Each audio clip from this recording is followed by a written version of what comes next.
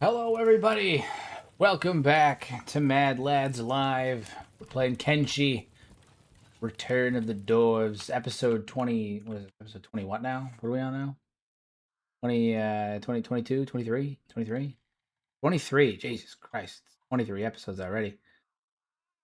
My lord, this is going for a long time. Can't believe we're already at episode 23. How is everybody this evening? David, how you doing? What's going on? Oh, man. Yeah, 23 episodes in, my lord. We're moving. We're moving.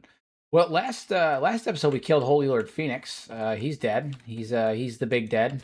The big kind of dead. So that's exciting. Yeah. So since he's gone, we are gonna send somebody over towards Blister Hill to kind of double check on that. I wanna actually make sure that he's gone. Actually I'm gonna do that right now. I'm gonna send who can I send over there that's fast? You know what we're gonna do? We're gonna send Grunt over there because he's quick as hell. Home from work early, so actually catching the start of this episode. Eric, welcome. Glad to see you here. Glad to see you. We're gonna send Grunt over because I want to ensure that the everything started to collapse for them. It should have. Everything should start, be collapsing right now for the Holy Nation. Holy Lord Phoenix is dead. Seta we attacked not last episode, but the episode before that, and then Valtina stupidly decided to come to our base and attack us, on the home front in one of the retributions of God. So we should have everyone dead. I've been here for the last 2 hours with Steam open on a tab. Keep missing the start. Well, you didn't miss it this time. Here you are. Oh man. Okay, so first things first, we're gonna go see if Blister Hill is still operating with Holy Nation now that we've killed Holy Lord Phoenix. If that transition has happened yet. And then also I want to take a pit stop at the Holy Military Base here because I want to see if that's still running. It should get overrun with Fogmen, but these things sometimes take time. See how we're doing on that. And now we've pretty much cleared off our immediate threats. Like the Holy Nation was the one that was going to prove a more immediate threat. That is no longer the case, obviously. Their leader is dead. They're going to be okay. So this holy military base is still functioning as it would seem. Let's head up to Blister Hill and see what's up with that. We'll have Grunt do it because he can move pretty quick. He can move at 40 miles an hour. Oh yeah, I get to watch before bed and to start hearing the Phoenix was dead. Yeah, dude, we absolutely massacred the Phoenix. We went into Blister Hill, absolutely butchered them, and then took the Holy Lord Phoenix back to the base, threw him on a pole out back, and watched the Fogmen eat him.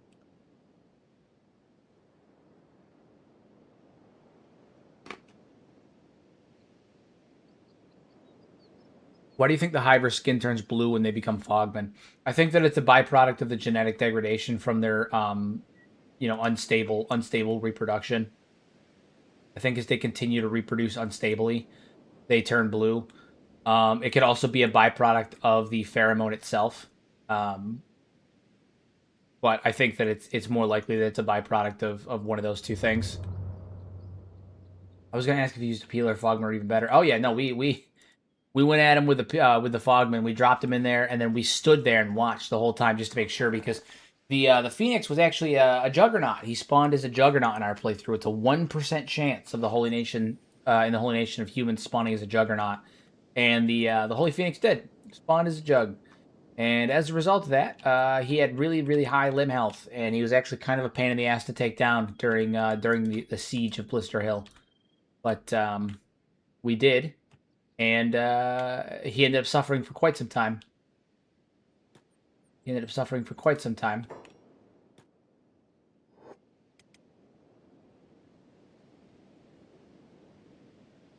Nothing stops the Juggernaut. Yeah. What are the points of the Hive Prince?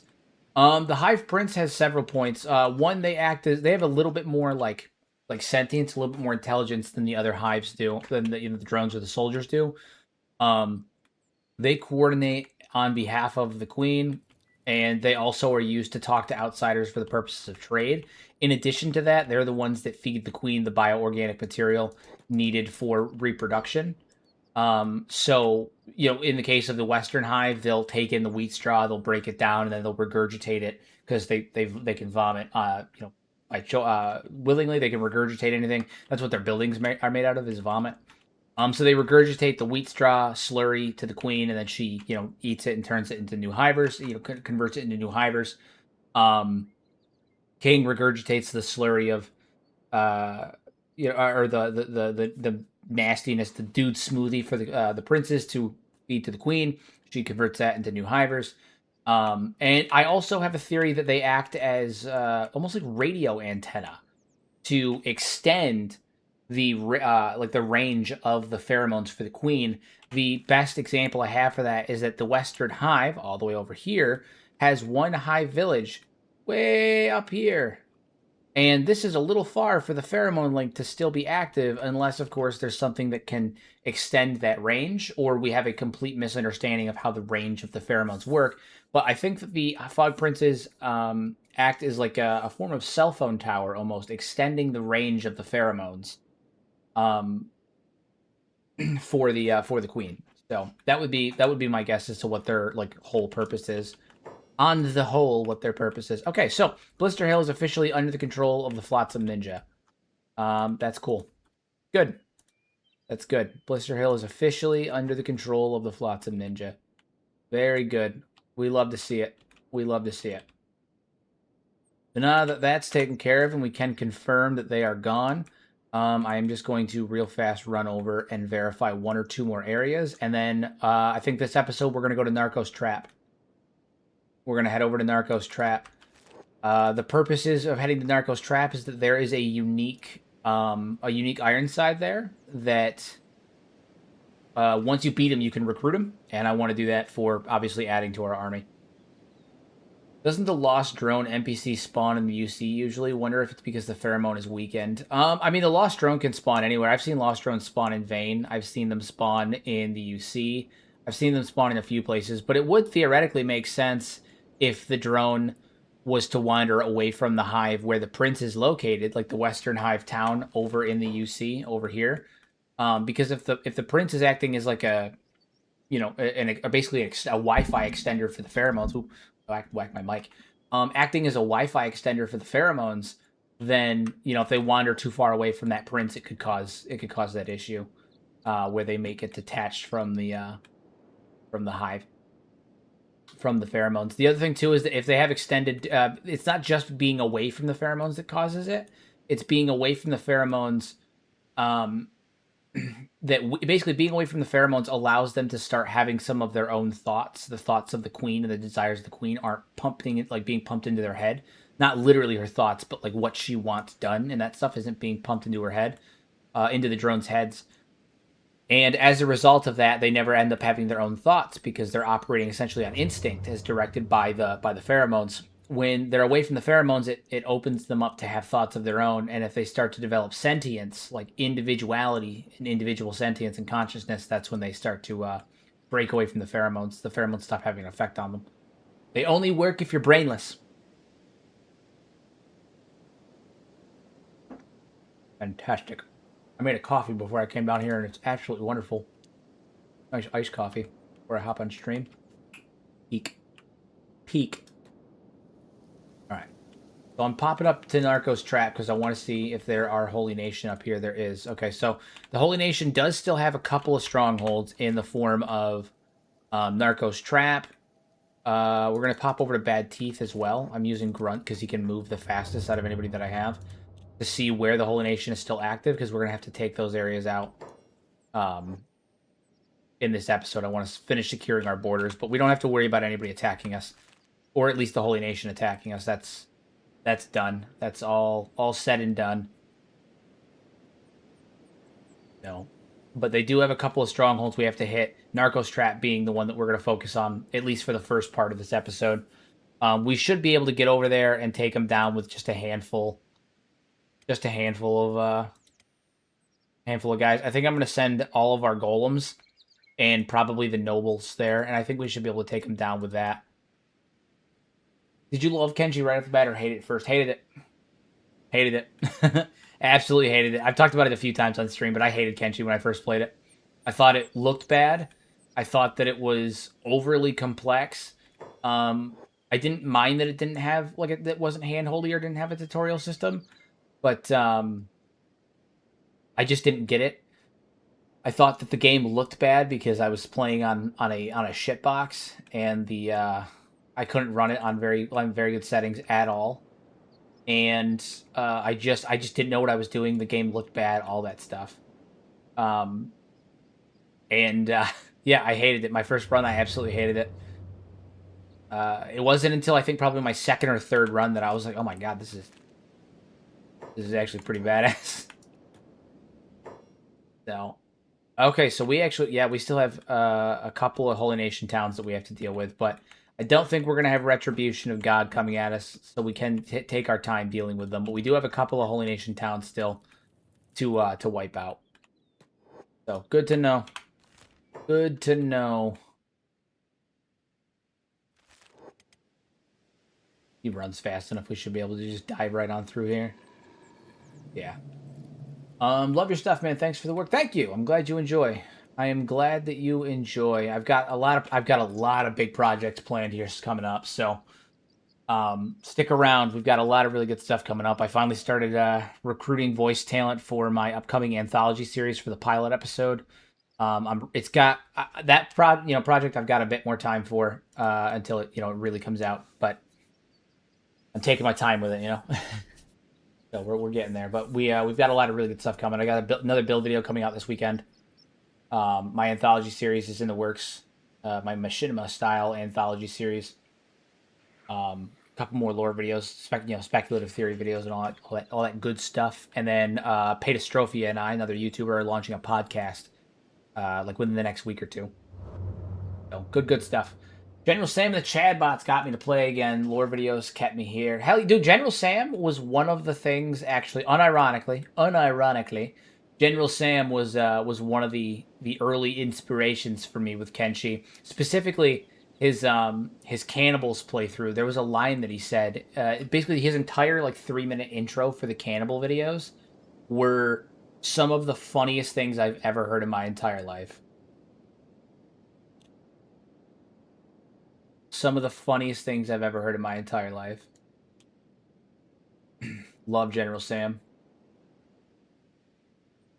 I do love General Sam.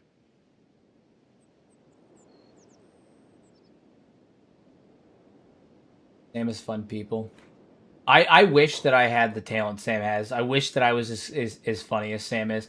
The problem is that like Sam is funny when even when he's by himself. I find that I find that I can be really I'm like really funny, but only when I have other people that I can bounce off of, right? Like I need to be in a group setting. Um, by myself, I'm just not like I'm really not that funny by myself. I need other people to riff off of and to like work off of. My Sunday streams when I'm playing with like my friends and stuff like that tend to be a lot more comedic than my normal streams. Yeah, I wish I was as funny as General Sam. Dude's fucking hilarious.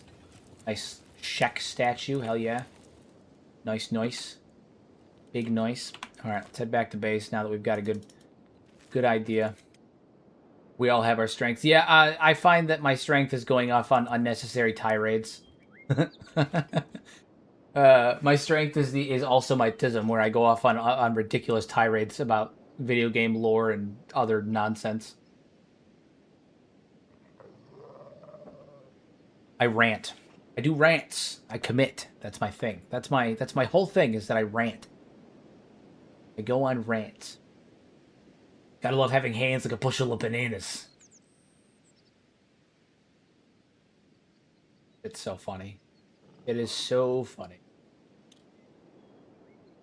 That's me in Star Wars. Yeah, I mean, honestly, it's me with just most lores that I enjoy. Like, I know a lot about Star Wars lore. Back in the day, I used to know basically the way I am with Kenshi lore. I used to be with Lord of the Rings lore, although it's fallen off. I haven't really gotten into Lord of the Rings lore since college, which was 10 years ago. It used to be Lord of the Rings lore. I'm really good with Star Wars, Dragon Age, Kenshi, Elden Ring, Harry Potter lore. Also, like really random and obscure lore for things that don't seemingly make any sense, like what is it? Supernatural. My wife made me watch the Vampire Diaries with her one time, and I didn't really care for the show, but I really enjoyed the lore for the world, so I know a lot about that and how whatever that says about me. Um, I just random lore, random tidbits of lore. Why are you using martial arts? Don't you have a have an? Oh no, you got locked up. Pavir was one of the ones that got locked up during the fight. Right, right, right. I remember now. I recall now. I'm there. I recall now. Paver, get in here. What are you doing, you goon? Imagine how mad the traditionalist Shek must be when some upstart topples the Holy Nation while their kingdom licks its wounds. I know. I know. They've got to be furious, in all honesty. It's got to be absolutely devastating to them to just have some a bunch of little short, especially like, not only are we some random upstart, but we're literally a faction full of heavily armored, like, short people. Like, we're really just little short dudes. And we just run in there and topple their entire enemy. It's got to be really bad for them. I started to assign people places at the table. So we got Ronk, who's our emissary to the Shek, our nobles, some of our high command, and all that stuff. So we've got we got to get Beep. Beep's got to get a spot up here as well. Beep's got a spot up here as well. So we've got some good stuff happening here. College, I used to go to college, and then I got a job. So I never finished college. It may strike people as a shock, but not that I didn't finish college. I'm sure many people are very unsurprised by that. No. It may surprise people, but I actually was doing my pre-med. I was 3 years into my pre-med. I was getting I had a major in math and science. I was going to be a diagnostician with a specialty in infectious disease is what I wanted to do. But I ended up choosing to do other things. Clearly, as here I am now.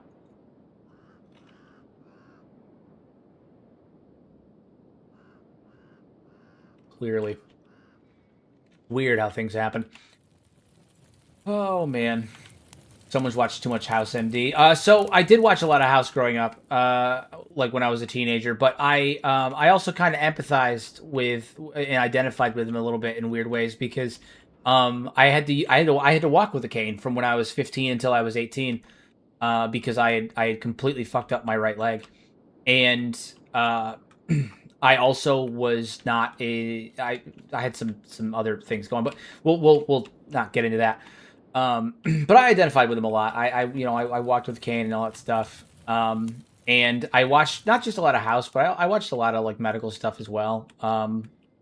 And I liked a lot of like medical documentaries, and I watched a lot of like medical TV shows, medical dramas and stuff, and I enjoyed all that. And I also just had a general passion for the idea of being a doctor. I really liked the idea of it. I liked what it stood for. I liked what it was. I like helping people. I like doing something that I feel in some way contributes to the world in a meaningful way. And I also have a pretty solid work ethic, usually, not to toot my own horn, but and I just really enjoyed the idea of being a doctor. The only reason that I didn't do it, that I ended up like stepping down from school, was because at the time I was trying to work. What is it? I was working 40 hours a week. I was going to school, another 35 hours a week, doing classes 35 hours a week because I jammed all of my classes into the 3 days a week that I wasn't working. I was doing 12-hour shifts at work. And then on the little bit of free time that I did have, I also had just gotten with my girlfriend, my now wife. And I did that for about 3 years. And I remember one day I was sitting at the table at home working on my my A&P homework. And I had to write a really large paper for my A&P class, and my mind like blanked out, and I was having a horrible time doing it. I was running on like 3 hours of sleep, and I just had a full on I flipped out. I flipped out. There's no other way to say it. I flipped out. And when I was done, and I was done, freaking out, I realized that I needed to pick something to stop. And it wasn't going to be my wife, and it wasn't going to be my job that was currently paying my bills. So I made the conscious choice to, step back from my position as as a student, and instead opted to focus on my career instead, or my job at the time, which I tried to make a career, but that was when I was still what is it? I was an assistant store manager at Walmart, so that's what that was. But um, yeah, so it was tough. I definitely it's not for the faint of heart. It's not for the faint of heart. It's a lot of work, and it requires you to sacrifice a lot, and it requires you to basically put that schooling and that training, everything before pretty much everything else. And at the position that I was in my life, I just wasn't, I think, willing to do that wholly. And I don't regret it. I don't regret it. I do not regret it. It definitely made things, you know, it was a tough decision, but I don't regret it.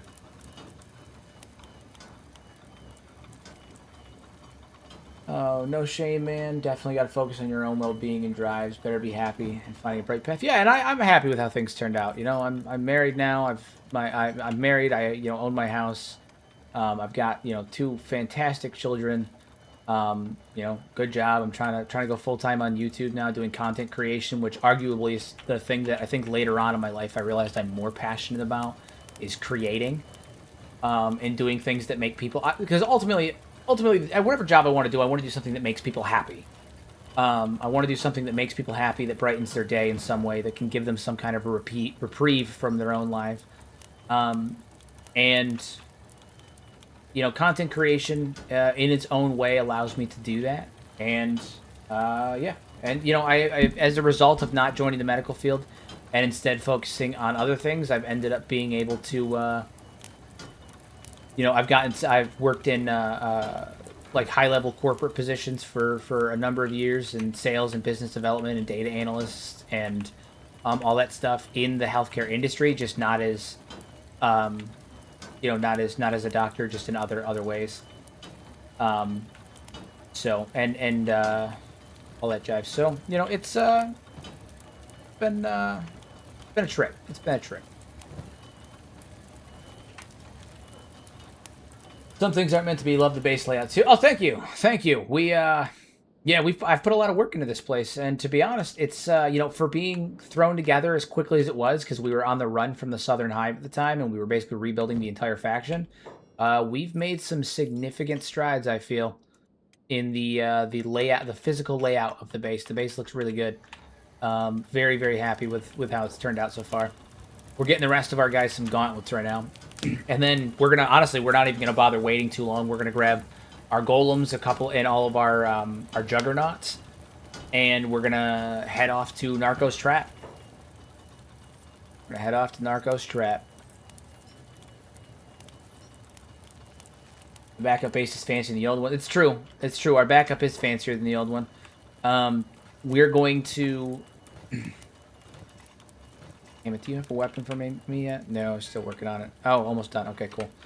Our end goal is still to, wipe out the Southern Hive and retake our ancestral home of Garzumi Keep. But the backup base, not only is it look, I think, better than the old base, but it actually is, like, way safer. I don't think any enemy has actually managed to get past our gate so far. We've had a couple break the gate, but almost none of them ever actually get in. They've never got farther than, like, right here. So, I mean, we're looking pretty good. Clearing the Holy Nation has been my bane for the last few weeks. All that's left is Rebirth and the 7 people who I cannot find. Yeah. Oh, yeah. Thomas, thank you. Thank you sincerely. Welcome to the Mad Lads Guild, my friend. Remember, link your Discord to your YouTube to your Discord if not already, and then join the Discord, members-only Discord. I do giveaways in there and stuff all the time. But I appreciate the support. I appreciate your patronage. As always. Got a weapon for him yet? Is the axe in there yet? Oh, Hammett has it. Surprised you don't have a second gate to catch, gate or catch for if they get through the first. I don't need it. Truthfully, I don't need it. There's only one force right now that terrifies me, and it's the, because the thing is most of the enemies that come to fight me end up getting caught by the Dawn Guard and the Fogmen anyway, so they spend a lot of time out here fighting. And not only do I have my gate, but I also have automatic harpoon turrets up here that are just laying down the law. They can shoot about this far back. And even if they manage to get up here, which they never do, this is what ends up happening to them once they get up here. Like nobody gets through here. Nobody gets through here. We faced down 3 Retribution of Gods from the Holy Nation without issue. So I am not concerned. Not concerned. Thanks for the knowledge. Loving the game. Never thought I'd play a game like this. It's not my thing. Got it a month ago. Up to 400 hours. It's addicting. You'd be surprised how many people tell me that same thing. I didn't think I'd like the game. I got it, and suddenly I put 100 hours in it. It's been like a week. I don't know what happened. Tale as old as time, my friend. Tale as old as time. I think it's on sale right now, too, actually. Correct me if I'm wrong, but I think it's on sale right now.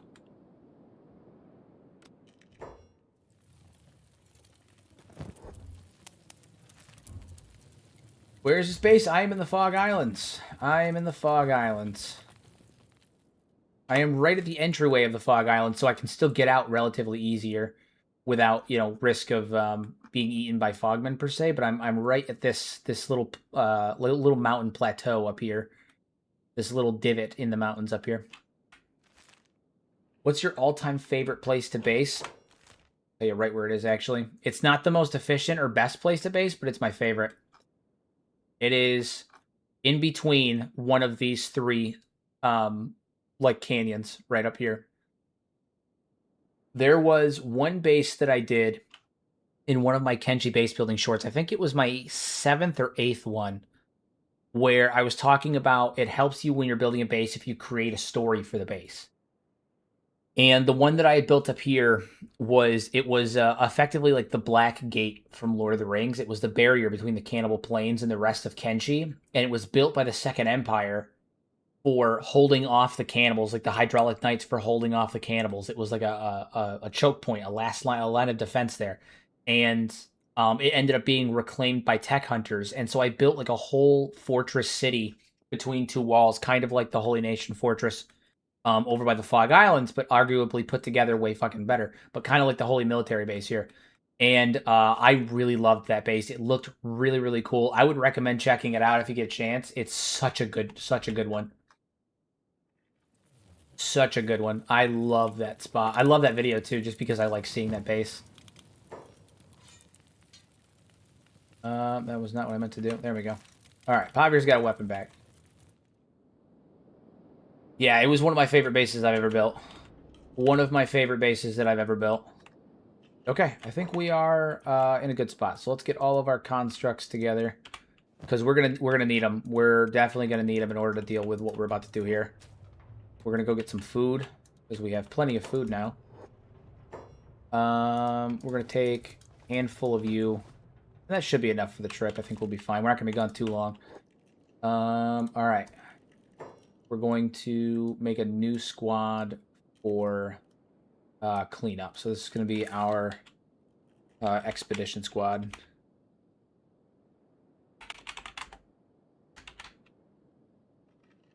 We're going to put King Vishu, Lord Red, Lord Valkis, Lord Athena, Grudge Bear, got it, and we'll bring Ronk with us as well. We'll leave the rest of the military here.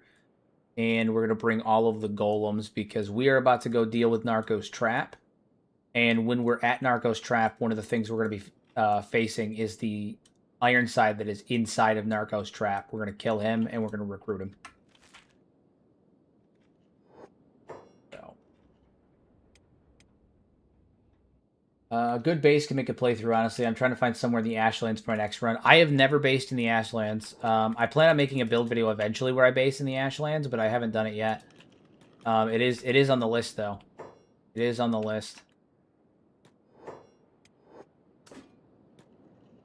Everybody out there. Cool. And then I'm not worried about the Triangle Bandits or anything. We have plenty of people here. My main goal is to go deal with them. Although I might take Grunt with me. Yeah, I'm gonna take Grunt with me too. It's always good to have him. He's a good boy. He's best boy. It's the Ashlands for me. Let me tell you, the first time I went into the Ashlands, I've talked about this a few times on stream too. The Ashlands is harrowing.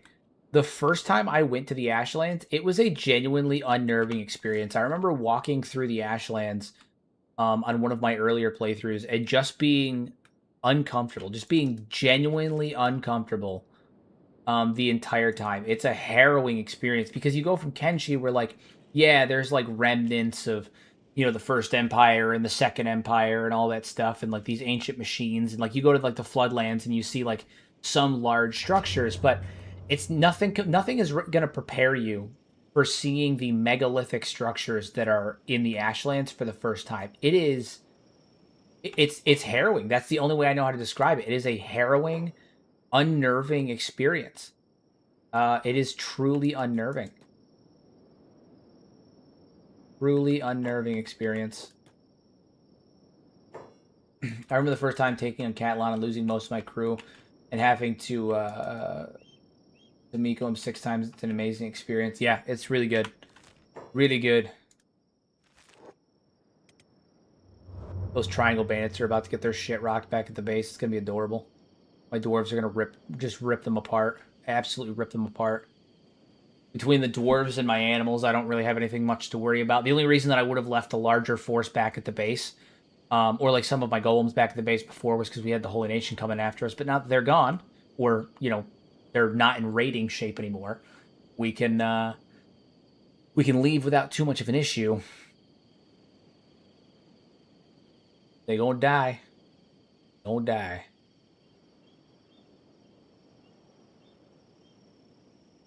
We're on our way to Narco's trap.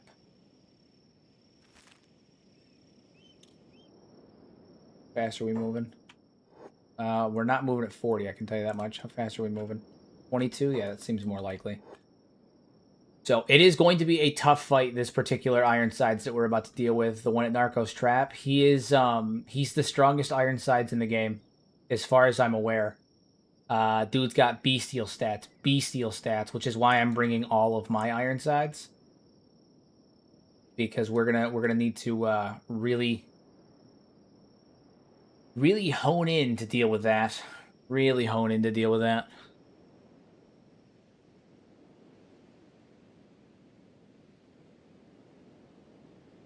What is this? Got a notification. What is this? Peak quality content, guys. You're on stream watching me check my phone.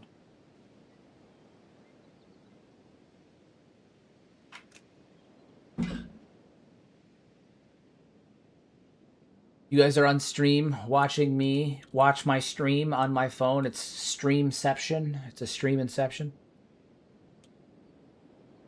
Christ, that screen shake was devastating just now. Flatskins talk too much. Fuck you guys. I took out the Holy Nation. What did you do? Wandered in and took the remains. You guys are living on the you guys are touting the glory of what I did. You start with me. Bastards. I know Ironsides aren't canon, but I feel like it could very well make sense for a Second Empire warbot like Skeletons, Catlon trapped in the Dreadnoughts, like trapped like Dreadnoughts. Yeah, I mean they look so fucking good. They're so cool, and they're animated so well that they just fit. They just fit. Look at them. They're badass, and they honestly they work really well for our Dwarven playthrough just because they have that like short. Even though they're tall, they're wide, so they have that like short, chongy aesthetic. You know, they look badass. Mortal, how are you? How are you? Could be worse. Empty chair for 45 minutes, for example. That's true. I could do that. I could do that. I won't, but I could. The option's there. You know, I could do that. One triangle bandit's just... Oh, 3 triangle bandits are really just testing their luck, huh? Deal with them. They look like something a dwarf would make. It does. That's kind of why I wanted to use them. Is they kind of like because our dwarves were based on Dragon Age Origin dwarves, and they have the golems, you know, made by Paragon Carradine, and I was like, shit. If these are going to be based on Dragon Age dwarves, or they were originally, not so much anymore, we could, you know, it would make sense that the Kenshi equivalent of that would have like golems. They'd have robots. Constructs, dwarven constructs, and instead of being made with magic, they were made with you know, ingenuity and machinery. Large machinery. They are the large machinery. Status never lasts. You do well to remember that, young'un.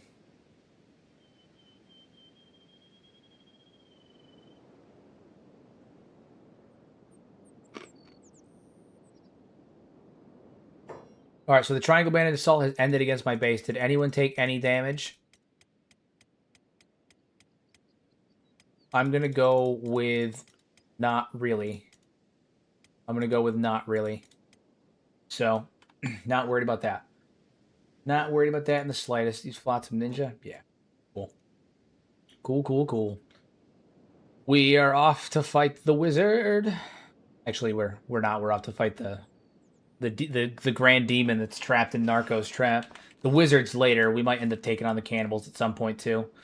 We got to work up to fight the Holy Nation. We're nowhere near ready to deal with them. Not the Holy Nation, the Southern Hive. I mean, we're nowhere near ready, but we're working on it. You have a mod list? I do. Check the description of the video. I have a mod list that should be fully up to date, down linked in the description as a Steam collection for one-click download, or you can peruse through it and grab the ones you want. In addition to that, I also use a reshade, but that's not available on Steam. You have to download it from the Nexus. It is my reshade, the Mad Lads reshade, and that should be linked down there as well. That should be down there as well. Fighting cannibals and eating them, are we the baddies? No. It's nature's work eating those cannibals. Gotta give them a taste of their own medicine, you know? If you have a choice to make a faction of your own for Kenshi or Kenshi 2 other than dwarves, well, you took the dwarves out of the equation, so I don't know now. What would you make? I'm thinking of making new hivers for the Ashlands, personally. A new race of hivers, like a new subsect of hivers, would be cool. What they would use as their organic material to cause their color to change, I'm not sure. That is interesting. It would be really cool, not that I foresee this happening, but it would be really cool if there was a new sect of hivers that were capable of using like minerals, like metal and shit, iron as their source of reproduction, whether their source of building materials for new hivers, and so they came out sturdier, stronger, and maybe like either like black or purple or maybe like a rust color or something like that. That'd be really cool. But that's not likely given what we know about how their biology works. But that'd be really cool if they a queen had figured out how to utilize like iron or heavy metals in the production of new hivers. That'd be badass. Hey Sparky, how are you? I had an idea for a subterranean species. Think more like mole rat people. That'd be badass. I would love to see rat people. Just full on Skaven. Just Skaven. Just make the Skaven. It's just Skaven. It's just Skaven.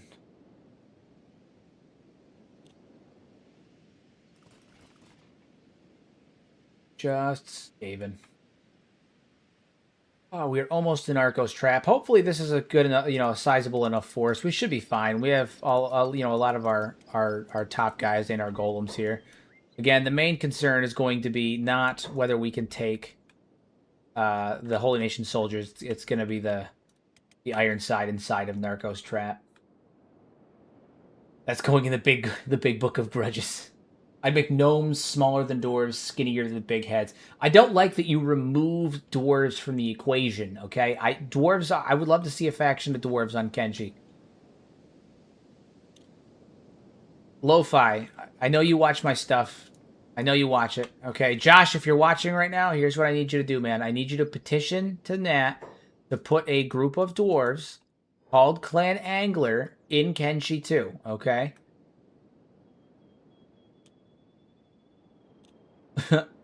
You don't mention the great enemy of the dwarves when playing the dwarves. Listen. The Skaven are only one of the main enemies of the dwarves. There's also the other ones, the big ones, the big green ones. I won't name those. I won't name those. The big green ones.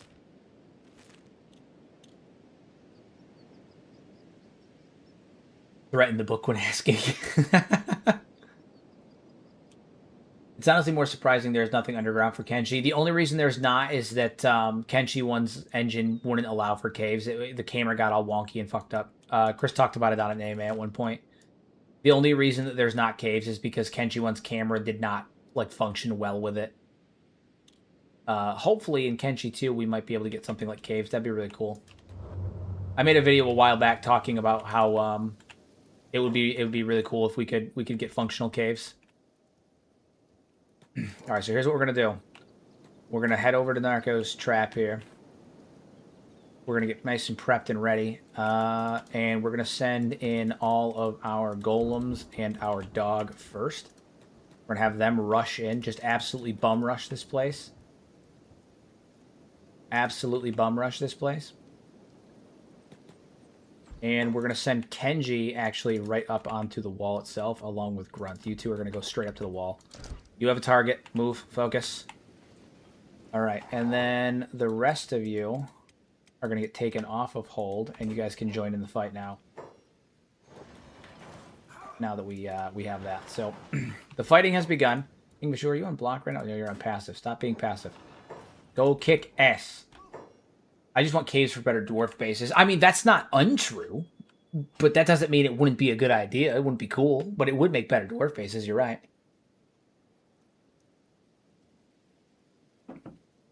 Kenshi not functioning in caves points to black screen issue. Yeah. There's also the fact that like with the way that things, you're not a bum thing for yourself. I think for myself sometimes, on occasion. Not all the time though. No, I guess the issue with the camera on Kenshi is that similarly, like if you guys notice when I like dig buildings into the terrain, when I'm on certain like lower levels, you can see all the way through the map to the bottom to like the base underneath the map where they have just like a flat plane of water. That's the issue with caves in Kenshi is that they literally cause the camera to just stop functioning. They just stop functioning.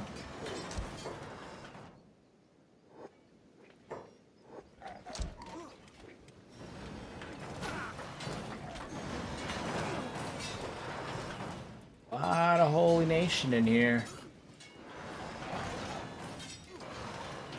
Some of our weaker golems have gone down, but that's okay.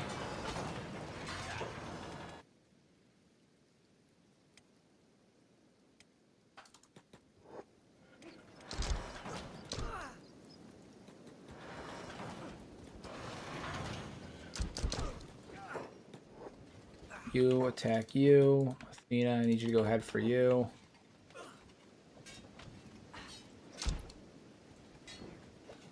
Good thing is that the King Vishu here has pretty damn good defense. A lot of our golems are getting their ass beat, which is kind of shocking. Kind of shocking. Kind of shocking. Hear me out. Kenshi 2 retcons the ore nodes all over the surface. The Empire needs short, durable humans to mine underground, genetically engineered dwarves. That's right. That's right. I get a wife, and now I think for two people, so I can't relate. I guess it depends on the subject. Sometimes my wife thinks for me, sometimes I think for her. You know, it depends on the subject. You know, we you know, that's the whole thing. You gotta play to each other's strengths. My strength, thinking, that's not it. That's not it. Take this place out. All right, King Vishu is currently unconscious. That's okay though. Finish these boys off. Gronk doing? Gotta make his gains, man.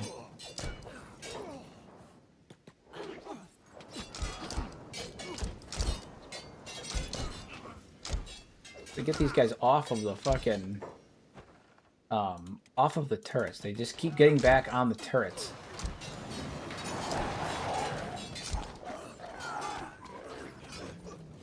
Ronk is down, Vishu's down, but that's fine.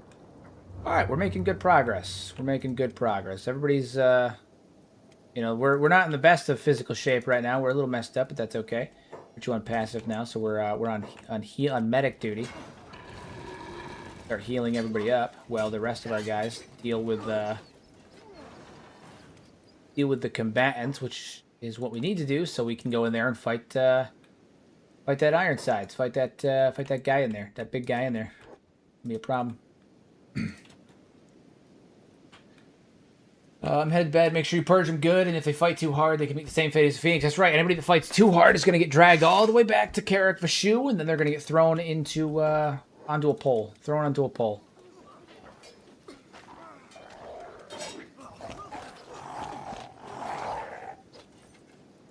Absolutely massacre them. Absolutely. Douglas, what weapon are you using, man? Oh, right. You're using the heavy cross. I remember now.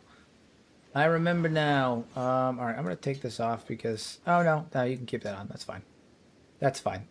Your attack stat's low just because Elite Hunter Assault. Wait, whoa. Who's attacking me? United Cities? What the fuck? Say what?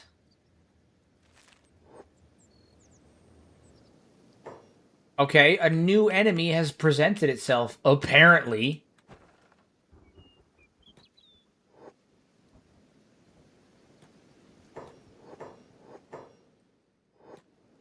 Apparently the United Cities wants some of this. I mean, like, I knew that they were, they were kind of pissy with me, from all the stuff that happened there, but back at Catan, but like, I'm genuinely shocked by that. I'm shooketh.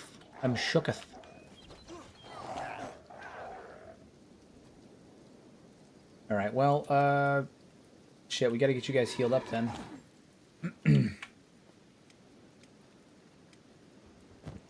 You're on repair, and then I'm pretty sure all of my dwarves are fine.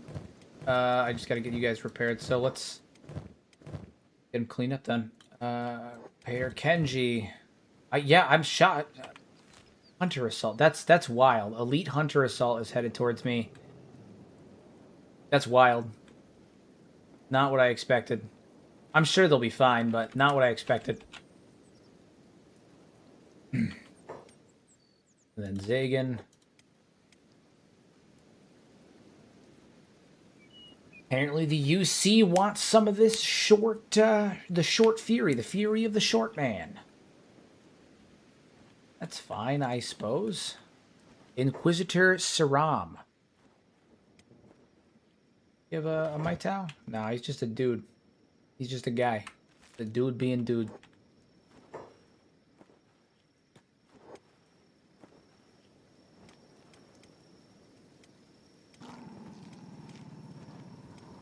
Alright, so we're going to take you, and you. All of you guys head over here. We're going to go take a peek at the stats of that new Ironside. We're going to grab him and see what we can do. Take a peek-see. Take a look-see. I unlocked it. Open the door. There we go.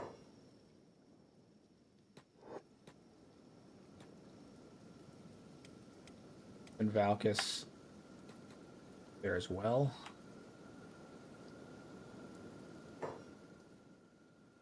Smash that door.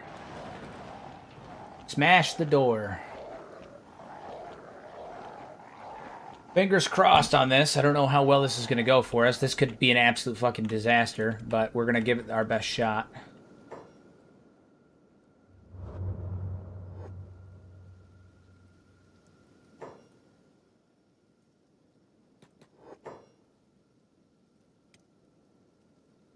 We're going to give it our best shot. Hope you guys all get back up here. These are, what is it? Functional I3. Oh shit, these are all functional I3s with stats in the 90s. I'm sorry, what the fuck? What the actual fuck? Alright, we're gonna send Grunt in to investigate. What's the situation here? So this is the one, Deimos. He's the one that I'm here for. But I am genuinely concerned now because we have these I3s that all have stats in the 90s, which is already horrifying. And there's fucking how many of them? There's 2. Plus skeletons, security spiders. Oh yeah, this may have been not a wise endeavor. May have been not a wise endeavor. Yeah, he's a beefy boy, all right. I'm gonna see if I can kite one or two of them out and kind of see how they do against one of these I3s. Nope, nope. Deimos is coming out to play. It seems. All right. Well, we're gonna see if we can kite him down here. Yeah, yeah. Get down here. Come on. Okay. All right. We'll have all of them just bum rush him. Just bum rush him. I think we can take him by ourselves. Yeah. Okay. So he's not a problem. We're rushing him. Hell yeah. Hell yeah. Okay. One of them wasn't an issue. Once he gets back up, we should be able to recruit him. So we're gonna hang out for a minute and see what happens with that. Because if we can recruit some of these guys, that's gonna be fire. That's gonna be fire. We just gotta wait for him to get his happy ass up. We beat him up, and now what happens? Critical. Is that it? Is he just critical now? Maybe I repair him. Bashu, get over here and repair him. Worst case, we kick his ass again.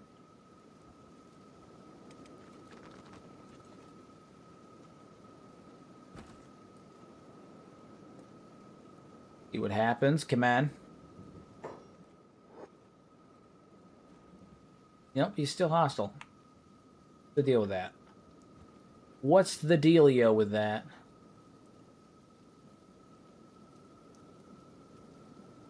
I know there's supposed to be a way that you can recruit him, but maybe I'm just a dum-dum and don't know what that is. Alright, well fine, then here's what we're going to do then. I'm going to take his frame. What's the frame stats on it? Plus 10? What's Zagan's? Zagan's is plus... It's literally just Zagan's, but recolored. I'm so confused. There's supposed to be a way to recruit him. Maybe I'm just a fool.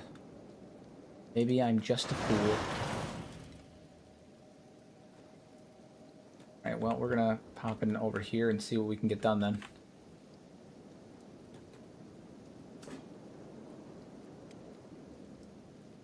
We kicked his ass, so maybe we can put down a few of the other ones as well.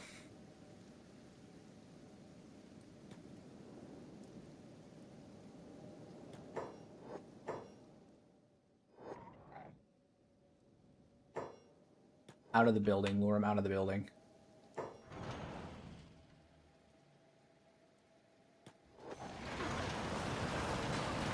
Yeah, just dogpile his ass. Just dogpile his ass. Ooh, Zagan got really beat up. So did Grunt. Sort of got it. Oh, is this the real Deimos? What was the deal with that? Oh no, it's the functional I3 that's a problem right now. Okay.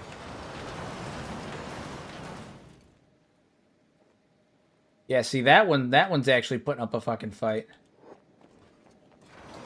That one's actually putting up a fight. Yeah, you have to capture and recruit him. Good to know. We'll just drag his happy ass back then. God, did you lose a leg? No. Take you guys off of hold. Mixed bag. Yeah, we're gonna have to really fight to put these guys down. This functional I3 is kind of a problem. Kind of a problem.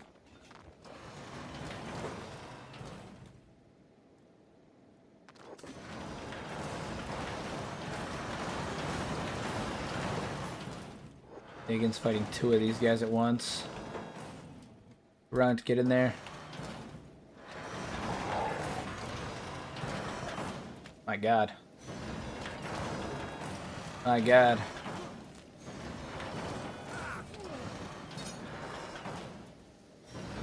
King Vishu is trying to fight one solo. I don't know if that's a smart idea. Valkus lost a right leg. That's shitty.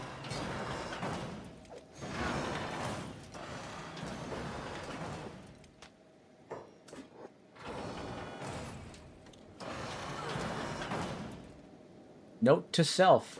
We got stomped. We got stomped on. All right, we're gonna have to carry Valkus back. He lost his right leg. What the fuck, man? And did Ronk lose a leg? Oh my god, both Ronk and Valkus lost a right leg. And what fucking Grunt is eating the right leg.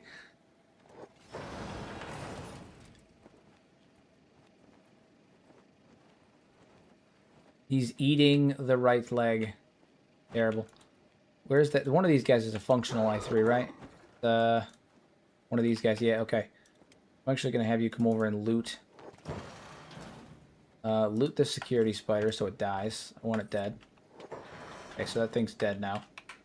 Cool. Functional I3. So this actually has a better stat block, I think, than you do. What do you use? Plus 16, plus 25. Yeah, we're gonna flip those. We're gonna flip those. Boom. My guy is in much better shape. And then this golem here, I need you to get over here as well. We're gonna flip you and you. 22, 16.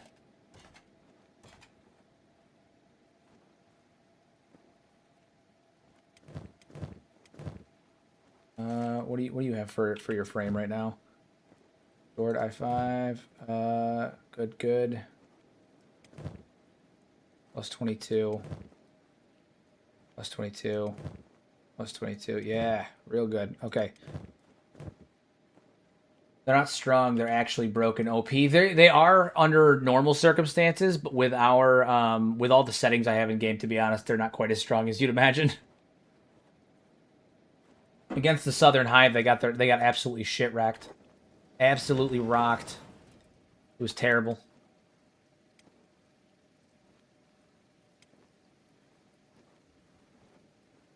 Grunt, I'm going to need your assistance on this matter.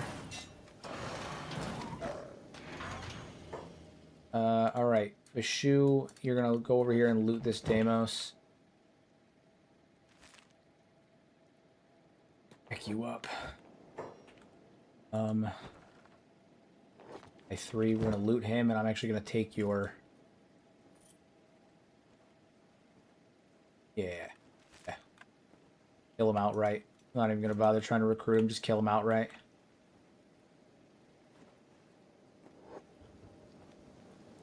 Ronk is in really bad shape. Boy, bye. Frankie talks about how their animations are not undodgeable and unblockable. Yeah, they're I mean, they have upsides and downsides for sure. They definitely can be busted in some instances, but in other ones, they're not. You know, it really depends on the foe you're going against. It largely depends on the foe that you're going against. Oh my god, dude. So Ronk's really messed up. I don't know if he's going to make it out of this. He's in really bad shape. Valkus is going to need to get carried back, so we're going to have Athena pick him up. Really bad. Sorry, doublespeak. I'm actually unfunctioning. Are they at our base yet? They might be. They might be. And I'm actually going to have Grudge Bear here. Do you think you can pick him up? No, his arm's all fucked up. Alright, we're going to have you do it then. Got it. Got it. Get on over here and pick him up.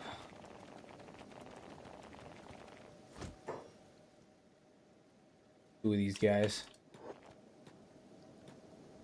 Actually, I think I only want one. Put him down. I think I only want one. What I am going to do is I'm going to take that frame. Take the frame off of him. He doesn't need no frame. No frame for you. No frame for you.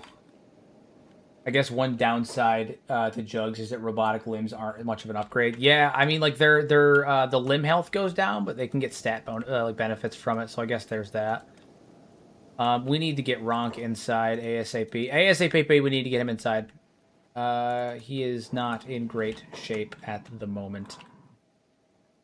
We need to get him out of this rain. How many more of these things are there in here? That's the other question. We're on hold. Run in. Got one security spider. Got that guy who's got full health. Got this guy who's got mech health. And then What else do we have in there? And then we've got this guy who's got mech help. A shit ton of meta crates, and it looks like most of them are empty, though, so there's that. But there is going to be some good stuff in here. He's fetishizing robots now. That's what I'm doing. That's what it is. I'm fetishizing the robots. You're correct. You're correct. It's a meme. I'm memeing right now. That's all. I'm a robot fetishist. Well, damn. My dude got absolutely blasted. Absolutely blasted. I'm going to pop back to the base real fast and see what's happening over here. It looks like the United Cities is attempting to gain entry to our base, and it doesn't look like it's going very well for them. Are our constructs shooting? They should be shooting. This dude up here is constantly shirking his post. Constantly shirking his post. Anyway. Alright, so we are keeping the keeping the gate up with the turrets basically just destroy them.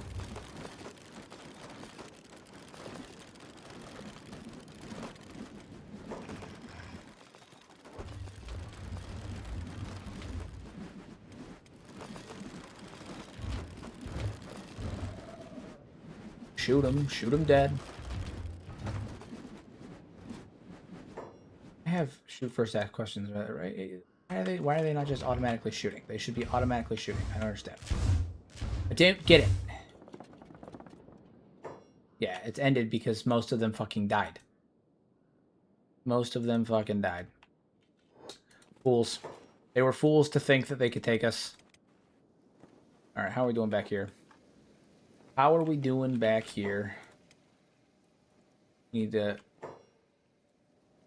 Who's holding Ronk? I think it's... Zena's holding Valkus. Who's holding Ronk right now? Red is? Alright, Red, you need to, hop on over here, maybe.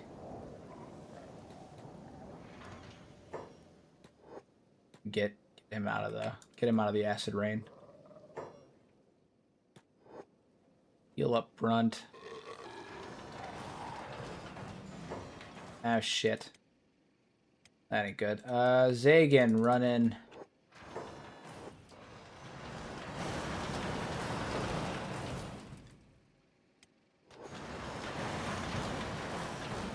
Those are monsters. Monsters.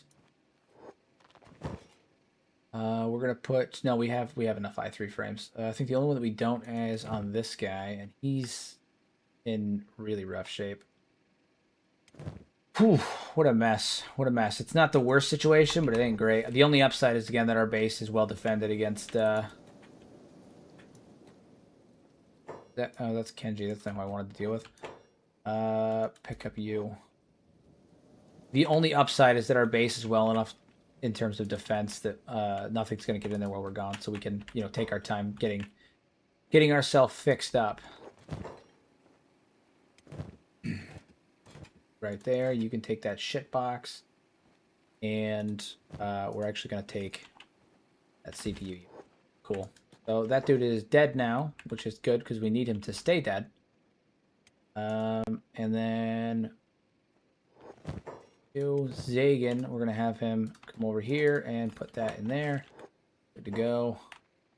You rebooting. You are rebooting, so we're going to do the same with you. Take your motor. Your electrical components. You should be a corpse now. Yeah, you're dead. Good, good. Yes, we want them all dead. That's what we want. Alright, Ronk is in really bad shape. Really bad shape. He's lost a leg. Valkus lost a leg, which, again, I'm truly shocked by that. We're going to have to get that fixed. Good news is we have so much money, and we're about to get so much stuff now that we've got this place cleared out. So we might even find a leg in here. You're taking some penalties just to keep the same HP. Yeah, I mean, it's definitely a downside. He's going to get a downgrade, but what are you going to do, you know? What are you going to do? He's a little bit more damage resistant, I suppose, in some ways, and in other ways he's not. It's all part of the game. It's all part of the game. It's not terrible, but it's far from normal characters where as long as you have tech or money, you're happy when someone loses a limb. Yeah, the Juggernauts, it's definitely more on the sad side when someone loses a limb. Actually going to throw a lot of this stuff in there because we can make most of this stuff. We don't actually need a lot of it. What we do need is the research, the engineering research, all that stuff. Main reason we're here was for Deimos, but if we can get other stuff out of this, we'll take it. Med crate, that's a splint. Take that. Never know when we're gonna be able to use that.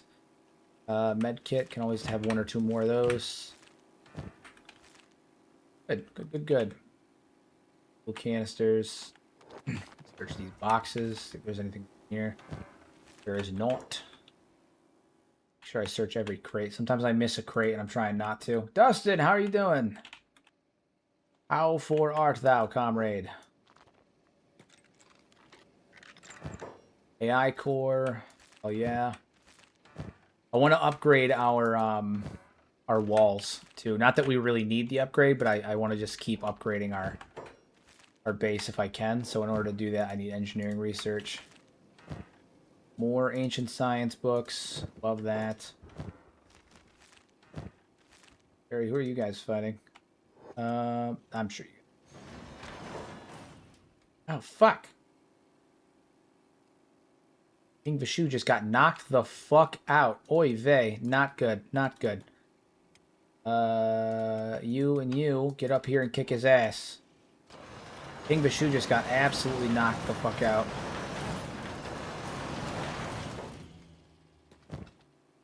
Trade. Take that. And we're gonna heal up the king. My god. Almost one-shot his ass. Almost one-shot his ass. Vishu, you gotta put your helmet back on. It's not safe for you out here. Put your helmet back on. My god. Damn near bodied his ass right there. Vishu's gotta keep his helmet on. I was not expecting that, my lord. Okay,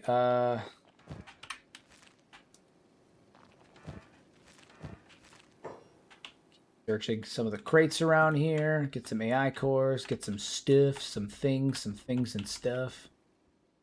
I've searched a lot of the ones down here. Imagine if King just got one-shotted and died. Literally, the first dwarf in the series.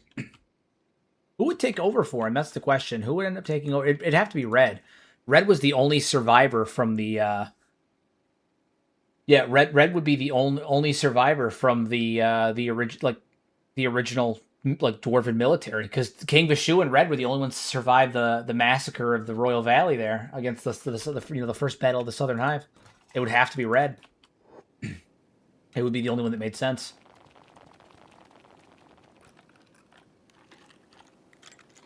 So, in the event that the king dies, Red would take over. Red would take over. What a world. Old world lighting, concrete barriers, broken drones, robotics equipment. Like that. Old Empire storage, not really as relevant. Thankfully, Red has semi-decent lockpicking.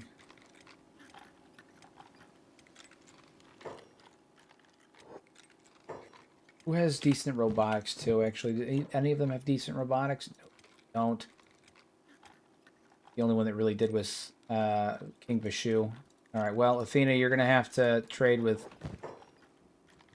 him there. We're going to need to repair up some of these golems who are in really particularly bad shape with, what we can. Kenji's obviously first.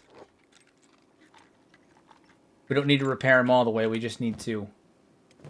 yeah, it sucks because I'm going to burn through these repair kits. King Vishu doesn't use almost any charges. Whereas, yeah, we're going to burn right through these repair kits. Awful. Map of the Ashlands? Woo.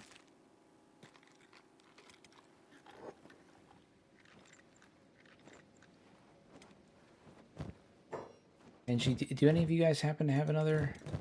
They do not. Yet. 5%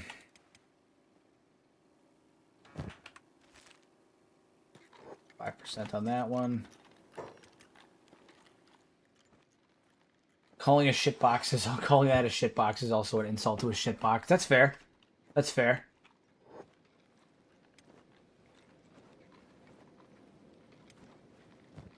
rip right through this thing, which is really shitty. We just need to make it so that way he's not actively dying, and then we can jump to another one. Bears on you.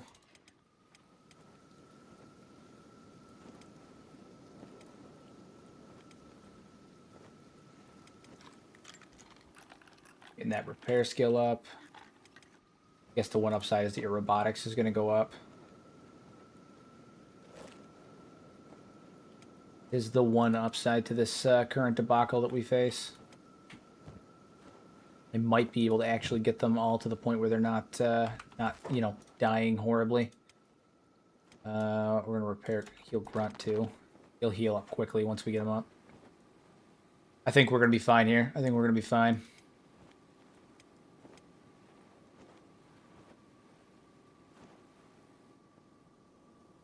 Got it. You go pick up Ronk.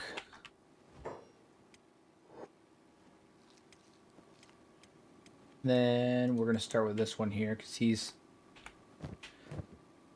got decent stats. My God, what a process. What a process.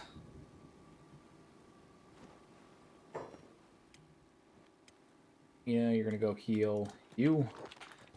I've had this exact skeleton repair kit for almost the basically the last like 15 episodes, and I'm about to burn through it because somebody who is not experienced with it is using it, so the charges are going down crazy fast. Annoying.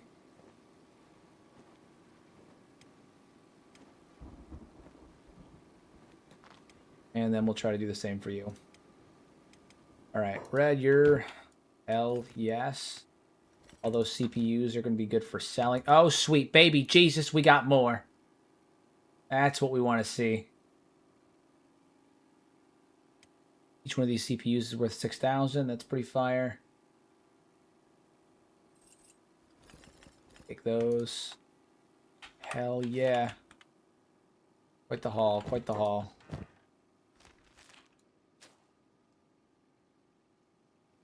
Quite the haul.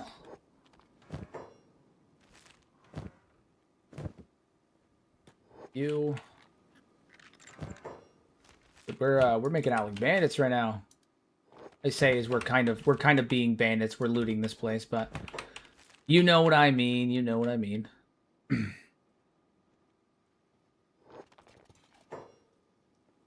Hell yeah.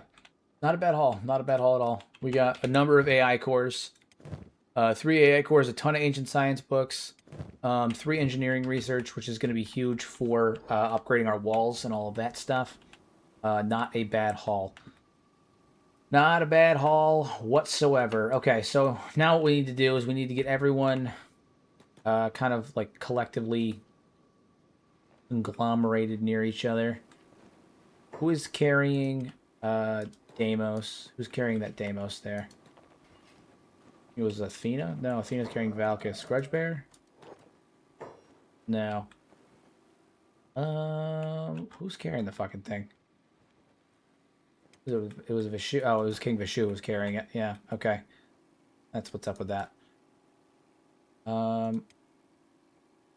Who's Grudgeberry carrying? He's carrying that golem there. I think he can put him down, probably. No, he can't because his legs are fucked. Okay. And then Gada is carrying Ronk. Athena is carrying Valkys.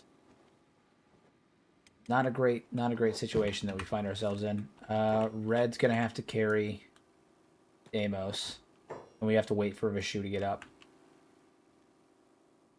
We're gonna have to wait for Vashu to get up. How are the Holy Nation doing down here? I mean, I'm assuming many of them are back up and moving, or at least in recovery comas. Yeah, a lot of them are back up and moving again. That's fine. That's fine. They're all convalescing. But yeah, we're kind of stuck until Vishu can get up again. What you guys doing? Go back here. Finish healing everybody up. We should be able to finish healing these guys up, though. We have enough repair kits now to do it. I'm going to give one to Nina so she can also help with that. Heal you. Heal you. We should be able to heal most of these guys up, and then once these golems are up and running, and no longer being carried. John Grudgebearer here can... I'm sorry, what? Oh, it's a tech hunter. The tech hunter just decided to rush in here and do tech huntery things.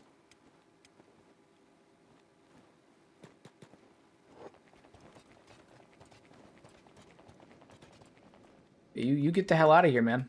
You get out of here. No one asked for you to come in here. Ridiculous. All right, who's carrying you? John is. All right, we're gonna put you down, and you are gonna go get King Vishu because now we should have enough skeleton repair kits to get everybody else picked up.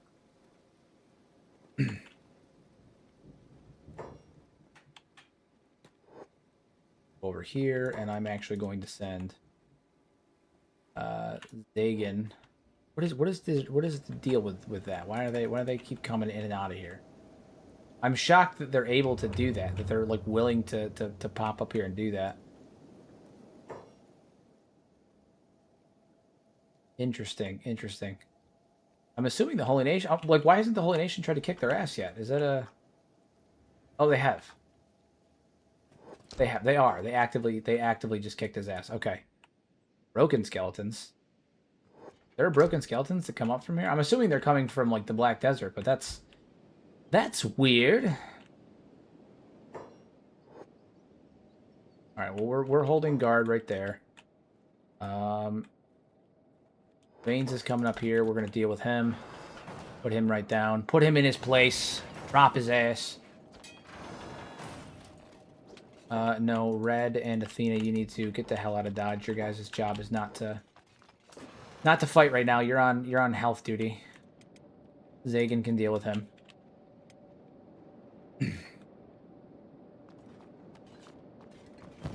Anything good? Weapons we can take. Another repair kit we can take. Love that. Just rebooting. We're just gonna leave him there. Just leave him there.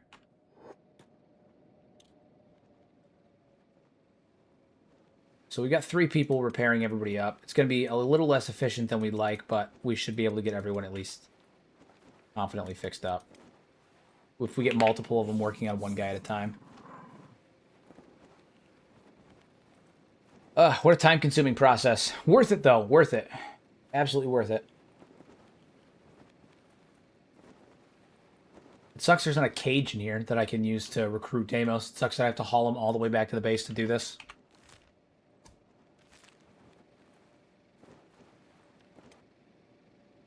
Right, next, we're gonna repair you.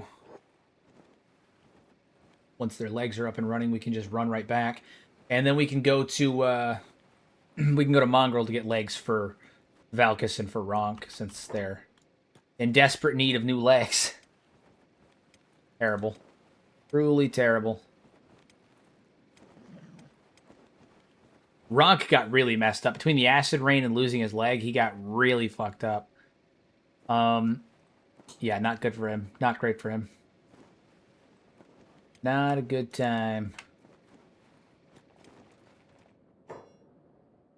That's faint. He's just tooling around over there. His legs, and we gotta fix up these guys too.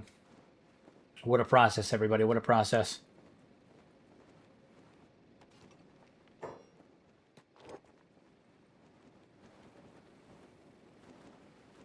On the upside, we got some new frames for, we got a couple of new frames for our golems. So, what is it? Our strongest golem here is 95 in his attack stat, which is badass. And then the other ones are sitting at, 50s and 60s, which is really cool. And then we got Deimos there, who's going to have monstrous stats, truly monstrous stats once he's recruited. And then we'll have the full shebang, the whole shebang. I do wish that Deimos had a unique look that wasn't basically just a recolored version of Zagan's. I wish that Deimos had his own kind of unique thing outside of Zagan. Right now they kind of look basically the same. They just got a recolor. Gorillo, I'm assuming that there's some kind of fight happening at the base. I think we're at a point where we can move now. I'm about to spend 600,000 cats at the library on blueprints. You do that. That is a good move. Do that. That is the correct move.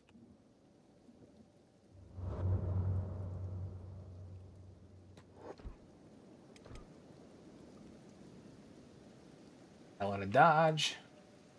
We also got lots of good shit to sell. And we're gonna head back. We're gonna head on back. Okran, save me from death. Save me from death, but this time you won't win. Are you sure about that? Because you're missing a leg. You gonna come at me with your gimpy leg, with your stump? Come get me, Stumpy. Oh look, we're winning. As we waddle away. We waddle because we're dwarves. That's the only reason we waddle. That's all that is. We're just dwarves. Rawls Chosen fighting with Holy Nation Outlaws. That sucks for them. Hey, that's offensive. I mean, it could be offensive, but he does have a stump. I mean, like, it's not, you know, he's a Holy Nation Paladin. I mean, they're kind of criminally offensive. I feel like it balances out. It's fine. It's fine. Totally fine. He said, "You're not gonna win."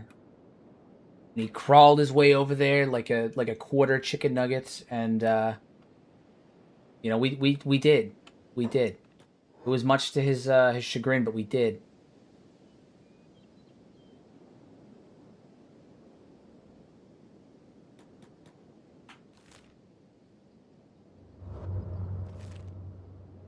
He said we wouldn't, but we did. And that's all that matters. That's all that matters.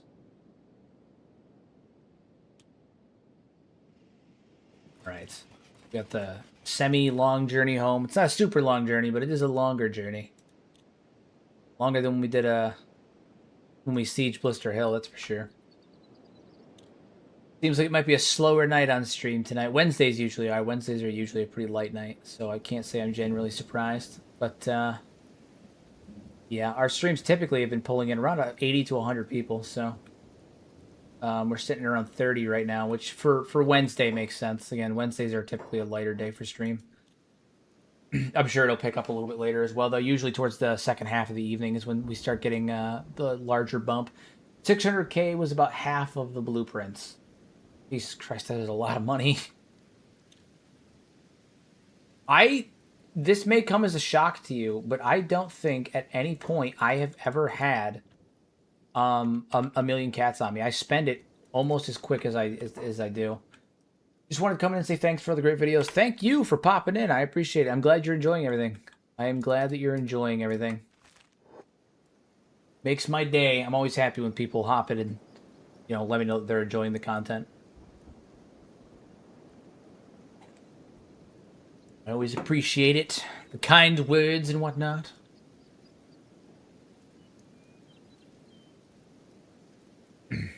All right, so now we're trekking back to the base. Hopefully we don't have too many interruptions. We should be fine since the Holy Nation, the Holy Lands are now, you know, populated by the Shek, and the Shek, well, not our allies, they don't dislike us. I think we have like a 41 with them. We could have had higher, but I didn't bother to turn in the Phoenix to them. I just decided to put him right out of his misery. Put him out the way that he needed to be. The way the good Lord intended.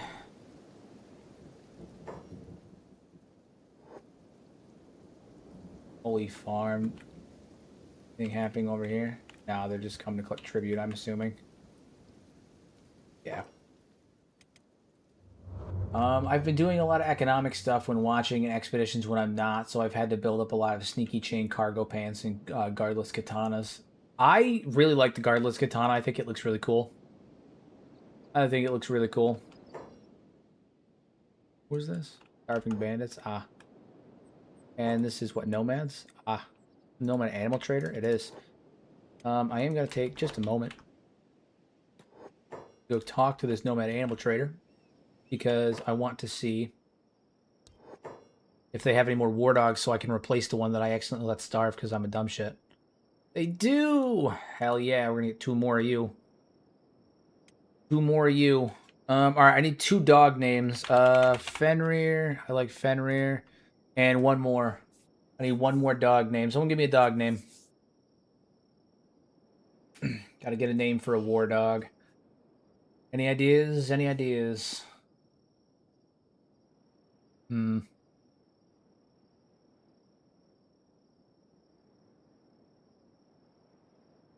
Call this man. What do we call this man? Piker? I like Piker. That's a good one. That's good. That's good, Eric. That's good. All right. So Fenrir and Piker, you're with us. Waddle waddle. Rada rada.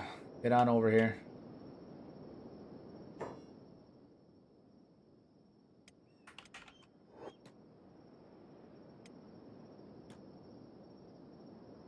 Right, we should be able to heal them up. Perfect. All right, back to the base where we will let them grow, and they will become giant hounds, just like Grunt is, and they will be quintessential in the end game of taking on the Southern Hive. We got our 3 big ass dogs. I'm going to assign each of the dogs to one of the nobles. So Lord Red will have one as a bodyguard. Athena will have one as a bodyguard, and Valkus will have one as a bodyguard. That is kind of the way that I'm going to run it.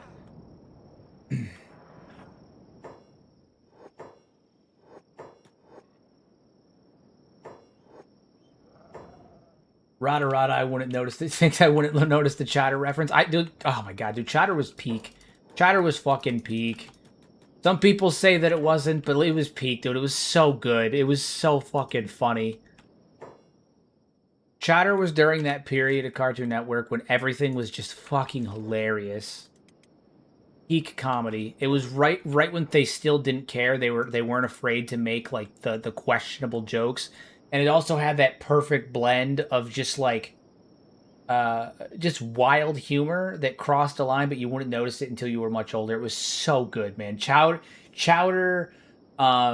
Flapjack, Flapjack was uncomfortable, but it was still really good. Grim Adventures of Billy and Mandy, like all of that shit, Ed, Ed and Eddie, like it was all just like that peak, like 5-6 year period of Cartoon Network that was just so fucking good. Peak, utter peak.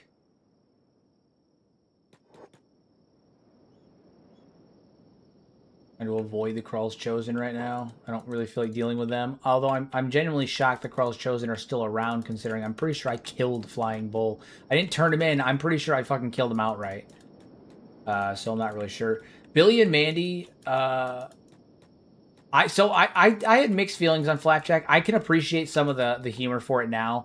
The body horror aspect of it was always kind of uncomfortable. The hyper realism, which is like what I meant when I said it was uncomfortable. Billy and Mandy was my fucking shit, man. That stuff was so funny to me when I was a kid. It was so funny. And some of the jokes they made that like I didn't get as a kid, I hear it now and I'm like, what? Oh my god, that's wonderful. Like there's one that's been doing the rounds on like TikTok recently and stuff, where what is it? Billy's mom gets turned into a kid, and she's like, "Go to your room," and she's like, "I am your mom," and he's like, "My mom is grappling with the early onset of menopause," and like it's so funny because like no fucking kid knows what you're talking about, but what now as an adult I hear that I'm like that's literally one of the funniest things I've ever heard.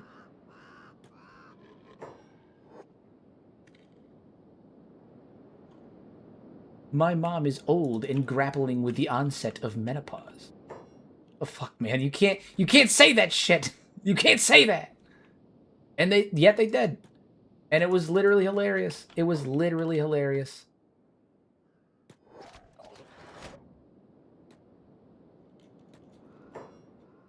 Yeah, Flapjack had its moments. There were some things in Flapjack that made me laugh as a kid, but admittedly, the art style, I found it unsettling. The whole like hyper realistic body horror aspect of it, but there are other things about it that made me laugh. Dr. Barber made me laugh. That was always really funny. Horrifying in a weird, like horrifying kind of way, but funny. Still funny. Still funny. Comedy is comedy, no matter where it comes from. All right, all of you guys get back into the base.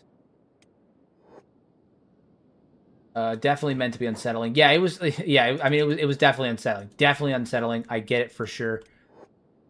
It achieved the desired results, but still got a laugh out of it. Still got a laugh out of it. All right, who has Who's carrying Deimos? You are. You. And I think we're gonna recruit some of those UC nobles as well.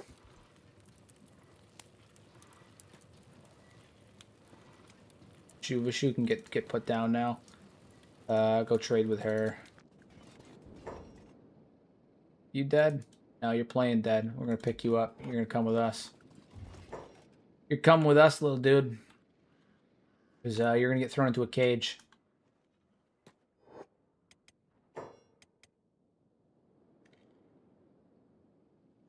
And then I think one or two other ones managed to get in that we can recruit too. How are you doing? Oof, you are playing dead, but you may as well be dead.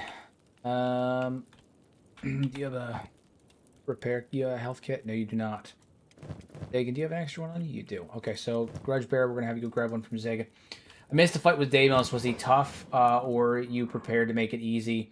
It was tough. It was tough. We got our shit rocked a couple of times, and there was a brief moment where I was concerned, but we did manage to take him down. We had no losses, thankfully. So it wasn't super easy, but we did it. We did do it.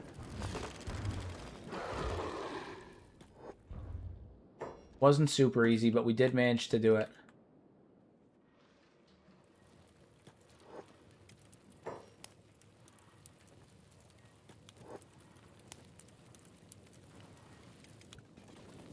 Here, I'm going to take that repair kit from you that you were, what are you, no, not Deimos, I'm not trying to loot Deimos, I'm trying to loot Red. I'm like, what the hell? There we go. Okay, so we're going to take that, and then I'm going to have you finish up these repairs, because you can do it faster. Talk to, there we go.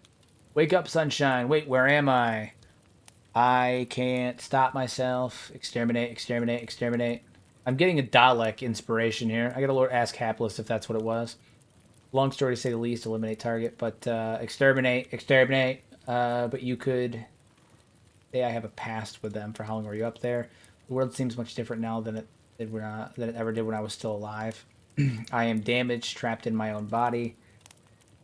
Something in my head, I'm unable to control my body. It's like another mind is in control of my actions. Maybe processor's malfunctioning, this might be it. Give me a functional CPU unit somewhere, and I may be able to repair you. Oh shit, actually, I think I have a functional CPU unit. Look at that. Red has one. Boom.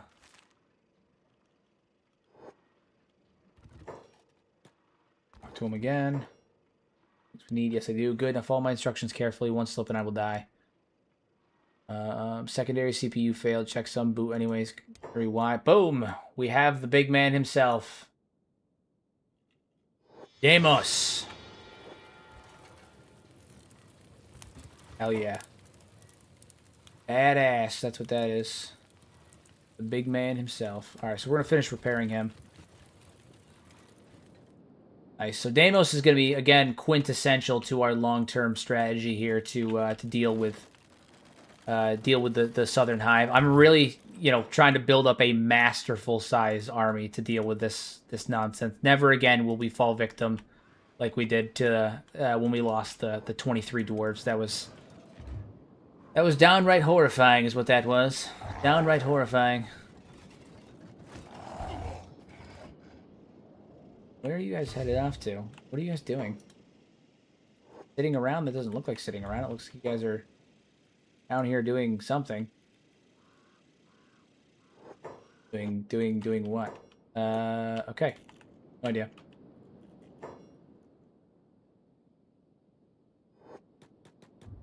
Everybody get out of there. Godet's got Ronk, so he's gonna have to stay behind. And here, Vishu is still repairing.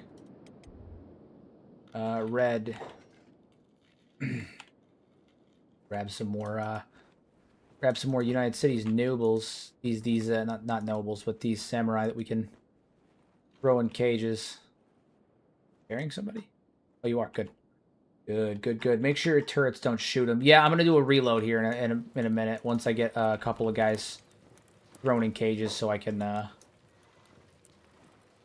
recruit them, because I'm gonna recruit a couple more dwarves while we're at it too. You can never have enough dwarves. You can never have enough dwarves. I just rolled back to see how you fought him. You actually rocked the shit immediately. So there was I beat the first one initially. The second one, when we also had all of the other like frame 3 units coming at us, that was when shit got a little rocky. We absolutely wrecked him the first time. Absolutely wrecked him the first time. He's a beast. He's gonna be an absolute beast.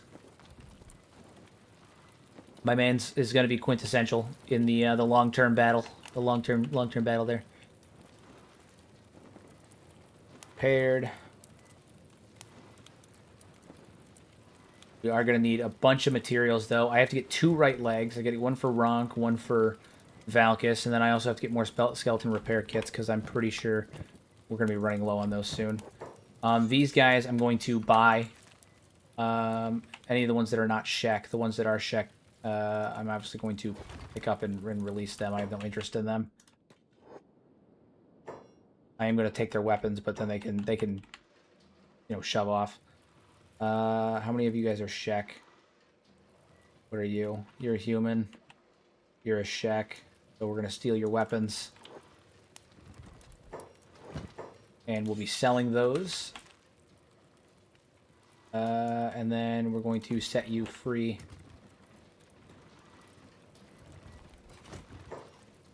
Down. And can I talk to you yet?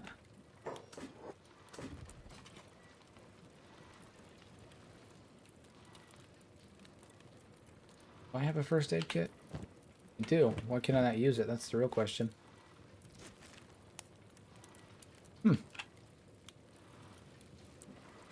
I repair you? No, it's not letting me. That's weird. Are you fully healed? No, you're not. Questionable. Questionable. What are you guys doing? Oh my god. All of you, get back into the base. The f are you doing? Everybody get back up here. What are you doing? I truly cannot fathom what the thought process is here, everybody. Get back into the base. My lord.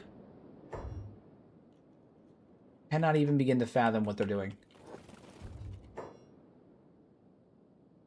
Alright, squads. We're going to move everyone back to their proper squads.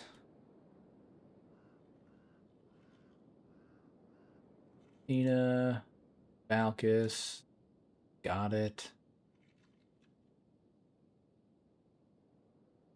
Red at. Red's got to be up here. Got it over there. Ronk over here. You guys go over with constructs. Yeah, man. Deimos is going to be a beast. He's going to be an absolute beast. Very excited. Badass. And we got two more war dogs, which are going to be huge in the final confrontation.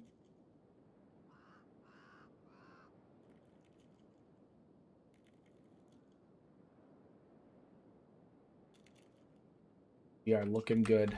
Things are progressing. We are progressive. We've got a shit ton of stuff to sell too, which is going to be great. So, all right, we're going to head off to do that. Actually, we're gonna let you sleep first. First rest, then we go sell stuff. You have things to sell. You have things to sell. I'm gonna move this into your inventory. So it looks like Red and Valkus are gonna go off to sell some stuff and things, some things and stuff. You else have things they want to sell? Yeah, you do. Yeah, you do. How's it going, lads? It's going. We just got a new iron sides. We got Deimos. He's a beast. He's an absolute unit. A monster, one might say. Absolute unit.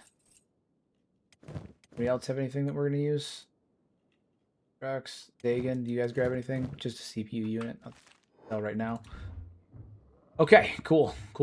Yeah, he's a beast. Look at him. Hold on. He's currently in a cage because I have to reload for him. But look at him. He's a beast. He is a beast. Deimos. So, He's our new Ironside, and that should complete our Golem repertoire because we have Deimos, Kenshi, and Zagan, and then we have five of these guys, and that should complete our Golems. So I think we're pretty set with them. Growing the army quickly. How much longer till you think you take back the city? So I know how badly we got our shit rocked last time we fought the Southern Hive, and we're gonna have to do it in 2 steps. So the city itself is probably not occupied anymore. If the city is occupied, the plan's going to change. But my plan is that I'm going to march the entire army down towards Garzumi Keep. We will go into Garzumi Keep, rest up there, replenish our forces, like replenish our health, our supply, and all that stuff inside the keep. But we can't stay there because the Southern Hive will obviously attack us. So once we have all of our guys in the keep, all rested up, resupplied, the whole 9, I will then march all of them into the Royal Valley where we will have the final battle. And then whatever happens, happens. Whatever happens, happens. That'll be the end. We are getting near that point, though. We are definitely getting near that point. We have, right now, our faction as a whole has 62 people in it. We have 16 animals, including the Great White Gorilla in the form of Tiny, and 3 War Dogs. We have 26 military-style dwarves. All of them have stats between 50, 60, 70, 80. And then we have, what is it, 5, 6, 7, 8, 9. Oh, we have 9 golems. 9 golems. So I think that we are getting near the point where we're gonna head to head back to Garzumi Keep and finish this. We're getting near that point. We just wiped out the Holy Nation, so our borders are secure now. I mean, we're getting near that point. We're getting near the point. But I think King Vishu is going to the final battle is going to happen real soon. Real soon. We're going to march back, and we're going to show them what for it means in honor of our ancestors and take back our home. That's the goal. And then, like I said, I'm going to save it before the final battle, and I'm going to try and create a cinematic, like a cinematic run video to kind of like close out the final chapter. So if the dwarves of Garzumi Keep, the Clan Angler, managed to successfully take back, wipe out the Southern Hive and take back their homeland, there should be a cinematic like finale that I play after stream. So obviously I'll do the final battle on stream, and then I'll reload to right before the final battle happens, and I'll create like a cinematic a cinematic video from the final battle. So it'll be cool. It'll be cool.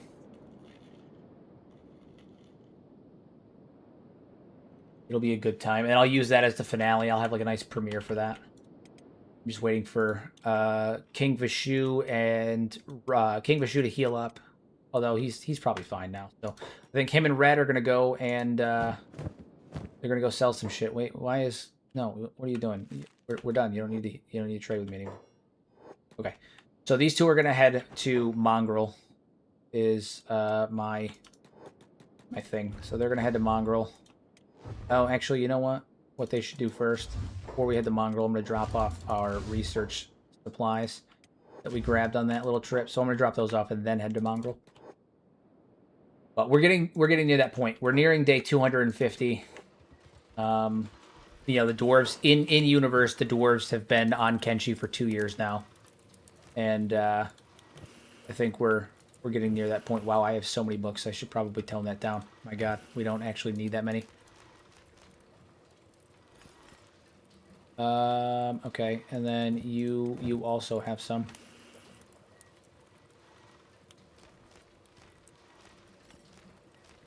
Perfect. Perfect.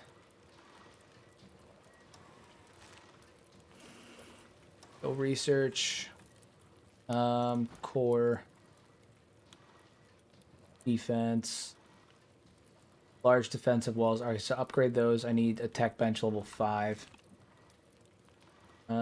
Yeah, we could probably do that. We need to upgrade this like crazy. Upgrade it again. Upgrade it again. Yeah, we can do that. Copper alloy plates. Doesn't somebody have those? Or am I thinking of the wrong playthrough? I think I'm thinking of the wrong playthrough. Either way, we can make them though. Either way we can make them, though. Or we can just grab them while we're gone. We're going to need electrical components and copper alloy plates. So we'll grab them when we're out shopping. Because we're going to go shopping.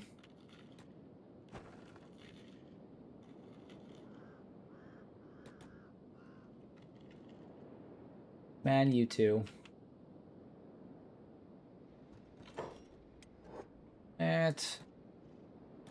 Dude just doesn't know when to quit, does he?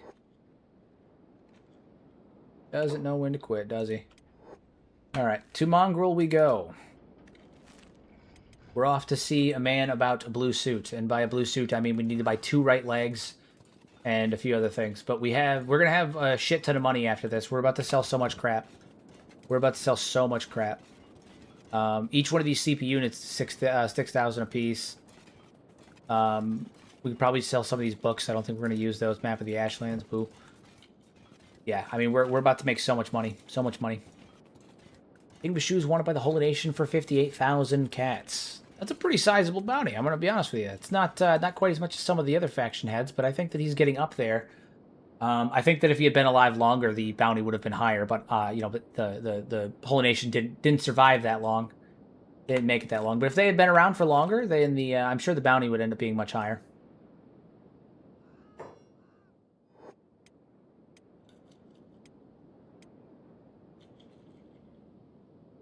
Over to Mongrel. We just got to make sure that we put ourselves on block, hold, and passive because we don't want to get jumped by mercenaries or anything else. Because sometimes they do that. Sometimes mercenaries or tech hunters that are in Mongrel will try to start fights with us. Understandably, I mean, they do hate us, and it's understandable why they hate us. But you know, we did massacre Flats Lagoon twice. We did butcher all of Flats Lagoon twice. I was shocked to see that the United Cities sent an army after us once the passageway through Okran's Shield like opened up. Like once the whole nation was down, I can't believe they actually sent a force after us. I'm genuinely shocked by that. This far out, who'd have thunk? But they did, and they got absolutely wrecked at the gate, as they do, because no one can ever get to the gate. The AI gets distracted by all the fogmen. So once they do, they end up coming in like very small waves. Base is very, very defendable like that. Very well defendable like that.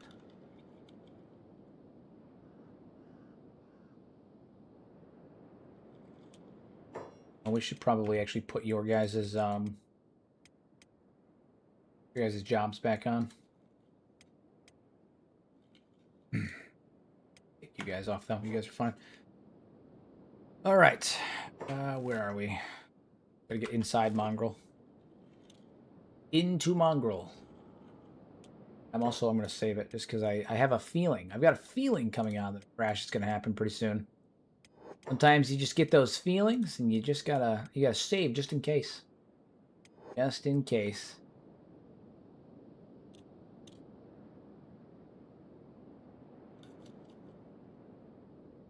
All right, we should make some solid cash though. We already have almost 100,000 cats on us. And with everything else that we're about to bring in here and sell, we should have some serious cash on us when we're done. Enough to go get all the things we need.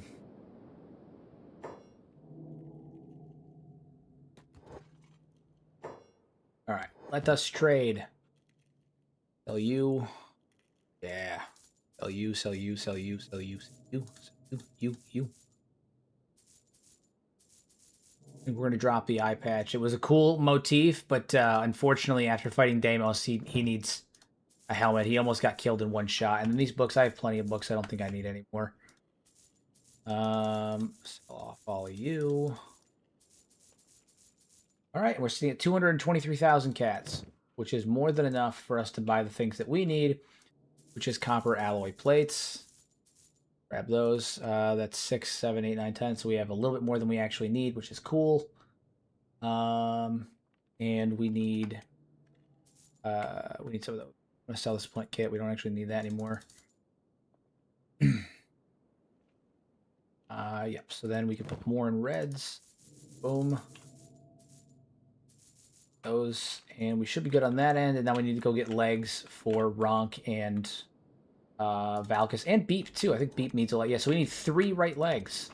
Ridiculous. Really ridiculous.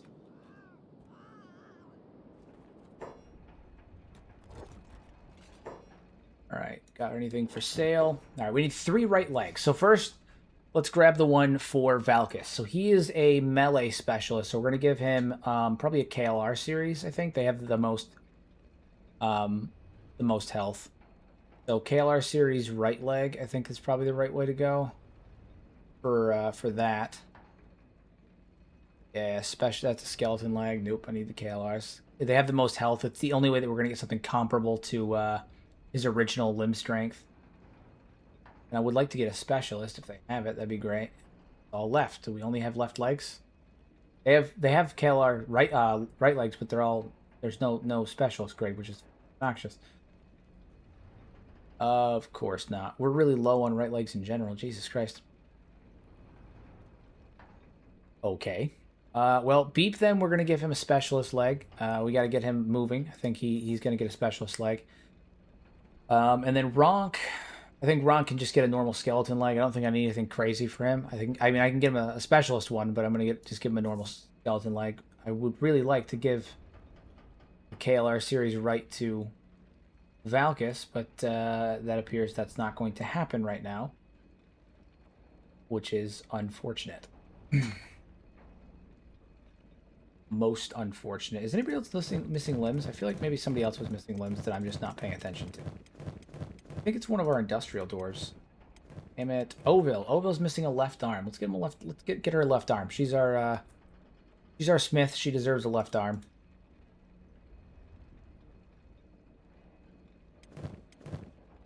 Get her a left arm. And I think we can actually get one of these steady ones too. It's better for crossbows. Not that she uses crossbows. Maybe we'll just get a normal skeleton arm for her. Thievery. Yeah, we'll just get her a normal left arm. Good. Good. It's good. Okay. I mean, we're gonna. Oh shit.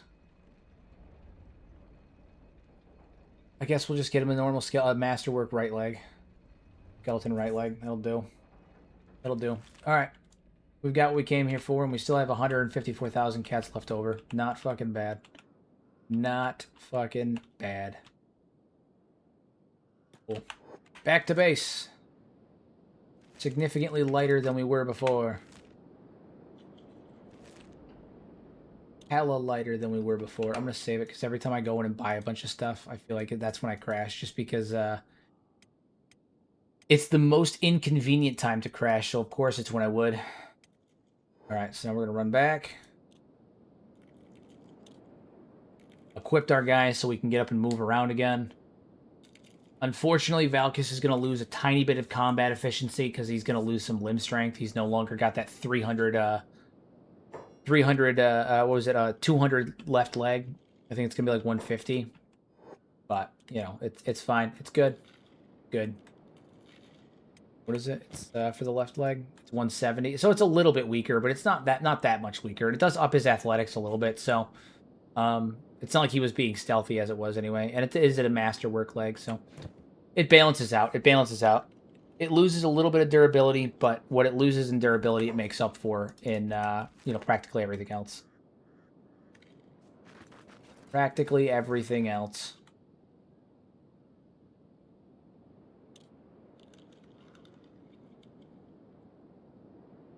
Getting prepared now. Getting prepared now. We got to get these 2 pups up to strength. We got to get them up to elder strength, so that way we can have them for the final confrontation, the final war against the Southern Hive, when it finally comes, which we're getting closer and closer every day. I think we've only got a handful of episodes left, to be honest with you. What are you shooting at?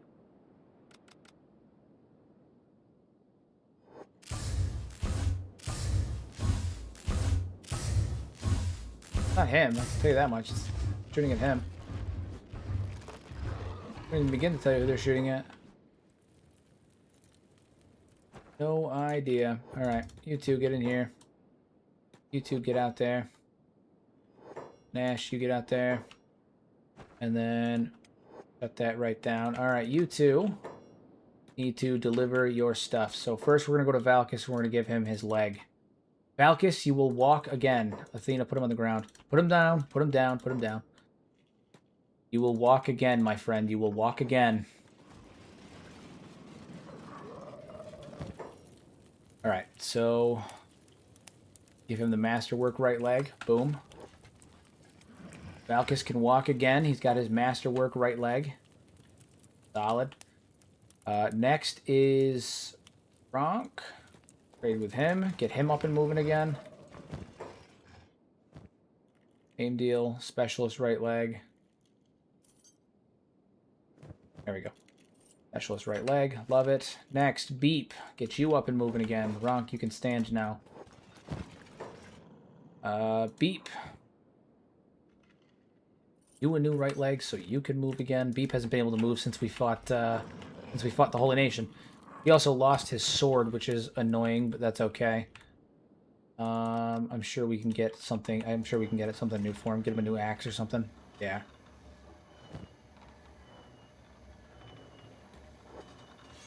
Cool. Beep's got an axe. Beep has got an axe. All right, so Beep's got an axe back, and then the last one we need to do is we're going to give our armor smith, who has been without an arm for quite some time, her arm back as well, because she's been making some quality armor with only one arm, and I think that's just that shows tremendous work ethic is what it is. So we're going to reward you by giving you back your arm. Boom. You now work with two hands again. Look at that, the power of two hands. Power of two hands. Cool. Cool. Alright, you two hold black passive. There we go. And we need to get Vishu in here to start dropping off materials for this new workbench that we're building. Both of you guys need to drop off materials for this workbench. Get that built right up. Yeah. Hell yeah, we're getting there. We're getting there.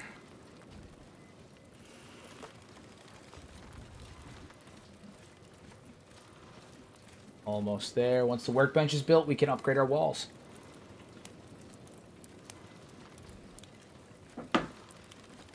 Perfect. All right, so large defensive walls. What else do we need? I mean, we don't really need much of anything, but it's good to have some more stuff. I mean, at this point, peeler machine. We can grab that. Get the peeler machine. Always could use a peeler machine. Amputation table. Not that I plan on amputating a bunch of people, but I might end up amputating a couple, depending on what we end up doing. Double-barreled harpoon turrets. Love that. Double-barreled auto turrets. We need more AI cores for that, which is fine. All right, so we can upgrade our harpoon turrets to upgrade the poon turrets. Perfect. Cyber dwarves. I don't want to. I want to be careful about it though, because I don't want to end up copying the Nugget Mafia too much. Though they have a whole different thing going on right now too. So there is that. All right, Red, get in here and help, and Athena, get in here and help. Even with the racking assisters increasing efficiency, which why is it low on efficiency power? We need way more power. Jesus Christ. We need so much power. We have definitely not enough. Okay. I'm gonna do here generator, small generator, biofuel distillery. Oh, they can do wheat straw. Yeah, do. We need to work on that. Where do we want to do that? This here, over here. Do it right here. Actually, you know what? No, we'll do it on the second floor over here, where all the wheat straw is stored. That makes more sense.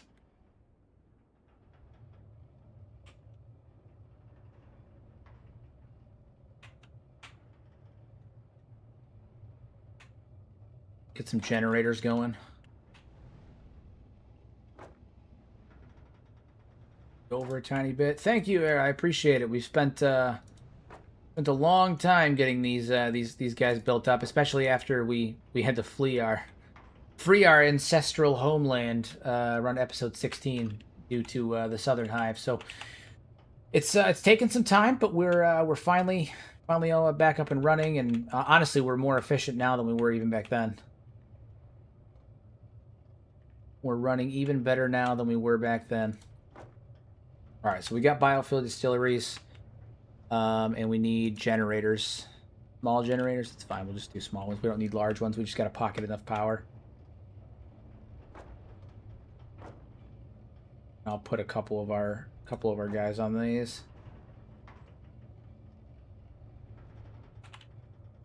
I can just actually just layer them all up over here. Far more sense.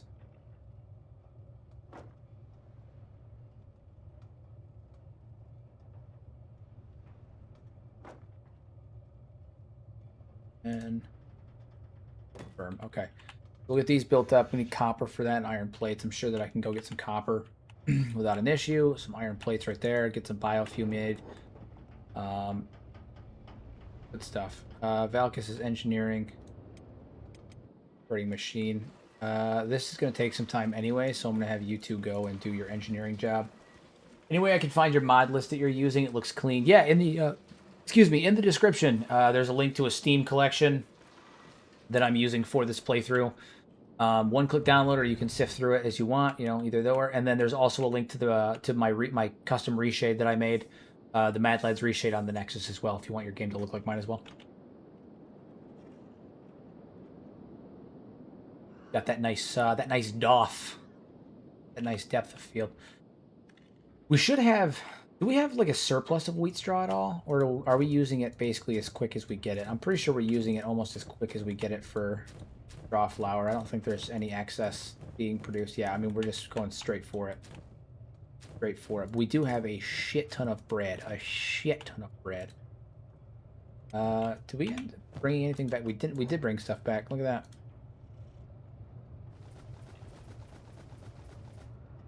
Perfect.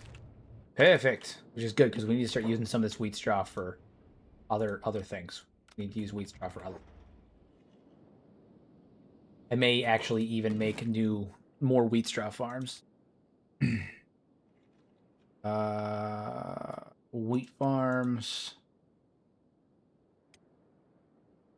Yeah, I may make more wheat straw farms, because we are going to need more. We're doing this for biofuel now too. Actually, we'll wait. We'll wait. I don't wanna do that right now. We'll wait. We will wait. Get those built up. Do we have any copper or no? I don't think so. And then much to upgrade these to the new harpoon turrets. How much for that? Let's just wait and see. I swear, my turret guards are just doing nothing. Shoot at them, guys. It's not fucking rocket science. Shoot at them. Not rocket science. You guys make it so much harder than it needs to be, I swear. Alright, time for this completed 8 hours. Peeler machine's gonna be 11 hours. Not that I think we're gonna use the peeler too much, but would be good to have. Oh, that's why I can't talk to them. I gotta take their weapons. I'm such a dum-dum. Never took their weapons. What are you doing? Loot you. Take your weapons as well.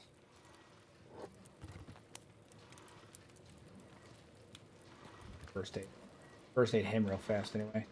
We're gonna end up recruiting those two at some point. Don't know when yet, but at some point.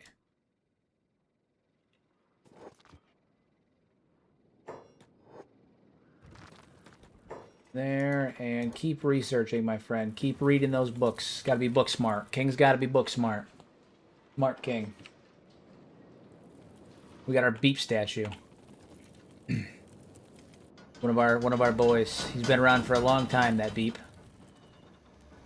How are we looking on equipment? Okay, so we've got plenty of that stuff worked out, which is good.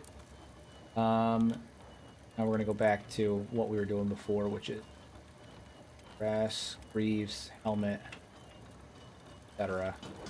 Keep up with that. Good. Good, good, good. I think everyone is fully outfitted, though. Well, it looks like we need one or two things. Legion gauntlets, main shirt. Okay, so we do have one or two things that need to get made. Legion gauntlets, switch those out. Hips, you need pants and Legion gauntlets. We don't have pants yet, but that's fine.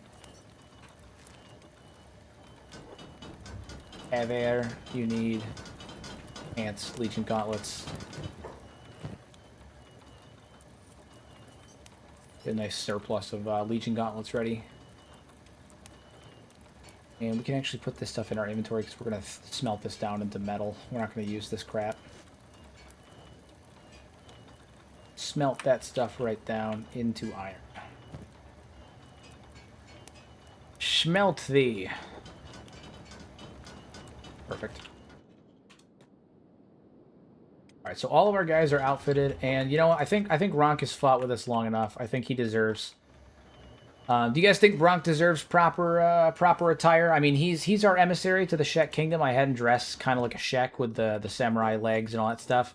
I had him dressed as like a member of the Shek Kingdom, but I'm wondering if maybe he's been with us long enough that he's earned a place to, you know, dress in the Dwarven ensemble. What do you guys think? Do you think that we should finally outfit our one Shek, our Shek ambassador? Let him finally integrate into the culture. He's done battle with us against... he basically helped us take down the Holy Nation. Fought in Stout, the Battle of Stout. He fought in the Battle of Blister Hill. Yeah, I think maybe he's started to respect the dwarves more. He's starting to identify with their culture. I could vibe with that. I could vibe with it. So we'll give him the full treatment. And then he just needs a pair of pants. He is an absolute beast. Absolute beast. Looks like a maniac. And, you know, actually, we'll give him the eye patch that we aren't using anymore. Give him the Suba eye patch, yeah. He is an absolute unit. Once he has the right pants on, he's going to be an absolute beast. Look at him. Absolute fucking beast. He's huge. He's a monster. He looks hella sick in that armor. You drop any anywhere else? Potentially pants anywhere else? No? No. We're gonna give him... Yeah. I mean, he looks like a beast. He's a true beast. Damn good in the armor. Damn good. And he's using the huge cleaver that we took from Ghost. So he's using, you know, a Shek weapon. Looks good. My guy is an absolute animal. Good. He's looking good. How long do the pants take? Greaves take 2 hours. 3 hours, yeah. So, not bad. Not bad. Drop that off. And we're going to get his pants made right now. Now we wait for the pants. Once the pants are done, he'll have the full ensemble.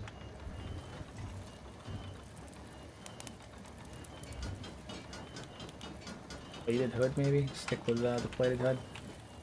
Nah, we'll give him the eye patch. I like the eye patch better. I think it fits better. Alright, pants are there. And we officially have a fully dwarfified Shek. And he looks pretty beastly, if I do say so myself.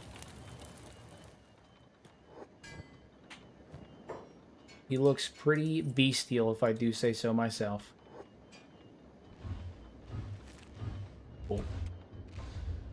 Cool, cool, cool.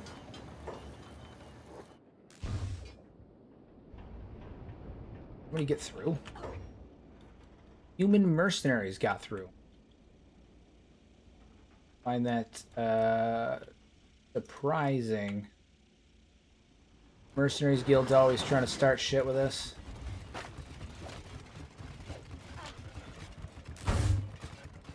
See how that goes for them.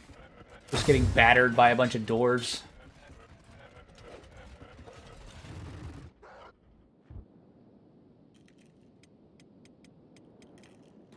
Getting absolutely battered by dwarves. All right, how are we looking on factions? Is anybody coming after us right now, currently? I think the only ones that have a real issue with us right now are the United Cities that are going to come after us. Are the United Cities. And even then, it doesn't seem like they're doing that very often. It looks like that was one fight in response to what we did at Catan, because we butchered Catan. They didn't stand a single chance there. We turned that place into putty. Killed everybody. I mean, we killed pretty much everybody. So I think what we may end up doing... should we go after Tengu's Vault? Should we just say fuck it and go after Tengu's Vault? Or should we maybe not finish a fight with the UC and maybe just start working up towards going back to take back Garzumi Keep?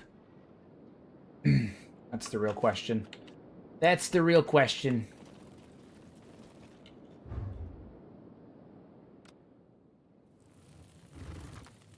Oh, we can upgrade our walls now. Hell yeah. Many hell yes. Can I get a hell yeah? Oh, do I have to manually rebuild my walls? It'd be really fucking annoying. Because I'm using the big variant of them instead of the normal walls. Defensive wall, but god damn it, it's gonna make me manually change them. That's annoying. I don't want to. Yeah, it's gonna make me manually redo them. That's annoying. I don't want to do that. That's gonna be obnoxious. I only have the big ones because I thought that it fit the like the dwarven vibe, you know. Although this does look pretty tight. This does look pretty tight. Like if I dropped this wall and then had it go in like feed in properly, I mean that looks pretty fire. It does look really good. You got to admit that does look pretty fucking good. That's a dwarven wall right there. That's a dwarven gate. Am I convincing myself? I might be convincing myself. It's huge, it's imposing, it looks very dwarven. And that is tempting. We don't really have anyone attacking us right now, per se, so it may be beneficial to do it. I may just have to do some you know, fiddling with the Shift F12 to get it to work, like to get it to work that I want it to, but it may be worth it. It may be worth it. No, fuck it, you know what, we're gonna do it. Fuck it, we're gonna do it. It's a proper gate, exactly, it's a proper gate. So we're gonna send all of you guys over here. I'm mostly concerned about the animals because they like to get out a lot. They like to try and run off and do things. So actually what I'm going to do is I'm going to shut those little buggers inside, inside here. All of the animals get in here. And we're going to close this gate because they just like to run out a lot. It's really fucking obnoxious, actually. Okay, here's what we're going to do then. We're going to dismantle our gates.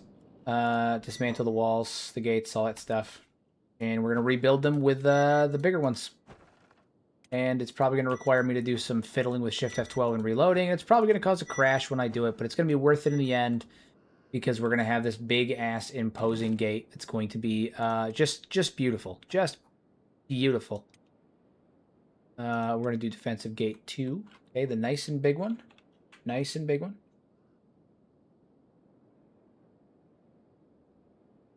And I think, where are we going to put it? That's the real question. What's the angle we're going to put this at? Put it right there. We're going to lose a little bit of floor space on the way, in the way of the dwarves, but that's okay. Which one is the one that's straight? Is this cockeyed or is that straight? I think that's the straight one, and then the other one is the cockeyed one. Yeah, cockeyed. So we're going to avoid that. We didn't want that. That would be bad. Big imposing gate. Ooh.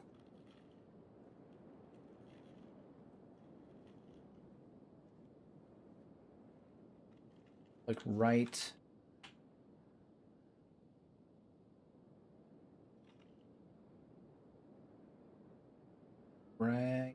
here.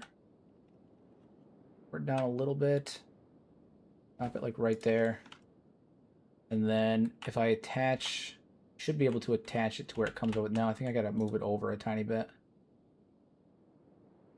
Yeah, I gotta move it over a tiny bit. Fine.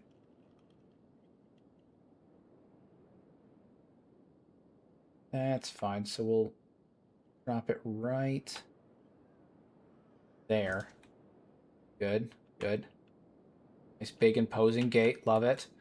And then wall big 2. We'll attach you right here. And I may have to manually adjust some of these. Obviously, that's not going to be acceptable. Manually adjust that, but oh,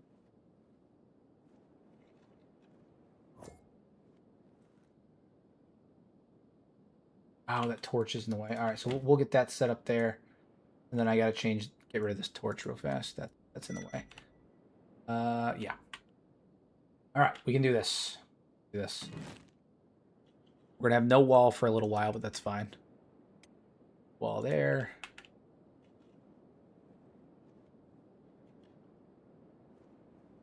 And if I can just get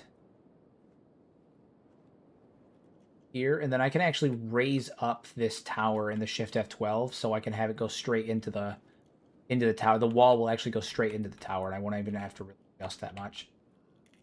It'll lead straight into the tower. So what I'm going to do is get the turn set up so it's right there, and then I'm actually going to remove this like that. And yeah, I should be able to make another one that goes straight. Am I excited for Kenshi 2? I am. I'm fucking stoked for Kenshi 2. You've never met a lad that is as excited for Kenshi 2 as I am right now. Soon. Yeah, so we'll get those built, and we'll go from there. This shit done. We're gonna need a lot of building materials, but we'll get this done quick. Hell yeah. Nice, big, imposing gate. It's gonna be beautiful. Is this the please let your hair down tower? It is. It's going to be when we're done with it. It's gonna be. Because this tower here is about to get raised up a fair amount, and then I'll use the deep foundations to fix it, prevent it from floating, is what it is. But I'm gonna have the wall lead straight into it, and then we'll have a nice big new imposing gate. It's gonna be beautiful, proper dwarven gate. A proper dwarven gate. I'm also gonna get rid of these poles. They originally were there for the purpose of attracting fog princes for easy cash farming, but it didn't work because the Dawn Guard do a good enough job do that. You think there's going to be any new building capabilities in Kenshi 2? Like, what are your predictions? There's absolutely going to be new building capabilities in Kenshi 2, and it's not even predictions. It's things that I know for a fact via content that Lo-Fi's put out, as well as other things in the background. There are things like, the ability to section cities is what they were experimenting with for a while. I don't know how far they've gotten with it, but the ability to section cities, which implicates the idea that you could have NPCs living in your cities, and like shinobi thieves and stuff like that living in your cities, or you can mark areas that are off limits to NPCs when they visit your towns and stuff like that. You could mark them as districts, so you could have areas where, like, hey, this is the economic center, and people will go and buy and sell and stuff there like that. They're going to include interior, at least on the interior. They're going to have grids and grid snapping to make building interiors better. So that's going to be a thing. Obviously, there's new building types and things along those lines. But there's definitely some good advancements that are happening with the buildings. Definitely some good advancements that are happening with the buildings. A lot of good stuff. So rest assured, the good things are happening. I think you should get some alpha access for being such a core of the community. I hope so. I would never push for it heavily, but I hope so. I hope that ends up happening. I hope that I've gotten early access to a few things they've done, not for Kenshi 2, but like for Kenshi, like. For instance, not 2025, but in 2024, when they dropped the free camera mode update, me and I think 4 or 5 other creators actually ended up getting access to the free camera mode about 2 months before it came out. We chatted they sent all of us a message on, email and stuff like that, and we ended up getting access to it early. And my hope is that when Kenshi 2 drops, we'll have something similar happen where we'll be able to maybe get access to it early. That'd be really cool. But I'm not gonna count on it. But I do hope it happens. I've also, well, I won't get into it, but things are happening. Things are happening. Don't worry about it. Don't worry about it. Things are happening. We're working on it. We're working on it. All right, so I'm going to save it now in case I end up crashing while I'm doing it, and then I'm probably going to end up crashing when I reload to make it all persistent, but that's, that is what it is. That's fine. Okay, so we're going to raise you up. We're going to have to raise that tower up. We're going to move this over. We'll make it relative. And we're going to have to do it literally one piece at a time, which is going to be tedium, but that's okay.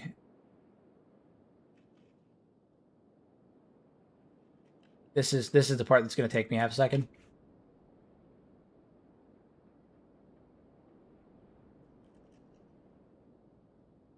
I wouldn't say that I'm single-handedly making all the new Kenshi content, but I will say that it seems like I've been I'm the most prominent right now, at least right now. I'm getting shit. I think last time I checked, which was yesterday, I think my content's getting 590,000 views a month right now. Across all of my content. It's mostly my shorts, but not all my shorts. Between my live streams and my shorts, I'm getting about 590,000 views a month right now. And most of it's for my Kenshi lore shorts and stuff like that. So, ever wondered what characters are actually going to be in Kenshi 2? It's a prequel back to the Second Empire, so I expect people like Catlan. But if he's there, wouldn't that mess up the timeline? I mean, not really, because the idea of Kenshi is that there is no canon ending. Because your character's influence is isolated to your own playthrough. That's kind of the way that it meshes, the way that it vibes. The idea is that the whole premise of Kenshi is that you don't matter. Nothing that you do matters. You don't really have an impact on the world. You're not the chosen one. Like that whole spiel. And because of that, it's kind of implied that your actions are isolated to your own playthrough and that it's not part of the canon. It's like the opposite of what Elder Scrolls does, where the events of every single faction quest line happen, just the main character of the games isn't the one that perpetuates it, right? Like the Dark Brotherhood quest line in Skyrim does happen, it just doesn't happen to the Dragonborn. It happens, just not to the Dragonborn. And I think that same principle kind of applies to Kenshi, but on the inverse, where nothing that you do in Kenshi actually is canon. Like none of that shit actually happens. It's your sandbox story, but it doesn't affect the timeline at all because it's just kind of your story. I don't think it affects anything because again, the idea is that Kenshi exists without you. You're not important. You're not special. That whole thing. And I think that if they made it where it was oh, you're screwing up the timeline, because there's canon events that have to happen, it would kind of dismantle that. And instead, I think it's that Kenshi exists inside your own canon. There is no canon story. There is only your story, if that makes sense. Kind of the inverse of the Elder Scroll. Hey, Enio, how you doing? Thank you. All right, we're going to rotate you a little bit. There you go. And then once I reload, I will be able to... I got to make sure this is high enough to where... what is it? These don't clip through the floor, which they shouldn't. And then I'll drop a frame there, and we won't have an issue. We'll be all good. We will be all good. And then that should do it. So I'm gonna put the last thing that I need down. Wall. I need the ramp. Need that big old ramp.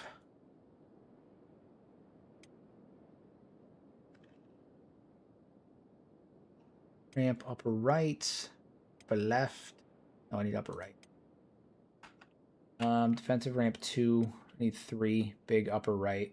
Gonna let me place this anywhere. Oh no, not until I reload, isn't it? You bastard.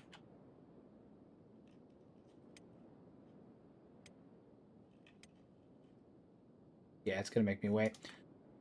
Okay, that's fine. All right, we're going to save. We're going to reload. Hopefully it doesn't crash. It's probably going to, but that's okay. That's just what happens when you start doing these late game edits like that. We're going to let it save. We're going to get into a nice tight position. I find that if I get really down low where there's not much happening when I reload, it helps maybe load in a little bit like smoother. And see if that does it. But I'm expecting a crash.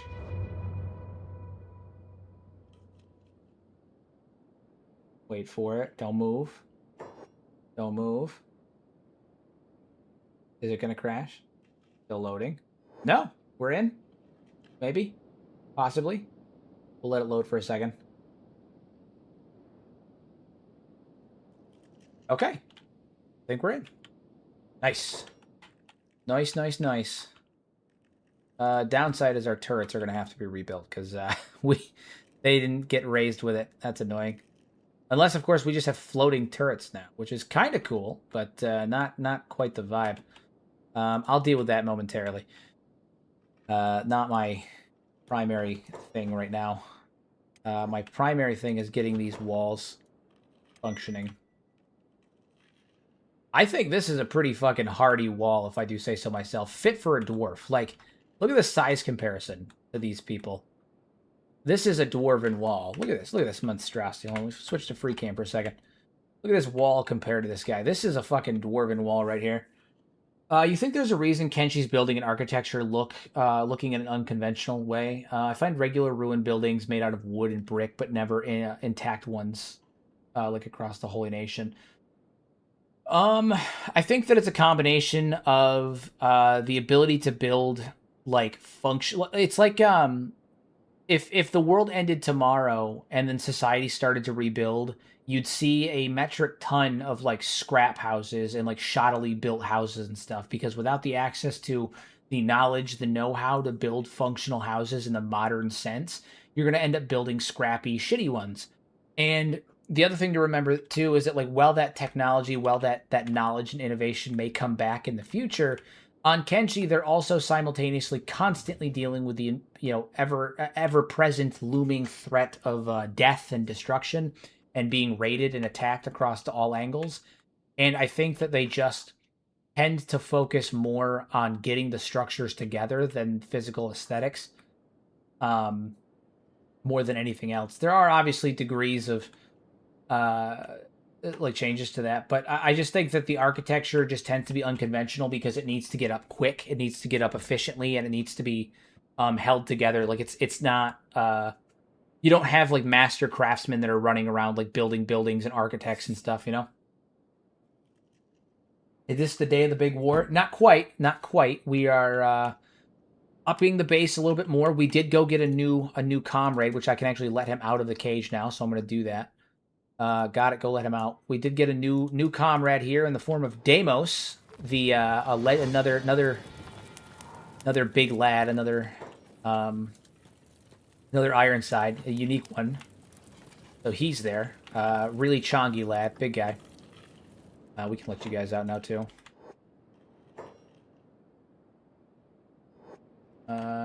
Animals, put you guys on hold. That's fine. Constructs.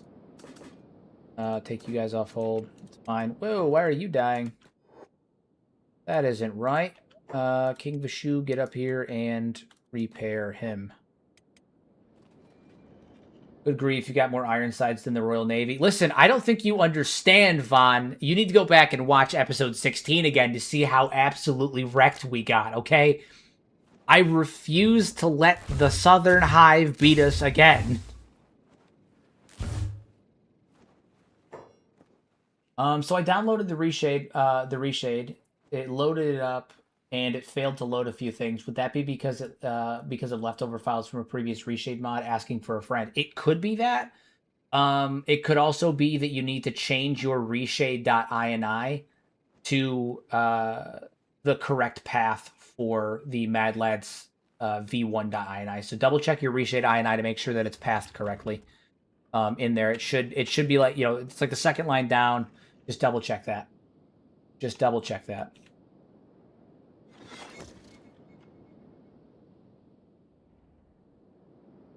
Good, knock out some Leviathans, banjo them, and then drop them next to the hive as an opening move. See, I would do that. The problem is that I also want to make the final battle a cinematic like finale that I can release after the series is done.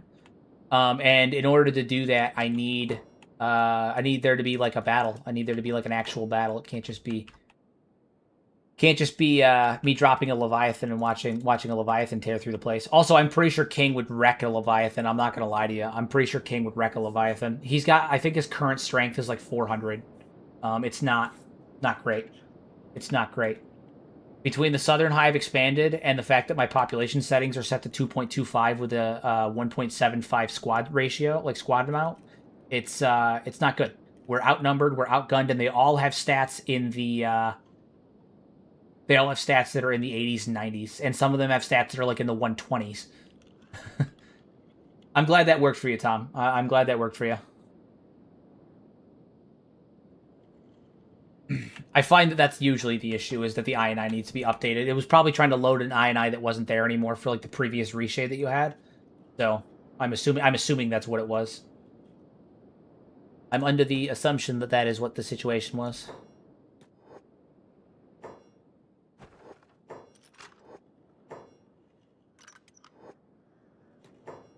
All right, you're healed up, right? Yeah. Get on your turret. And then you guys are here as well. Are you capable of shooting? I don't know. Are you capable of shooting from up here? He is.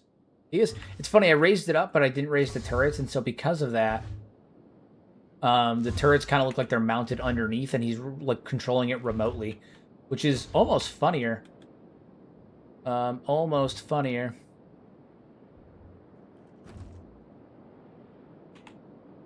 All right, we need to get a ramp for this. Ramps.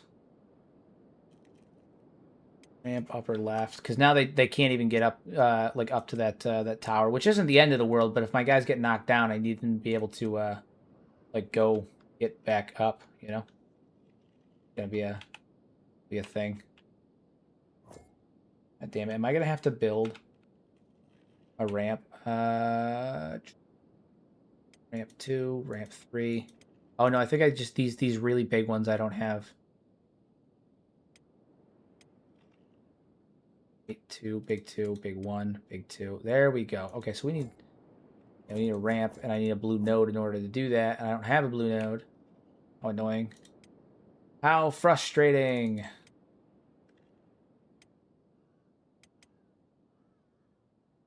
Be fair. Yeah, there's nothing for the ramp to snap to. Easy fix, though. Easy fix. Here's what we do. Are you ready?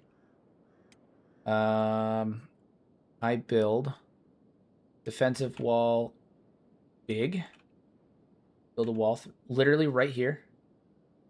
6 building materials. Lord knows we have plenty. Build that.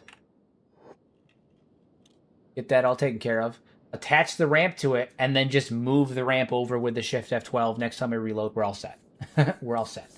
I'm really hoping Kenshi 2 includes some new creatures, especially some operated based ones. That would be really cool. I mean, I'm excited. I don't know what we're gonna get, but I'm excited. I have full faith that whatever we get is gonna be fire. I mean, it's only 6 building materials. We have like 400 building materials stored. It's not the end of the world. All right, so we'll get that ramp built right there, and then I'll just move it into place, and then afterwards we'll delete all this crap and reload in, and we'll be all set. Boom ski. Shift F12.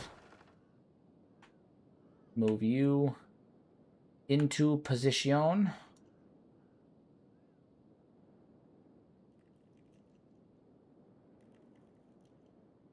A little bit of micro work here, but that's okay. Get that ramp. There we go. I'm gonna have to straighten it out too, because it's super wonky right now.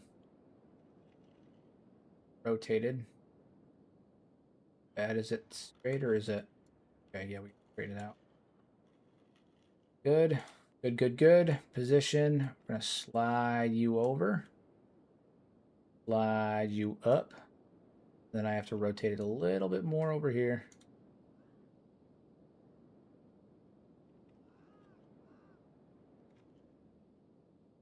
Then I think meant some water-based enemies. Okay, okay. Yeah, I mean, water. If we get boats, water-based enemies maybe are a possibility for sure. I think pirates are going to be a thing if we get boats. And which makes me think we're going to have like actual, like ship combat. Which makes me think we're going to have things like, I don't know, fucking cannons. Cannons would be cool. I would dig some cannons. Bitches love cannons. As a wise man once said. Boom. Boom. Okay, cool. So we got the ramp getting going up there. So that's done. And then when I reload, that'll take care of that. We'll delete you, and we are good to go. These guys are floating because the collision is currently over there. But pretty soon we'll be able to get right up on the gate there, which will be good. Last thing I need to do is deep foundations. Do I have the deep foundations research? I think I do. Maybe I don't. I need to get that done. Maybe I don't. Oh, there was. All right. We're gonna get research rolling. Core, deep foundations. We're gonna put that up at the top. Get that done. We're running on low power though, which is obnoxious, but you know, is what it is. We will get that taken care of. As a newcomer to the game, I don't know if I'm ready for Kenshi 2. Dude, I'm so ready for Kenshi 2. Oh god, I need it. I need it. Not just for my own like desire to play it and all that, but the market for Kenshi, like I don't know why my channel's popped off so much in the last 2 months. I went from getting I think 140,000 views every month and getting like 150 to 200 subs to 1,500 subs a month and 600,000 views a month in just the last 2 months. I'm assuming it's my shorts and stuff like that, but like by and large, I don't know what's really caused the pop off. But the Kenshi community as a whole, especially content creators, like we need Kenshi 2 so bad. We need it so bad. Genuinely, we need it so bad because we are like it's just Kenshi's kind of stagnant right now, and we only get an update once a year, which is unfortunate. We only get any kind of update or news once a year. Thankfully, we are getting near that time of year. We should be getting an update sometime between March and May. We always do every year. Kenshi 2 is a few years away, isn't it? Yeah, I mean, Kenshi 2 is probably not coming out until... I think the earliest copium that we could get is Kenshi 2 coming out at the end of the year. But I doubt it. I think the more realistic answer is it's going to come out sometime between the end of next year and the end of 2028. I think that's the way that it is. My brother, is your Kenshi knowledge. The way you preach it is so enticing. Well, I appreciate that. I try to, make it as digestible and as interesting for everybody as I can. I know that I kind of go off on tirades sometimes and figured why not share it with the world and hope that people don't find it as annoying as I think people do in real life when I do it. Plus, if I go off on tirades on the internet, about Kenshi, then my lovely wife doesn't have to listen to it anymore. I can tell why you're popping off. The reason I'm here. And what would that be, Tom? I mean, it's my shorts. It's the shorts. I know that it's the shorts, but I'm shocked the algorithm's pushing it as much as they are. Shit, I have one video. I put it out. I think it's 14. It's only 2 weeks old, and it's got 250,000 views on it. It's crazy. I've learned so much lore I've learned so much from your videos and lives alone, more than any wiki, more than any wiki, and it has only made me play Kenshi more. You can be the official lore master, like Michael Kirkbride is for the Elder Scrolls. Yeah, I mean, that'd be really fucking cool. That'd be really cool. The other thing that's really fun, and I'm not going to dive too much into it because I don't know the full specifics or anything like that, but I do have some interesting things. I know for a fact, not out of speculation, not just because they've commented on my stuff a few times. So Lo-Fi's commented on my videos. Lo-Fi's commented on my videos 3 or 4 times over the years. But I've actually got confirmation from a handful of people at Lo-Fi that they binge my stuff.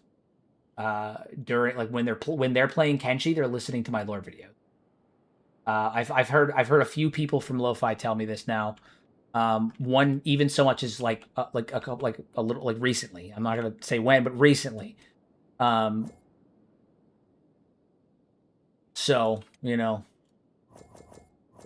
pretty cool, pretty cool.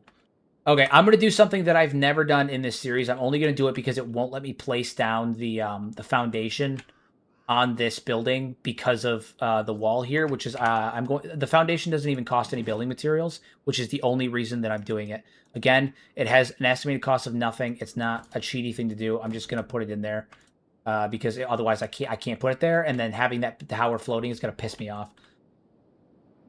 Only time I've ever done that. I've done everything in this playthrough by the book. I've never spawned anything in, but that one doesn't cost any materials, and I can't do it any other way.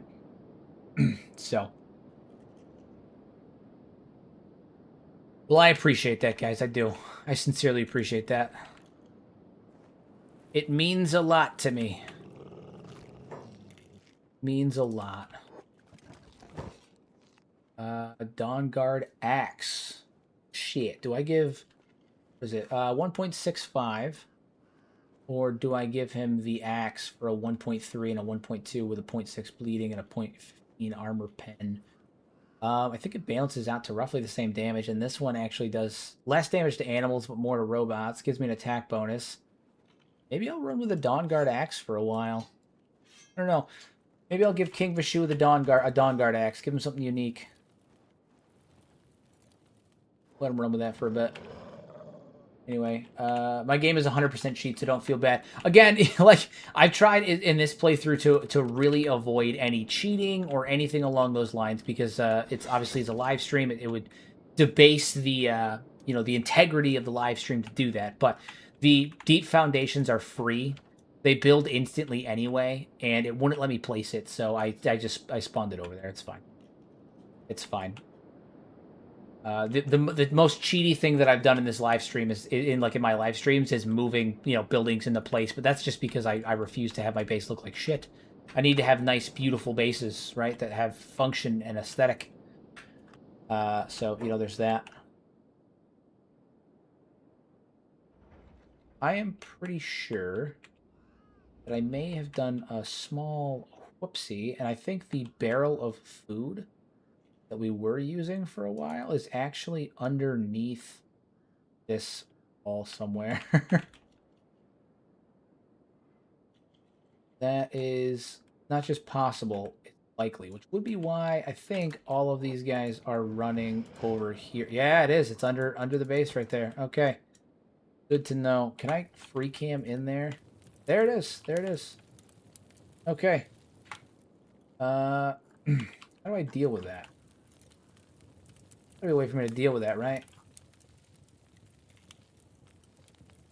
The way that I'm going to deal with it is I'm going to have them... I'm going to build a new one, and I'm going to have the guy who transports our food not transport to that particular bread basket. Not that bread basket. So we're going to make a new bread basket. Storage. We need an animal feeder. I think I can put bread in here. I think I can put bread in here.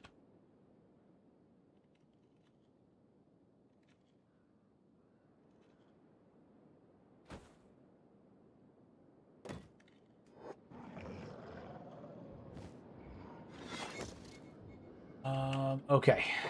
So we're going to have you haul to there instead. Pretty sure you can haul bread there, right? Sense. All right, so we need... I'm going to have some of my military guys haul some stuff over there. Some glint... So Glintbeard, we're going to have you operate the distillery. And then I'm going to have you haul to the generator. Haul to the generator. We're going to get some wheat straw making fuel. We don't need a ton of fuel, but we do need fuel. I actually need to make storage for this fuel, too.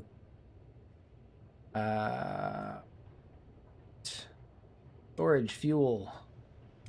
Fuel storage. Stores up to 100 fuel. Yeah, that's what we need. 100 fuel. You and me, 100 fuel, 100 years fuel. Cool. Get some fuel storage.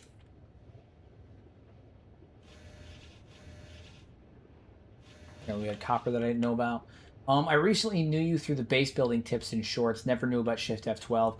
Yeah, I've heard. There was for a long time the Kenshi community was really afraid to use the Shift F12 menu. When I first started doing it, it may shock you to learn that I actually got a lot of pushback from some of the more prominent members of the community, especially on places like Reddit, because Reddit's Reddit, you know. But I got a lot of pushback when I started making the Shift F12 base building content. People accused me of like trying to brick people's games, and they said that I was like I was going to destroy people's games and a bunch of other stuff, and like I didn't know what I was doing. It was dangerous, and like unless you're a knowledgeable coder who knows what you're doing, you shouldn't touch it and all that stuff. And I'm like, guys, I've been doing this for 5 years and I haven't ever had an issue. Like, none of that stuff, you know. And as long as you do so safely, and you don't try to mess with like too much stuff at once or too many big things, or don't try to like don't hit the fix stuff button that often or anything like that. It's pretty safe, right? It's pretty safe. And even then, 99% of issues you run into can be fixed by saving and by like either reloading or saving and reloading. But I got a lot of pushback for it. And it's funny how I started doing that like 3 years ago and I got a lot of pushback. People were really angry about it. Like people who wanted to use it were excited because it was a type of content that nobody had seen. I didn't see anybody else doing base building videos and stuff, you know? And so from that perspective, people were excited. And then, you know, a lot of some of the other members of the community were really mad about it. They thought I was going to brick their games. And then it's been funny seeing over the last, you know, like 3 years since I started doing that type of content, 2-3 years, seeing the sentiment shift so dramatically to now everyone's like, yes, Shift F12 building is okay. I also had a lot of people that told me I was encouraging cheating, which is a wild thing to say. Encouraging cheating in a single player game. I think that's fucking asinine, but each their own, you know. I think people can do what they want in their game. But yeah, so I just it's been interesting though, seeing the sentiment shift is my point, I guess. Seeing people's thoughts and opinions and stuff on the matter change so dramatically over the years.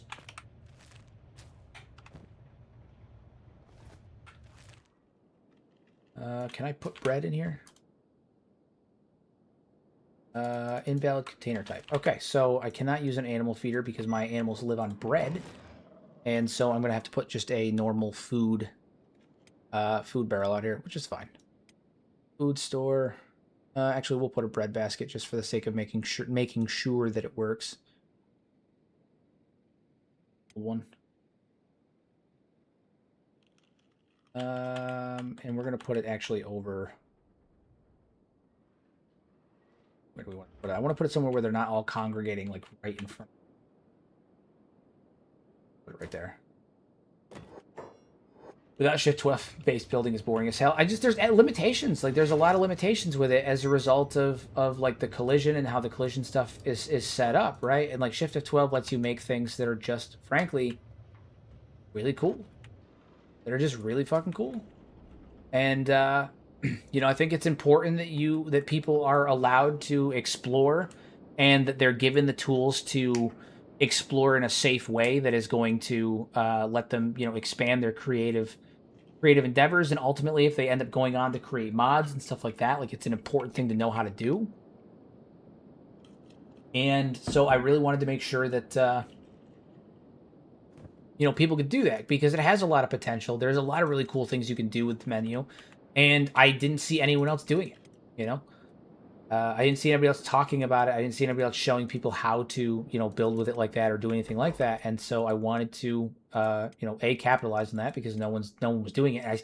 The thing is I started doing it years ago, and my hope was that I would do it, and I thought it was going to catch on. Like you'd start seeing a bunch of other, you know, Kenshi creators doing it.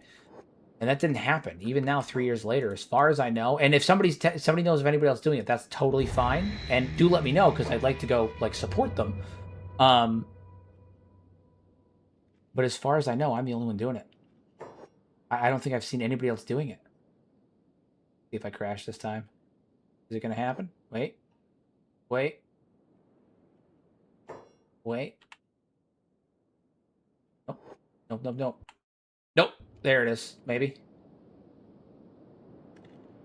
Hold on. We're frozen. There it is, you bastard. I knew it was going to happen. Called it. Called it. No big deal. No big deal. Just load in, do a nice import, and we'll be all set anyway. Yeah, I haven't seen anybody else doing it. If there is anybody else doing it, please let me know. I'd like to go support them because I thought it was going to catch on a lot more than it did. People watch they watch my base building stuff, but I haven't seen it catch on for anybody else. If it does crash, it's because of the ramp. It's always the ramp. It's always the ramp's fault. It's always the fucking ramp's fault. Literally, it's always the ramp's fault every time. For the fog base, does it require mods to be self-sustaining? No. Nope. I don't have mods that like alter the environment or anything like that. Everything I have is more than feasibly done in vanilla. If you wanted to, you won't be able to block off areas as effectively as I did, but it's still more than feasible, more than usable. God damn it, it's gonna crash again. This is why we have the emergency save. This is why we have the emergency save, people. All right, we'll give it a second. Let it cool down for a second. All right, let's try again. Let's try again. Goddamn ramp, man. That goddamn ramp.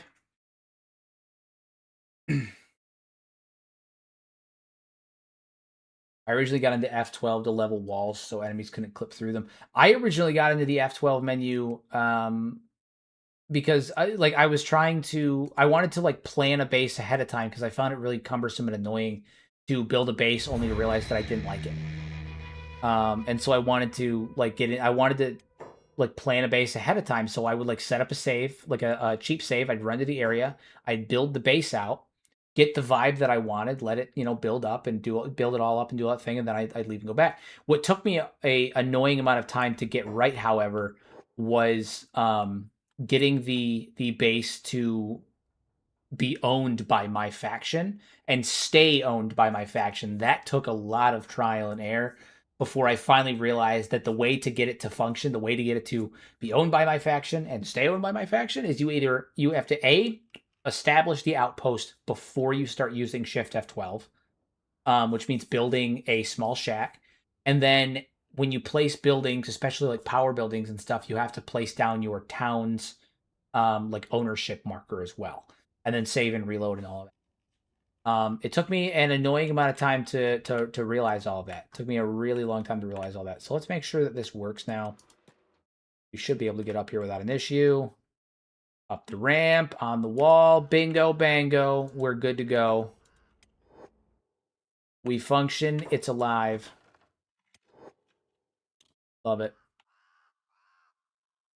Love it. All right.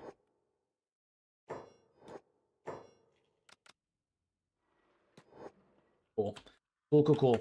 Building ownership is based on invisible circle around the TAM markers. You actually build stuff into someone else's city limits and lose ownership. Yeah, and that's why if you use the Shift F12 to move the ownership marker or to place your own, you can claim that stuff. And it makes it a hell of a lot easier.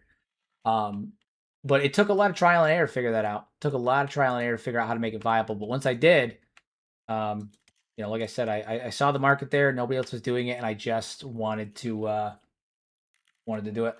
I spent thousands of hours on Kenshi doing RPS. I'm assuming, yeah, doing RPS, but now it's like SimCity for me. Thanks for sharing it, mate. And you should do more base building videos. Not only am I doing more base building videos, I have one coming out this weekend, actually. If you guys want, I'll show you a sneak preview of it. I've pulled up this sneak preview in the last stream too, but I'll show you guys again. This is the one coming out this weekend. I'm very excited about it. Worked really hard on it. Really stoked about it. So this is the one coming out this weekend. It's Stobe City. Stobe City. So I built a nice big old city for our man Stobe, around Stobe, for those who want to honor his sacrifice. So fully functional, fully nav meshed. All those platforms work. All the walls work. I show it in the video, but just in case anyone's wondering, it is fully functional. I show it all in the video. Nav mesh is fully functional. But that one's coming out this weekend. I just got to do the narration for it. I just haven't had time because I stream Sunday through Thursday, so I don't have time to do the... I'm really stoked about it. Ha ha! Puns. I'm doing the narrations probably Saturday, and then I'll have it out probably on Sunday. Because this guy right here, have D&D on Fridays, and I can't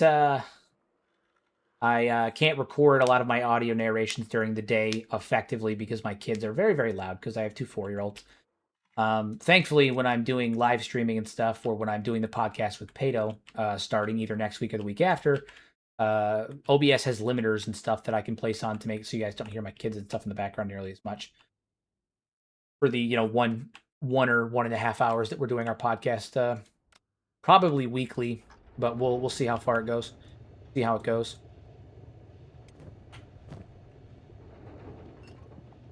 All right, we're gonna get some backup power.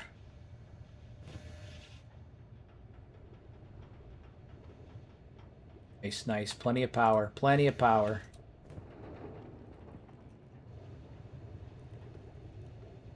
Good. It's good. Good. We don't need a lot of wheat straw. We just need enough to get some power to keep the place functioning, keep the place running. Keep the place running. Keep the lights on. Good. I'm really stoked for the podcast. I'm also stoked for the podcast. We just built the channel, or we're building the channel. And we should have, like I said, we should be starting it, if not this week, the week after. Once a week, Pato and I are going to sit down. We already have a couple of guests lined up for the first few episodes. Other Kenshi content creators, mod authors, stuff like that. And yeah, I mean, we're hella hyped, hella hyped. We've got the first episode pretty planned out. It's gonna be a good time. Pato went out and got a new camera, just for the podcast that he's really excited about. He's actually started live streaming with his camera on now too, as well, to kind of test things out and get a feel for it and get used to being on camera. So the first episode of the podcast is going to be, the podcast is called Tengu's Vault, a Kenshi podcast called Tengu's Vault, or the Tengu's Vault podcast. And the first episode is going to be streamed on my channel because I have a larger audience. I have, almost 13K subs, and I average about 100 people per stream. So the first episode is going to be streamed on my channel for the sake of building the audience and getting the word out there. And then after that, it will all be on the Tengu's Vault channel. We're making a third channel that him and I are going to share for the podcast. So pretty stoked about that shit, my friends. Where do I get this town marker? So what is it? You go to Shift F12, you go to town placement up here, and then you scroll all the way down to your outpost. You click it, and then you just place it in the center of where you want to build, and everything within the radius that you place it down on will be owned by you. You then save and then reload, and everything should be owned by you. But make sure that you already have the base set, established. You've built some kind of building to make there be an outpost. Otherwise, when you reload, it won't work. Will not work. No.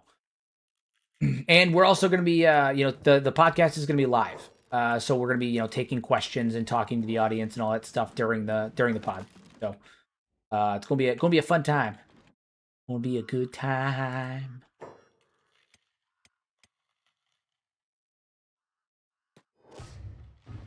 Shoot him.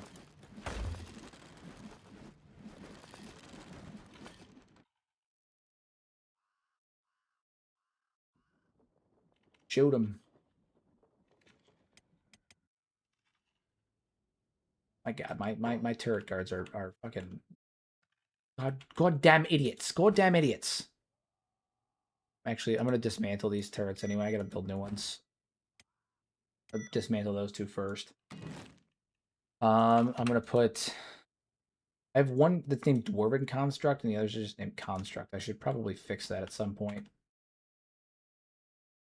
All right, so you are attached to that one. I'm gonna put you on this one right now because you're not currently attached to anything else. And then you're gonna hold because you're kind of dumb anyway.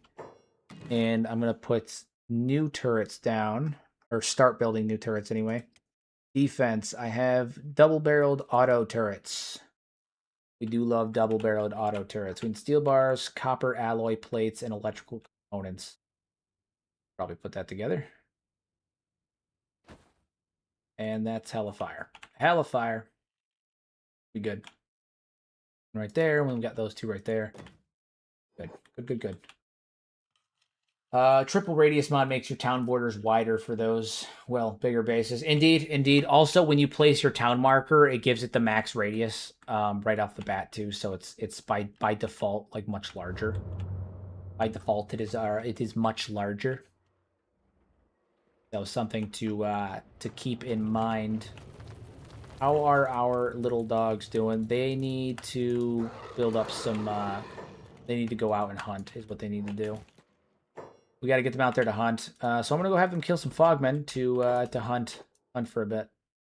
I'm gonna send Grunt out there with them for the sake of protection. Good, good. All right, so you guys are traveling together, and we're gonna put you guys on hold, and we're gonna have you guys fight some fogmen. You guys fight some fogmen.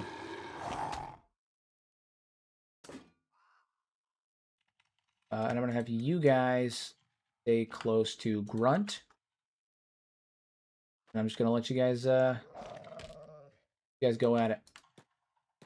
They heal quickly, too, so they should be fine. They should be fine. What base building feature do you want for Kenshi 2? I remember seeing grids for furnace replacement, town districts in a lo-fi vid some time ago. Yeah, so I was talking about that a little earlier. I also, like, I want the ability to have NPCs live in your town. Right? Like I want to be able to like rent out space in my town to NPCs, like take buildings and be like, hey, you know, I'm gonna build this building. The Shinobi Thieves are gonna come live in this building, and this is gonna be a Shinobi Thieves building. And they'll take over that town and they'll pay me rent. That'd be really cool. I'd like to be able to see like a functional like renting economy in Kenshi 2. That'd be really cool. In addition to that, I'd like to see I mean, a lot of it comes down to like economic stuff, but let's see, what else do I want? Yeah, or at least rent beds. You know, that'd be cool. It'd be cool if I could set up like a tavern or an inn, and people will come and use the beds. You know, I'd like to see. There's some other cool things I'd like to see.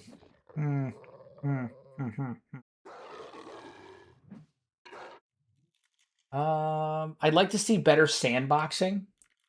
Like I want NPCs when they're around your base to like interact with things more. And this is less of like a base mechanic, but more of just like the ability for like your base to be feel more lively by like seeing people like walk around in your base and sandbox and like sit down and drink, and like they have different animations, and like maybe you'll see them go over and they'll start hammering away at something, or they'll work behind the counter, or they'll kind of like stop, and even if they just have like a weird like if they're sandboxing, maybe they'll walk up to each other and they'll just kind of have like an animation that looks like they're talking to each other.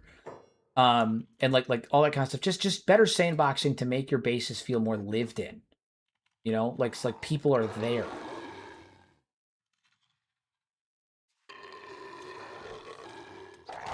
These two are building up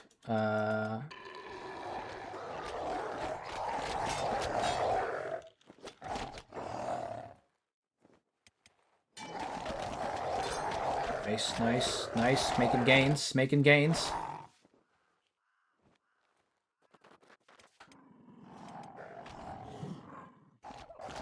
All right, so these guys are building up good. They're going to build up some good strength by doing this. We're just going to let Grunt run around and just beat the shit out of Fogmen and have them kind of follow him around and work on some Fogmen as well. I don't foresee them dying, but I'll keep an eye on them. But they should be fine. They should be fine. Grunt's out there to protect them, and they themselves regenerate pretty quick because they're war dogs, so I'm not too concerned about it. It'll be good. Be a good time. So we're gonna leave them out there. We're gonna let them level up out there, build up strength. King Vishu is sitting on his throne like a proper badass. He's got his council here, his Maitao council, with all of their fantastic Maitao weapons.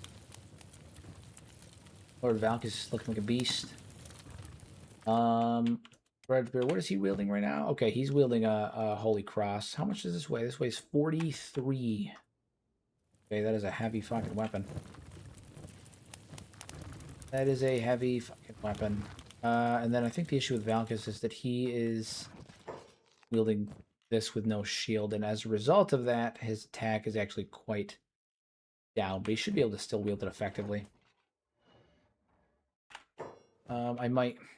No, I gave him the heavy cross originally because like it fit him, but he's it might be too much weapon for him. It might be too much weapon. Maybe I'll retire the heavy cross and give him something else. How are we doing on armor? Oh, we're stacked. We are loaded up. Stacked.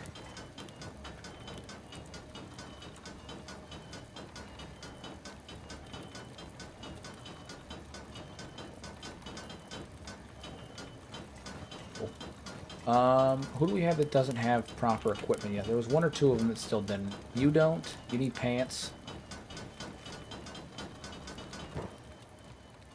Give you pants. You are now pantsed boy. And I'm pretty sure you need pants as well.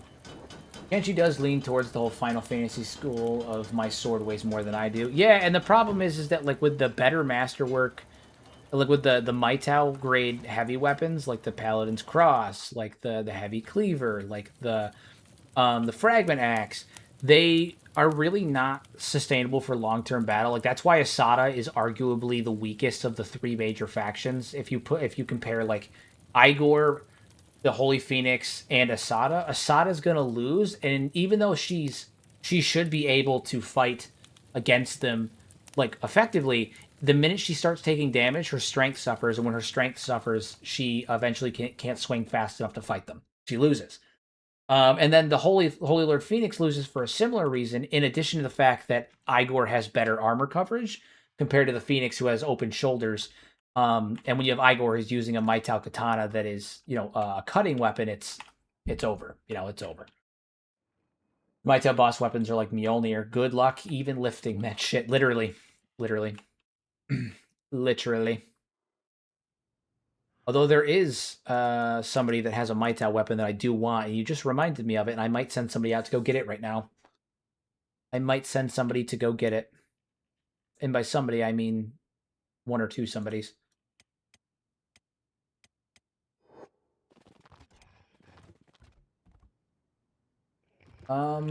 Also, why my runs heavy weapons always mean Falling Sun past Catan. Yeah, Falling Suns tend to be the way to go when you hit late game, for sure. I need to make sure that my three lords have Maitao weapons. Although, actually, you know what? What's a really good idea? Here's what I'm gonna do. Valkis, you're gonna go over to Grudgebear here. The Lord Grudgebear, who only has a Maitao weapon because of we need to have one, and I'm gonna give him dual heavy crosses. So he's got dual heavy crosses. I think that's pretty cool. Got dual heavy crosses on his back. And then we're gonna need something for Grudgebear because obviously he is not going to be wielding a Maitao weapon. The only reason that Ronk is wielding one is because he's an ambassador. He got one out of pity. We do have a couple, not out of pity, but he got one because he, gonna put that back, and yeah, we're just gonna give him an axe. We're gonna give him an axe. He's gonna get an axe. Grudgebear he's a badass, but he's gonna get an axe. And then Beep, what do you have? You have an axe too? Yeah.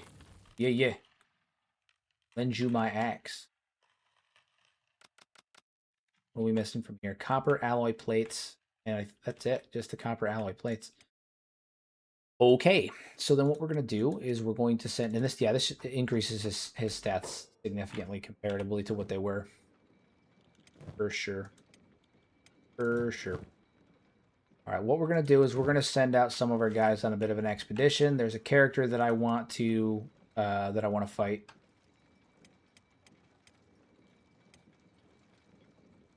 One day I want to see someone turn Beep into a kung fu master so we can watch him spin kick with those toothpick legs. I've seen a lot of people. I mean, a lot of people turn Beep into a kung fu master, especially if you have enough mods for it. Enough mods like animation mods. We're gonna send Deimos and one of our golems, and I think that'll be enough. Hold on, are we missing a golem?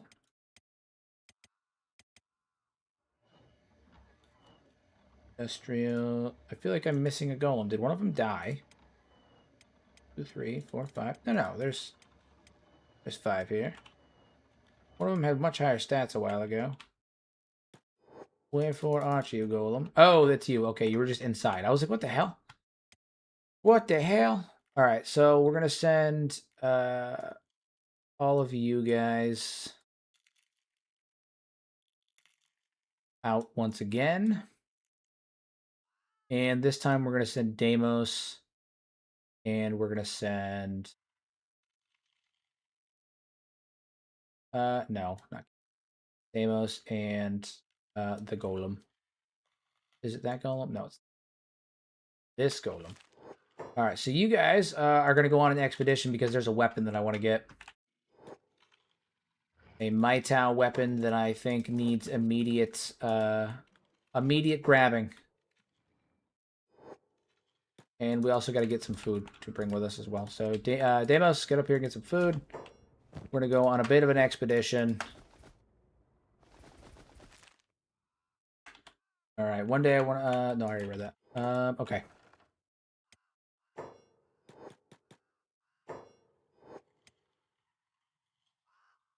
You guys don't need to be in my base. Fantastic.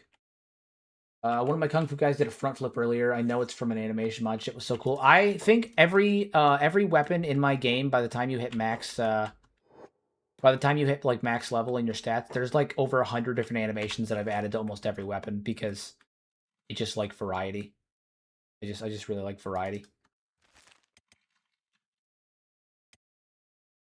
All right, we're off. We're off to see the wizard, the wonderful Wizard of Oz. Actually, we're off to go kill some skeletons in the Black Desert City that have Maitao weapons that I want. That's the actual story. There's one from the Weapon Dissemination mod that has a Maitao Industrial Katana, and I want it. I think it'll be a good weapon for Valkis that I can replace those heavy crosses with. He's using them temporarily, but I think I need to get him something a little bit bigger because he is a very strong dwarf, and I need him to have a weapon that is indicative of that status as a strong dwarf.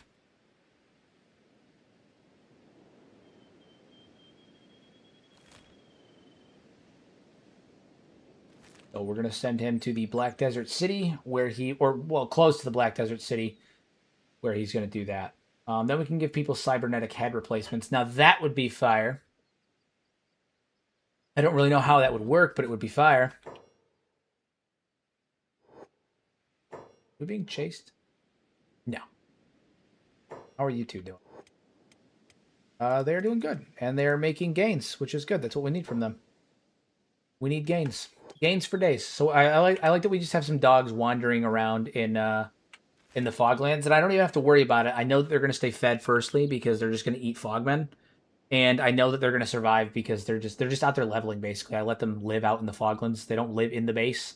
They don't partake in our food. They just live out in the Fog Islands, and when we need them for battle, they come out. It's like what is it? It's like the wild car from Harry Potter. It's feral, and they do their own thing. But when we need it, it'll show up. It'll show up. It'll be there when we need it to be.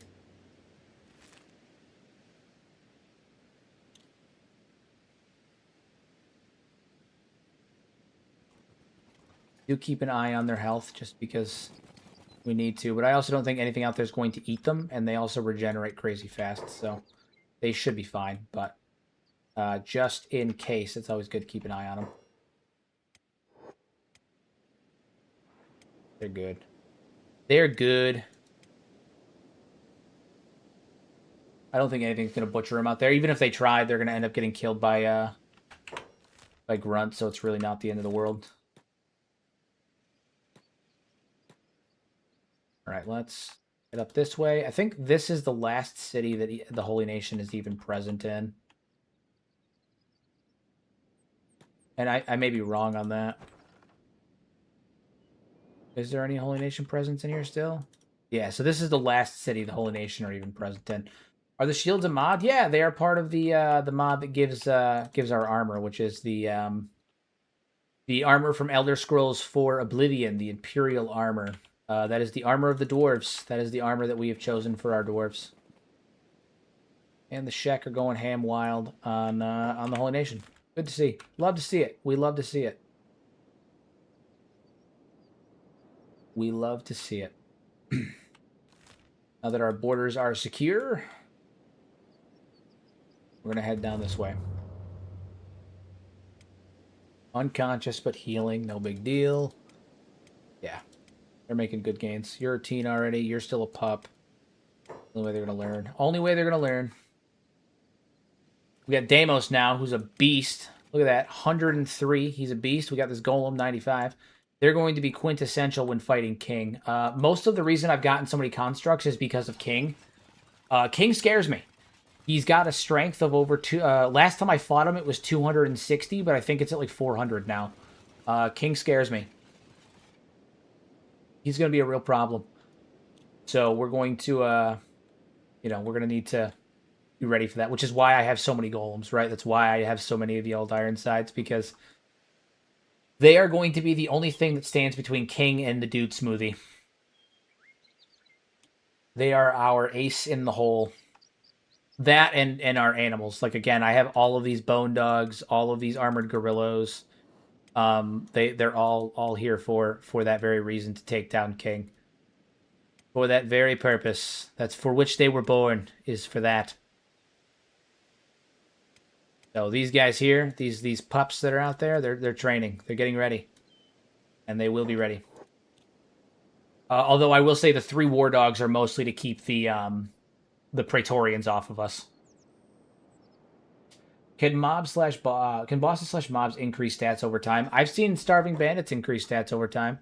I don't know the full details on it, but I have seen stats increase on mobs and enemies over time. I've seen starving bandits literally get stronger as they fought. Oh, look at this! Good opportunity for testing our skill, testing our metal. Doug, are you gonna do anything, man? You're just sitting around. Almost no one's taken any hits so far, which is cool. I mean, granted, it's starving bandits, but still, just absolutely butchering them. Absolutely butchering them. Deimos, how you looking? What's the death on that? He's obviously dead. Oh no, just negative 94. I like seeing the damage that he's doing. Yeah, he's pretty much hitting 200 damage flat on these guys. 200 damage to all of their heads. Is that a jug? Pretty sure that's a jug. Yeah. King Vishu, kind of a beast. He's killing it. He's killing it.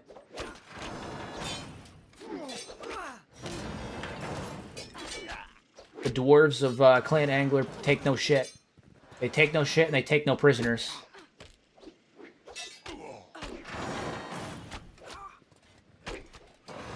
Just cross-body him. Just cross-body him.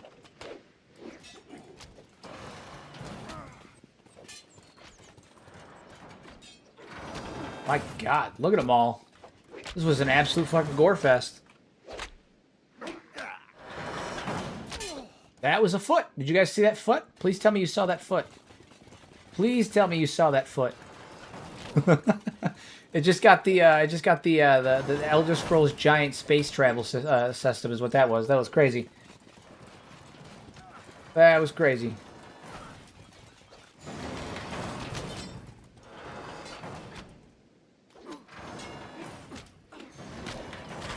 Put them down.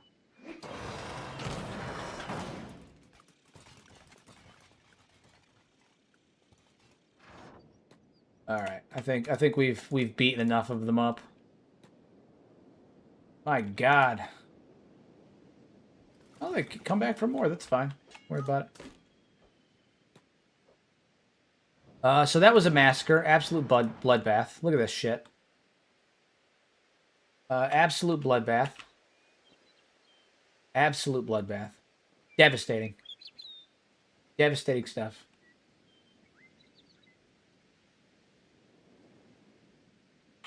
Really horrifying. I also think it's funny when they lose limbs and they start leaving snail trails everywhere. I don't know why that makes me laugh so much, but it does.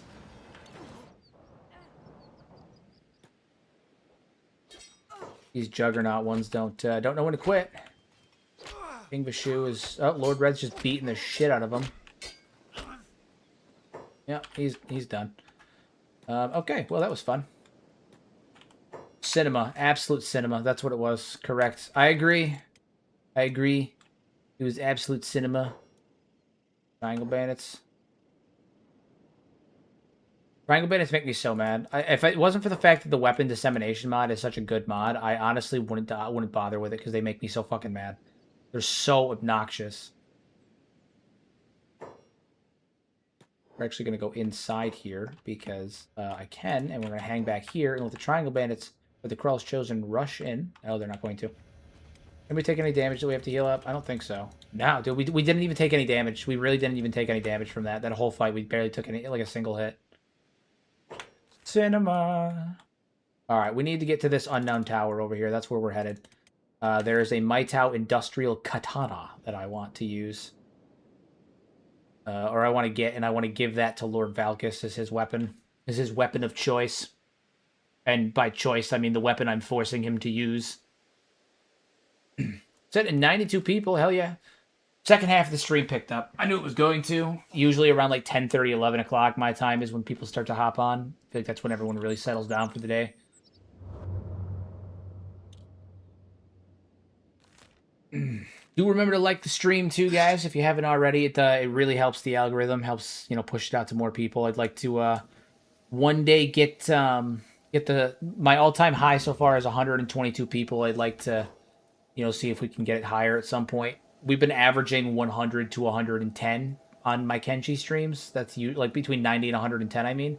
We haven't gotten past that 122 line yet, so it'd be really cool, really cool. My goal is to hit 150 by the end of, by February. I want to hit 150 by February if I can, but we'll see what happens.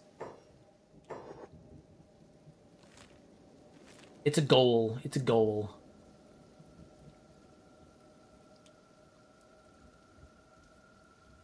Is the paint shop vanilla? No, it is not vanilla. The paint shop lets me dye like vanilla armors and stuff for armors that have the capability of being dyed, but it's not in the vanilla game. It's a mod. It's the Painters Guild mod. I did it because sometimes I use like armors that are dyeable, and I want to give my characters like uniformity and give them their own faction colors instead of using the default ones, because the default ones kind of suck ball.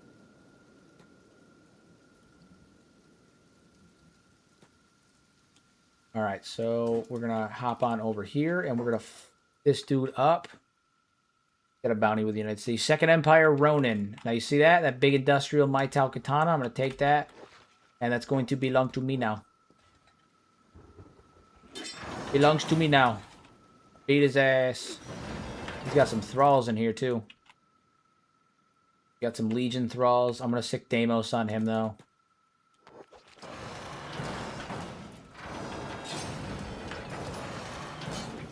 Burn him to paste. And then Lord Valkus is going to take that weapon. God damn, he just literally, like, swatted him against the wall. I don't know if you guys saw that. I hope you enjoy. I hope you enjoy. Yeah. I hope that you enjoy. Valkus, come collect your winnings. Come collect your winnings. Oh, I still have Barker's head. Funny. We're going to take you. All right, come collect your winnings. This is your new weapon of choice. That's badass.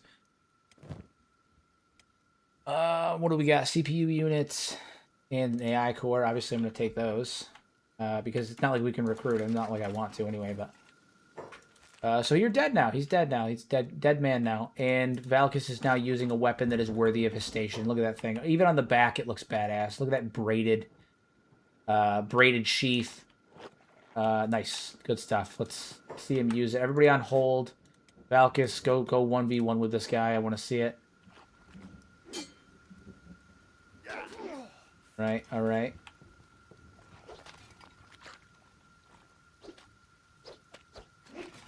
What a beast.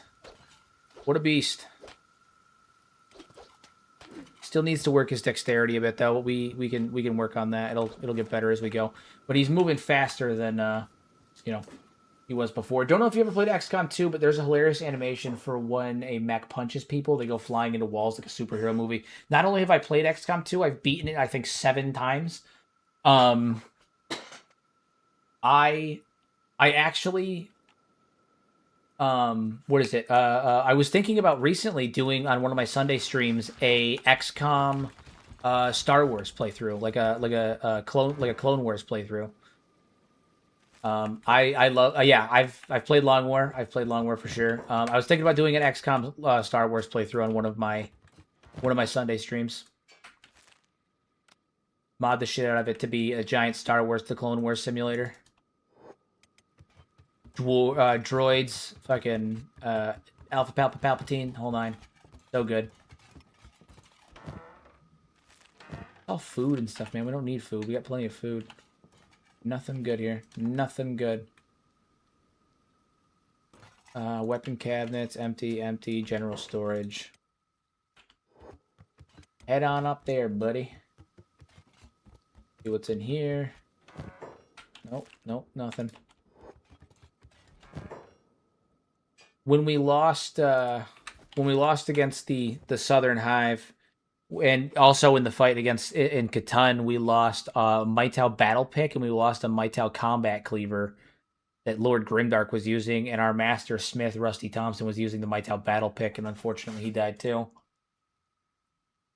'Twas most unfortunate. 'Twas most unfortunate. Nice. Well, we got some good stuff out of this. Where do we want to head to next? Because we're already out here. We might as well go hunt down some more stuff.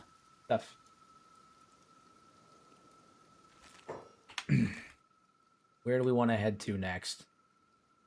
We got Metal Town. I don't feel like dealing with them, though. You know what? Here's an idea. Let's go get Agnew. Let's go get Agnew. That's what we're going to do. We're going to go get Agnew. Let's go save our comrade. Agnew's been locked up for long enough. I think it's time we go free them from the bonds of their from their binds. Give them an opportunity at redemption. And they get to hang out with Beep. We can make Agnew a slayer like Beep. Usually I put my skeletons on turrets, but maybe we'll make Agnew a slayer and make Beep and Agnew like a slayer team. Give them their own unique situation. They're slayers. Badass. Be badass.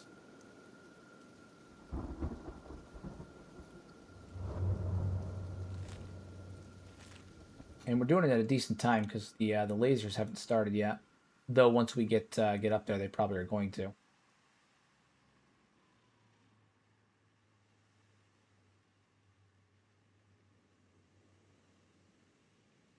Move. Sorry for all the questions. Is there a way to claim or occupy fallen cities? You can do it with the Shift F12, but it's really tedious and kind of obnoxious. But it can be done using Shift F12. It can be done. And don't apologize for all the questions. That's literally like one of the points of these streams is for like people to be able to interact with me and chat with me. I take interacting with my community very seriously. It's a big part of my not just because I enjoy doing it, but it's also like a big part of my brand. Is a lot of people really like appreciate how interactive I tend to be with the community, and I like to keep it going. So don't apologize for asking questions. It's literally like part of the thing. It's part of the reason that we do this. That's why I stream, so you guys can chat with me and ask me questions. If I wanted to just play Kenshi, I would just play Kenshi, which I do want to play Kenshi. But Kenshi's not the only reason that I do it. You know, there's more to it than Kenshi. A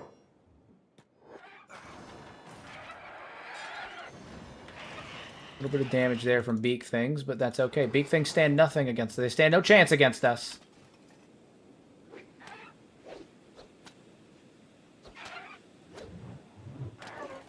Nice. Nope, you guys aren't chasing down nothing. We're going to go up and save Agnew. We are here for a purpose. We have a mission. We are here to rescue Agnew. When you're so hardcore, you charge the beak things. We haven't charged an Elder Beak thing yet. We've never beaten an Elder Beak thing. Although I think we probably could now. The only one who ever stood a chance against an Elder Beak thing during the early days of Garzumi Keep was Lord Stream, but unfortunately he died. He didn't actually fight the Elder Beak thing. He wasn't going to win, but he managed to hold one off long enough for everybody else to escape, which in and of itself I think is impressive. I try to answer as many questions as come in. Sometimes, every so often, the chat gets moving very, very quick, and I might miss one or two. But I really try to answer as many questions as I can when they come in. Did he get a statue? He did not get a statue yet. Basically, right after he fell was when the whole thing with the Southern Hive happened, and then we lost 23 dwarves. And I plan on, after I beat the Southern Hive, I'm going to set up a memorial in the Royal Valley for the Sacred 23. For the Sacred 23. Alright, let's go kick the ass of some thralls.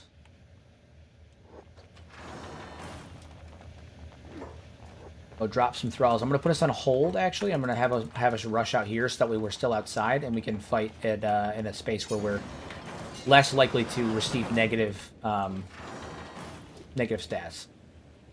Yeah, just drop them. Just fucking drop them. Get Ponk out here.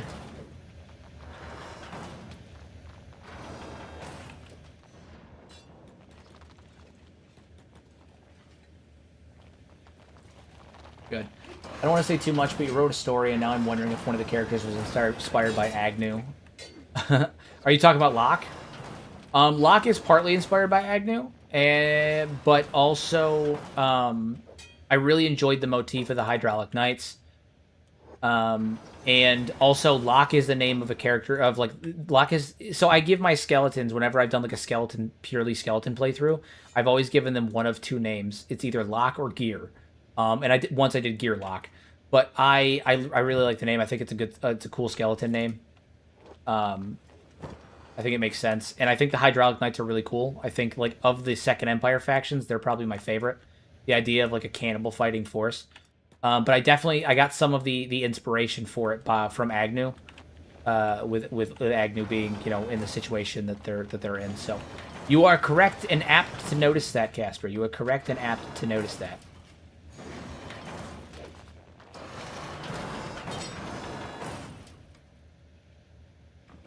All right, what do we got here? We got a pole arm. That's cool.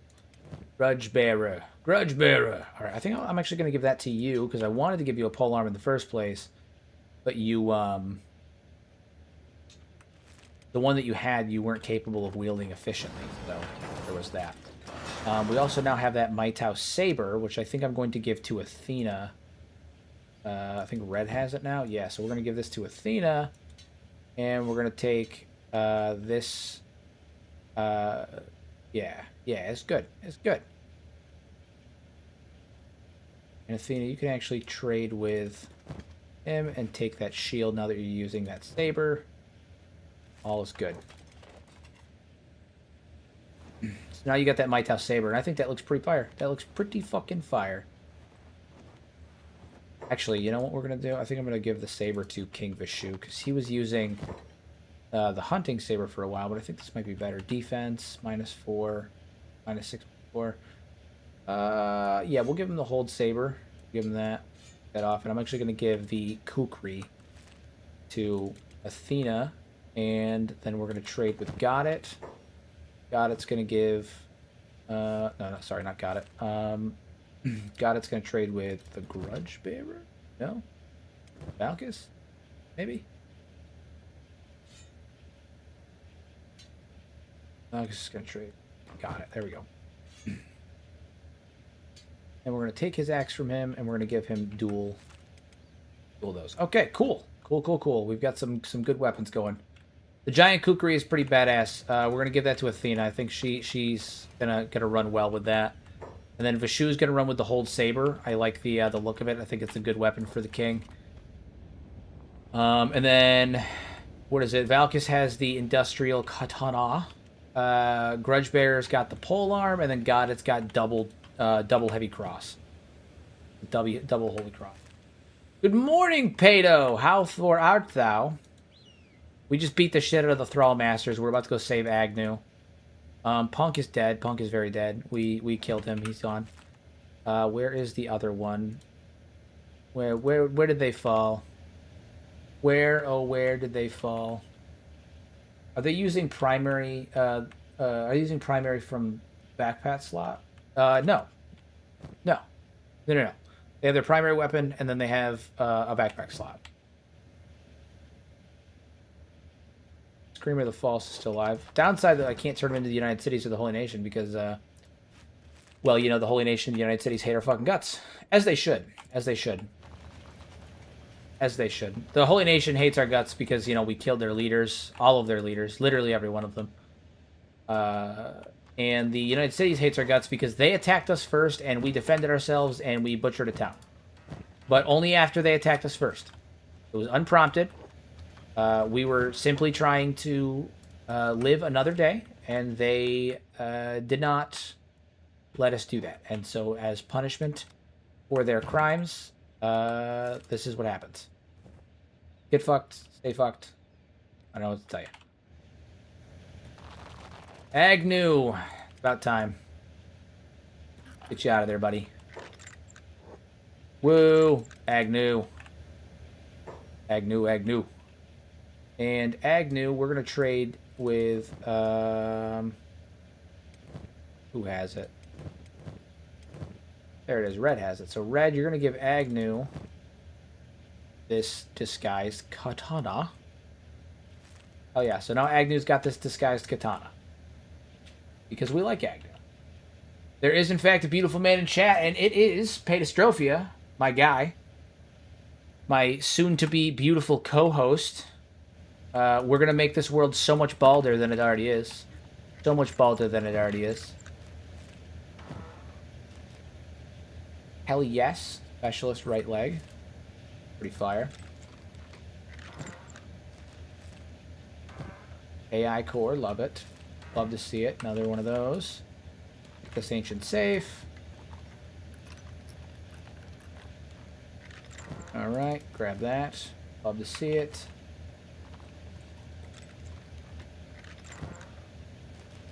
That. Skeleton corpse disposal, I don't really need that. Crossbow parts, don't really need that. Take you.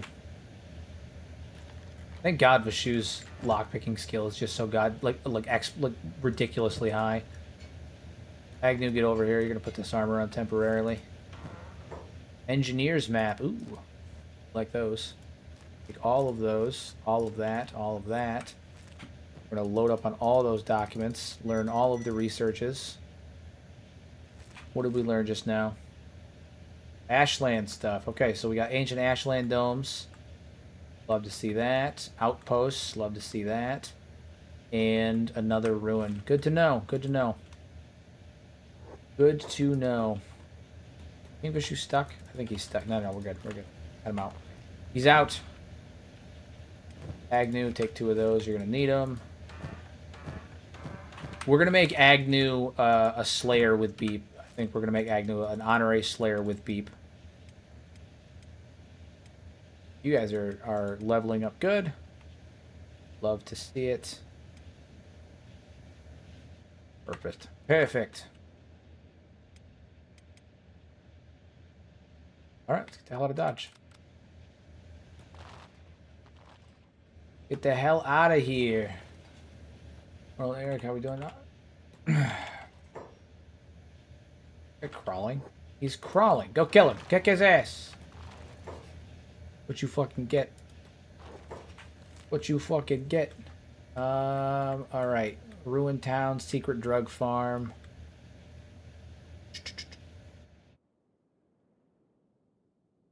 Where else do we want to go? Where else do we want to head to grab some stuff? I'm sure there's another couple of things we can grab. I'm trying to decide where we should go to get them. Can't go to Flats Lagoon. They're gonna kill us there. We don't have the numbers for that kind of fight right now. we can deal with them, but we don't have the numbers for that fight right now. We can always do a Tengu's Vault run, but I don't know if we have the numbers for that right now either. Are there any other Nighttown weapons that we can grab? I guess I mean, we could take a swing at the Bugmaster. We might be able to take him. To be honest with you, we might be able to take him. Fuck it, let's go. Go take a swing at the Bugmaster. We've got some of our elite units anyway. Got to dodge laser fire, which is nothing uncommon for us. Nothing uncommon for us hearty dwarves. Holy fucking beak things. Alright, guys, we're just going to run right past that. Sorry, excuse us. Bye. Out of the way. Seriously?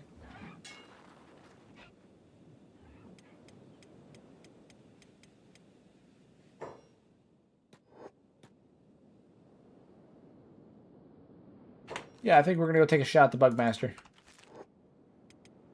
Tengu's Vault is always a death sentence. There's a cool guy with glasses that disappears into the sands, never to be seen again. He can come back under certain circumstances with if the one who I'm thinking of, he can come back under certain circumstances once other factions are destroyed. He comes back as a bandit problem. There's also a couple of unique recruits there as well, but he can come back. He can come if it's the one I'm thinking of, then he can come back. Hey, look, more beak things. The only creatures that can outrun us. The beaks.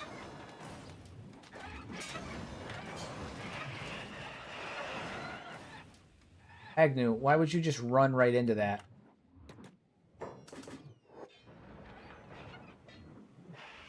Getting that block skill up, though. Agnew's kind of being a beast. Kind of being a beast. Does he come back? I've never seen it. If it's the one that I'm thinking of, yeah, he does come back. There's certain world states where if he's been freed from Tengu's Vault and then you kill certain nobles and stuff, he'll come back as like the head of a bandit faction. All right, and we're out of the lasers. We are now into Shem. We're now into the beak thing territory. Land of the beaks. Land of the beaks.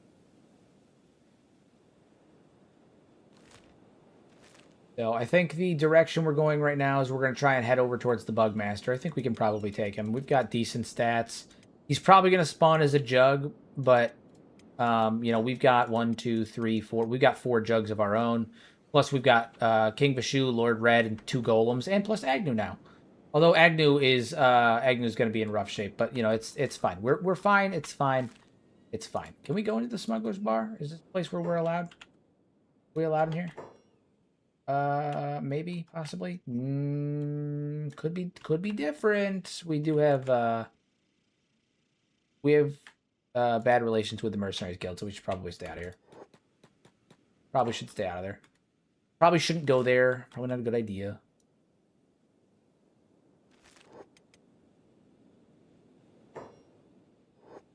Triangle Bandit, man. Can he spawn as a jug? Bugmaster is definitely a better race, in my opinion.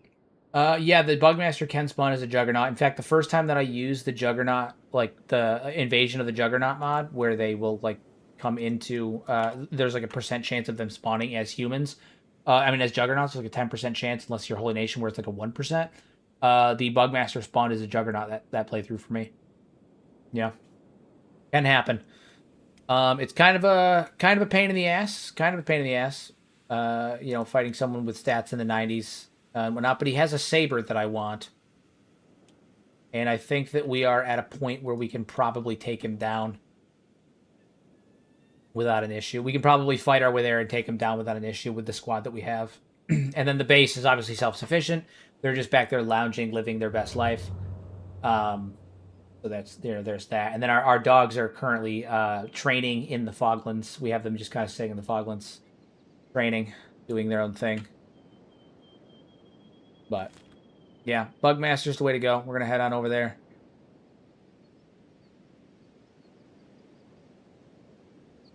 We're doing a bit of a Maitao run right now. He definitely gets a better stat line, but his healing factor is like Wolverine. Yeah, it's really crazy fighting a Juggernaut Bugmaster because he almost heals as quick as you hit him. It's actually terrifying. He literally heals like Wolverine. It's literally terrifying. Yeah, not great. Not great. Dude is an absolute unit. Something about watching him heal in real time as you're beating him up. Like I fought him 1v1 with another Juggernaut in my playthrough, and yeah, it's wild seeing him literally heal as fast as you can damage him. We'll deal with these dust bandits for giggles. I think we're gonna take you off block while we're here. You gotta build up some stats.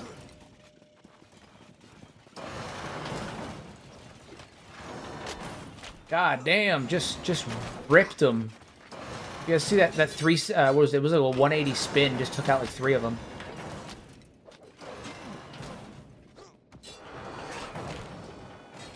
God damn.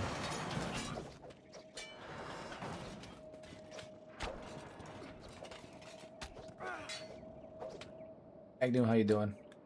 Good, good, good, good.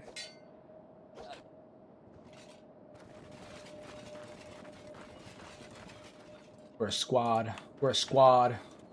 Good. Can't remember the overhaul mod, but I had Catlon, but it had Catlon and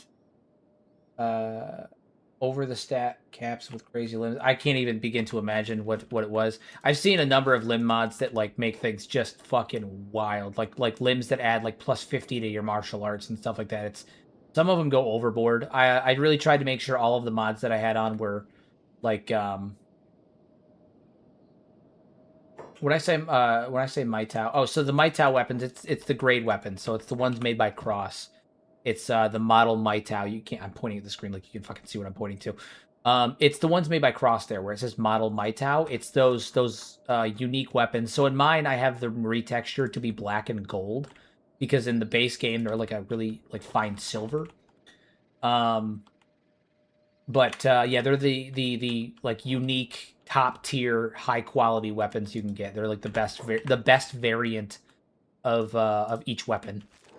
So right now we're going off collecting Maitao weapons. The Bugmaster carries a Maitao Desert Saber that I want. But also I want to kick his ass and bring him to the Shek so I can fully establish our partnership with the Shek. That hasn't been fully established yet, and I'd like to get that set up. So, oh my god, look at that view. Look at that fucking gorgeous view. Absolutely beautiful. You'd think that the swamp was water based on the way that it's loading right now, but look at that view. That's fucking gorgeous. Kenshi's such a pretty game. I feel like some people don't, not enough people take the time to, like, really appreciate that stuff. Oof.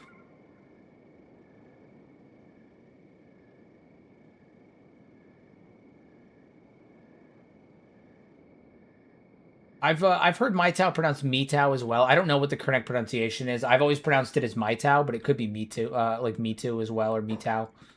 I'm not, quite sure what the correct pronunciation is, but I've always pronounced it Maitao. It's Mato. I'm gonna Google it. I'm assuming it's a real word, right? Like it's a word that translates, and you can get like the correct word. Is that true, or is it just like a funny word they've made up? I don't know. I'm assuming it's a real like Japanese word or something that's translated. No, it's Maito.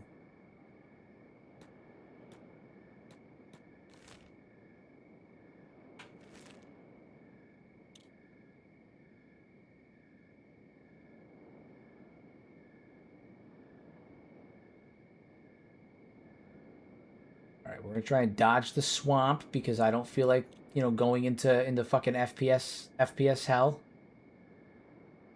Try and dodge that. My god, the swamp is trying to load. The swamp is trying to load. Dodge that shit. Whoa, dude, Kenshi stream with over 90 people. What is life? So, fun fact, actually, 90 people is about my average, but I've been hitting upwards of 110 to 120 for the last, like, 2 weeks, 3 weeks. Yeah, no, my Kenshi stream's been doing pretty well. Pretty freaking well lately. It's been really cool. It's been really, really cool. It's been hella cool. Get my stuff backed up. There we go. Maybe? No? Glad the gem is still growing strong. We are going. We are going. Although we're rapidly approaching the end game. We're rapidly approaching the end game. I think that by episode 30 we'll be this series will be done, and then I'm gonna not know what to do with myself 2 to 3 days a week when I usually stream it. So, yeah, I mean, we still have the Nugget Mafia, but I'm not gonna know what to do with myself. It's gonna be weird. I'll probably dedicate a couple of like straight days to the Nugget Mafia to get that up and running, and then I'll run that through to completion, and then I'm gonna probably end up doing like something wildly different. Like I'll do a Project Cthulhu playthrough, or I'll do a like a solo playthrough, like a solo unit playthrough, or something, so like an Iron Man, something like that. Not an Iron Man. I'm already doing an Iron Man. I haven't reloaded for cheese reasons one time. My fucking god, man, this place is taking forever to load. There we go. Jesus.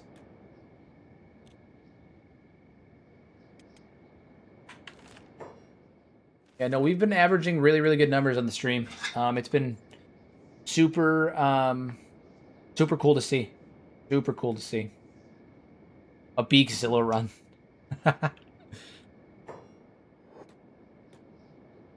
I'll vote for KOTOR again for a non-Kenshi day. Yeah, so KOTOR, I definitely think we're going to end up doing KOTOR 2 on a non-Kenshi day. I think KOTOR 2 is a really good idea, for sure. And then... Yeah. Yeah, I think the next playthrough we do is going to be Project Cthulhu. I'm going to probably end up going for that. My fucking god, man, I hate this area of the map right now.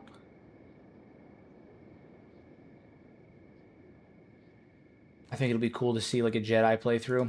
And everyone was showing so much interest in XCOM earlier. I might end up doing an XCOM bit, one of my Sunday streams. Maybe I'll do an XCOM run. Do a Star Wars XCOM run. Do love me some Star Wars. I loved Frankie's Bone Dog only run. Yeah, Frankie's the only person I know that would be able to that can do it too. The man's a fucking unit. The man's an absolute unit. He may even be lurking right now. He tends to lurk in the stream sometimes. Frankie, if you're here, say aye.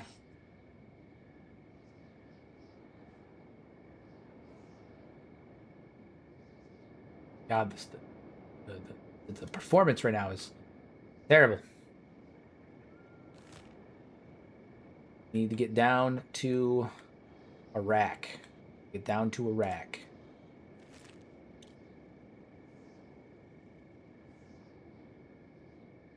It's been so long since I've played KOTOR.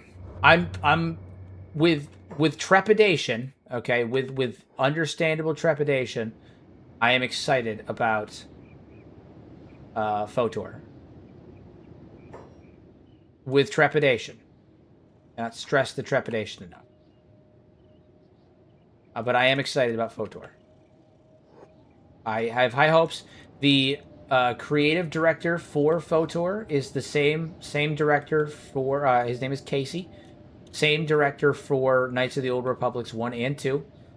So the guy who did a lot of the writing, a lot of the world building, a lot of the system design, and all that stuff, same guy. Very excited that he came back to do Fate of the Old Republic. I'm hoping that it is not a giant hodgepodge of bullshit where they try to jam things in there that don't need to be in there and all that stuff. But you know, we'll see. But I have high hopes. I have high hopes for FOTOR. I hope it's good.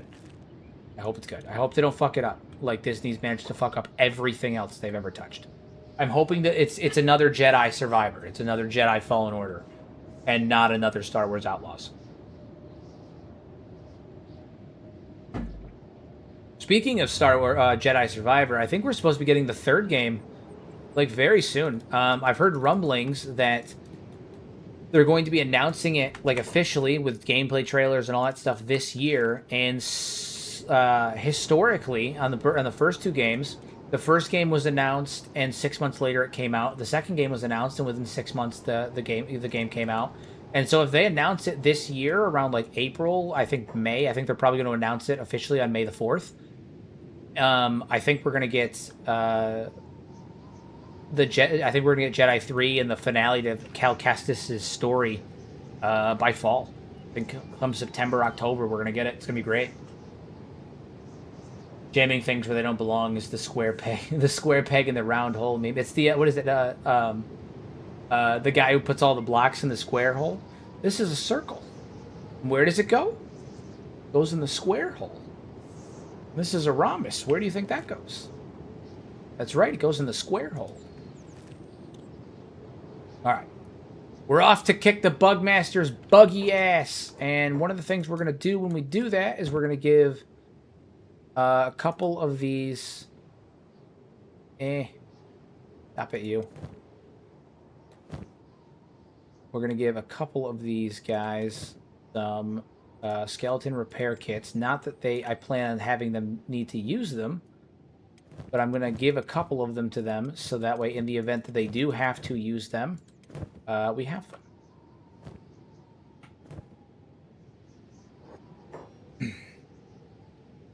Yeah, I'm sad to see it end, but the upside to it, think about it this way. Let's look at the positives of the Cal Kestis, Jedi stories ending, right? When they end, they've already said that they are in talks about potentially doing something live action with Cameron Monaghan as Cal Kestis in live action, but they want to focus on finishing the games first before they bring Cal Kestis in, so they can finish his story, and then if there's no spoilers when they bring him in later on, right? Because where Star Wars is currently, they are, obviously post-Empire, post-collapse, with the Ahsoka show, and they're about to bring in the mother, the mother from the Mortis arc and all that stuff, as Abeloth. So it would be really, really cool if they brought in Cal Kestis for that kind of stuff. That would be badass, and I'm excited to see his story end, because they're not going to do that until the games are over, until Cal Kestis' stories are over in the games, and then we can see him in live action, and it's going to be badass. It's going to be badass for many reasons, but the biggest one being that obviously Cameron Monaghan is a fantastic actor, and he is literally the face and voice of Cal Kestis. He's mocapped after him. It's fantastic. Cal's really fucking cool. There's also something that I'm fucking beyond excited about with the introduction of the mother from the Mortis Gods arc into the canon, not into the canon, but into the live action time stream with the Ahsoka series and all that stuff. It leads open the possibility that we're also going to see a canonized Star Killer played by Sam fucking Witwer.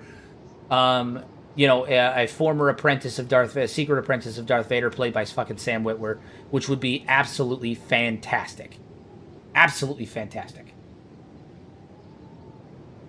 I found it ironic that the military's best equipped to stop the Yuuzhan Vong was the Empire. Talk about terrible timing. Literally.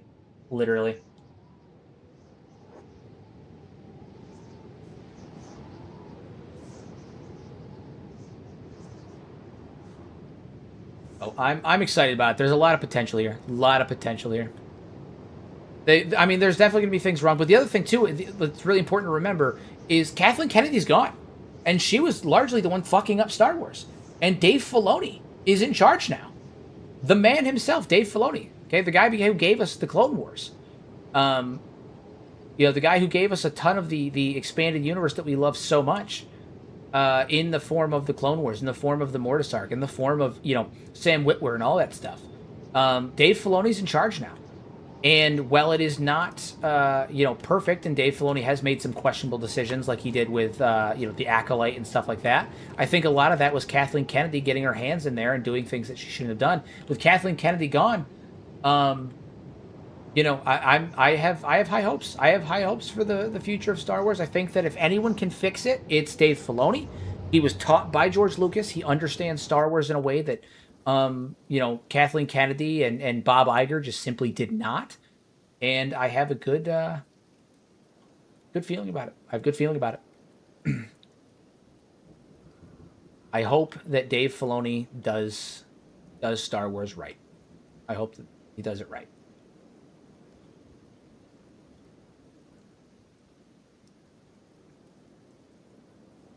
Yeah, it's really funny that they decided to decanonize the entirety of Legends, and then they're just slowly picking through, adding Legends back to the canon.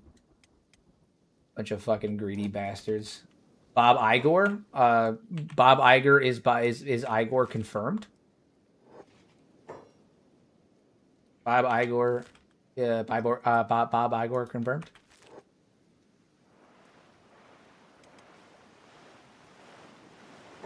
No, we're not taking the swimming route. That's a bad move. The bad move. We're not taking the swimming route. Even the rocks look evil. How can we heed the evil rocks? And how about we heed the evil rocks and leave what we still can? I always love some of the dialogue in this place. Even the rocks look evil. I don't want to be here anymore. This place sucks.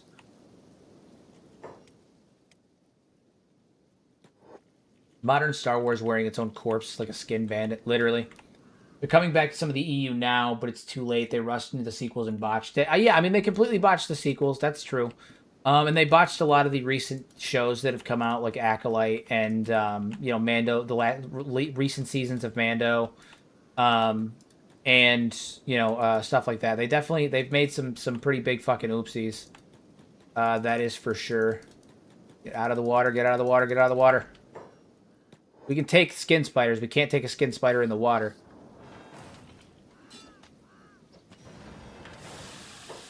What are we doing? How's everybody looking? They botched a lot of stuff. That's for sure. Like that's not something we're questioning in the slightest.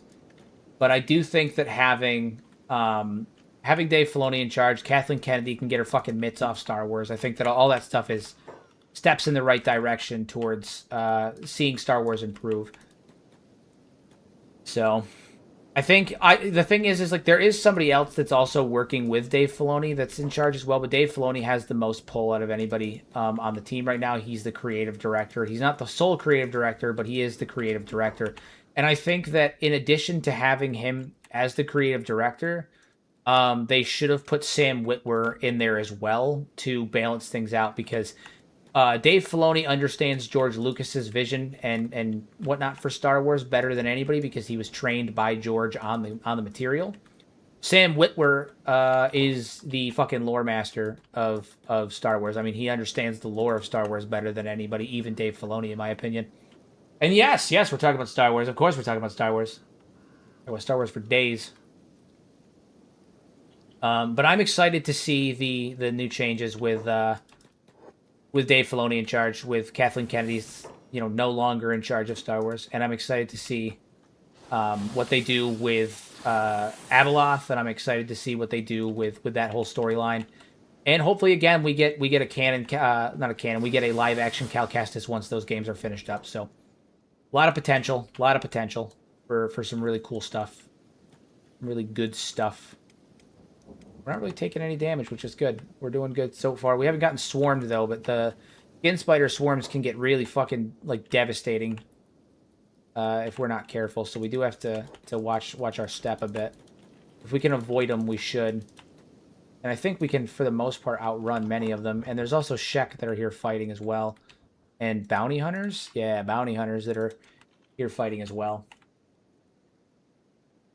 I think they recently celebrated their 100th Jedi to survive Order 66. Yeah, that's one thing that has pissed me off is the increasing number of Jedi that survived Order 66. Like, it's getting to be a bit much, guys. You're kind of like there was only like a couple thousand Jedi prior to Order 66 because of the events of the Clone Wars and the Battle of Geonosis and all that stuff. Like there was only a couple thousand Jedi, if I recall, and you guys are, it was better when it was like, hey, like 15 survived, like a handful. Like it makes sense to be a handful, right? Like it's a big galaxy, but now it seems like everybody and their mother managed to get out of there. Like Anakin really fucking screwed the pooch on that. Just tuning in, are we rushing the Bugmaster? Absolutely, we're rushing the Bugmaster. I think we're finally at a point where we can.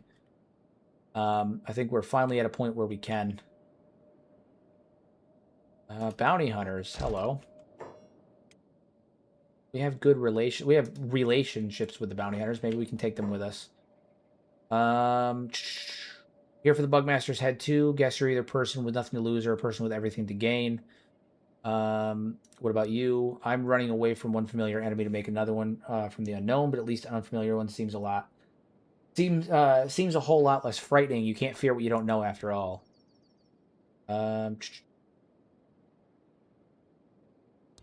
Master, yeah. Okay, well, I was hoping that maybe you guys would be helpful, but I don't think that's going to be the case. All right. Glad to make it in time to see the epic beatdown. Yeah, let's see whose beatdown it's going to be. It's either going to be mine or his. Probably going to be his. I think we're in pretty good shape as a faction right now, but we shall see. Yeah, I agree. I agree about the Order 66 thing. I agree. I think every time they add a new Jedi to the list, it just kind of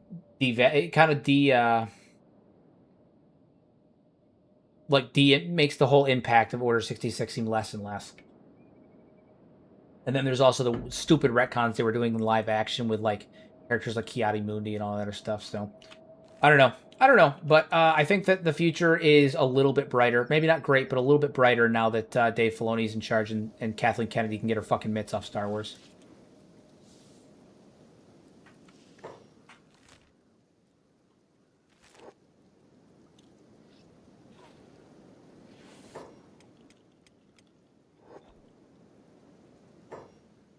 God, we can't trudge through the fucking water, guys. We can't trudge through the water. The hardest part about getting the Bugmaster right now is that we can't trudge through the water because the skin spiders can, follow us through the water, right? They can follow us through the water. So we have to do this the long way, which means running around to get over there without getting into the water. There he is, right over there, Bugmaster's Tower. We have to do this a long way, and it's super fucking agitating because we can't go through the water. Like we literally cannot do it. It is not a smart move. We will get fucking eaten. We will get devoured. They will turn us into skin spider poop. Can't do that. I saw a clip on Daniel and Karate Kid that was bad. Was the bad guy, and it kind of slapped. I saw another video recently where the Empires are the good guy, and that kind of slapped as well.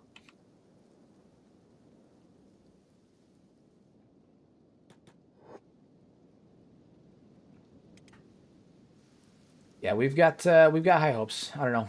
I always, I try to be optimistic. I hope that they're going to fix it. I hope things are going to go well. But we will see. We will see. All right. I think we're finally in a position where we can get in there now without an issue. We need to get over here. Again, the biggest problem that we're facing right now is getting actually over there without having to go through the water, because going through the water is a fucking death sentence. We can't do it. If we go through the water, we're done. Yeah, if we go through the water, we're done. We're not going to be able to make it. Good news is we can outrun the skin spiders. I'm not worried about it. We might take an occasional like nip here and there, but we can outrun them. Yeah, so I don't think any of our main guys have taken a hit. Some of our skellies have, but that's fine. We can recover from that. I've never made an outpost in Iraq, and I'm remembering why. Oh my god, guys, I said stay out of the fucking water! Oh my god, you fucking idiots. They make me so mad. I said stay out of the water.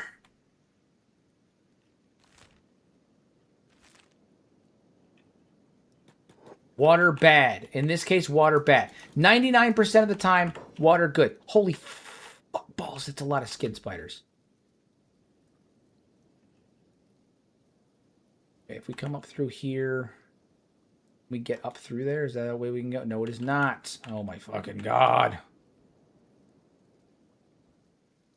Bugmaster's Tower. Okay, so we should be able to come up through here.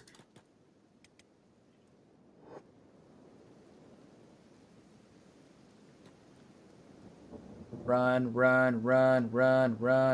are you guys? Bounty hunters. Good, you guys can deal with that.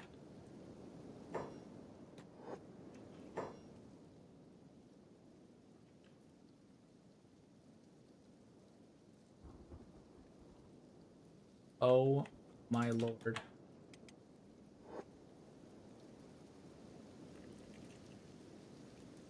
All right, we're going. We're almost there. We're almost to the Bugmaster. We've been running for literal days now. How much food do we have left? We're not doing bad. Thankfully. All right, we're almost to the Bugmaster. We're at the Bugmaster. It looks like there are bounty hunters here too, which is good because they can act as fodder to keep the skin spiders off of us at the interim. Now, everybody's going to come up here, and we're going to put our guys on hold because we're going to have to fight the armada of skin spiders that are in the base floor. before we do anything else. All right. Light them off.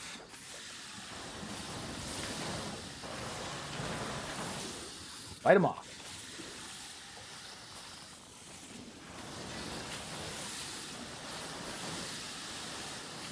Not doing too terrible. Deimos, get up there. I'm going to take Deimos and the Golem off of hold. I was watching a video. I didn't pause when I was out to do a delivery. I came back and your stream is open. I don't know who you are or what this game is, but I hope you have an enjoyable night. Thank you.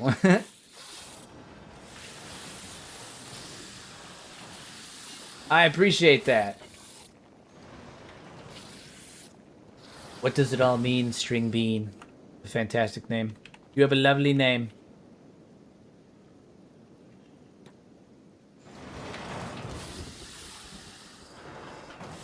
All right. Everybody huddle up. Huddle up, huddle up. How are we doing on this? Everybody repair. Repair Deimos. Good.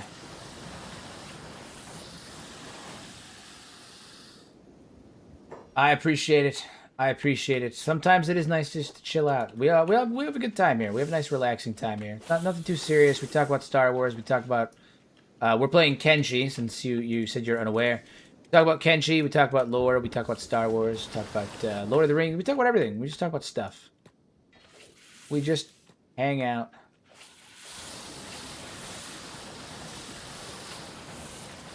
Beat up some skin spiders, apparently. All right, now let's see. This is the moment. Moment of truth. Bugmaster. Is he a juggernaut? Oh, yeah. Oh, yeah, he is. Okay. We got a juggernaut Bugmaster, everybody. Thank you, Isaiah. I sincerely appreciate it, as always, you absolute unit. Oh, man. Oh, my body is not ready. My body is not ready. We got a juggernaut Bugmaster. This is gonna hurt. This is gonna fucking hurt. The Buggernaut. They call him the Buggernaut. And he's got a Maitao Desert Saver that looks kind of badass, to be honest with you. The Juggerbugger, the Buggernaut. This is gonna suck really bad. Yeah, this is not gonna be fun for us. This is not going to be good. This is either going to be disturbingly easy or it's not going to be fun. I don't know which one. I don't know which one. Yeah, this is going to be tough. Okay, so here's the question. Do I send everybody in at once, or do I just send in the dwarves first and have the golems on backup? Like, how should I run this? How should I run this? What do you guys think I should do? What do you guys think I should do? Just the dwarves first, and then have the golems on backup. Send the golems in first, and have the dwarves on backup. Or, yeah, I have 5 times attack slots on. I have 5x attack slots on. Just the dwarves first? Okay, so then what I'm going to do is I'm going to put everybody on hold. And then I'm going to send all of you guys in first. And then I'm going to have the golems come in on backup. If we have to... I think the nobles would want to deal with this themselves. You know, I think that's how they would want to do it. I think the nobles would want to do this on first. Have do this on there. God damn, dude! Did you see how fucking fast he just moved? Oh my god, he flew in like a monster and just slapped the king, like slapped him around.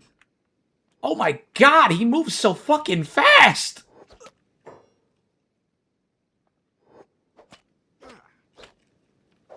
Oh my god, he fucking flies! That was wild. Did you guys see how quick he closed that distance? That was devastating. Devastating.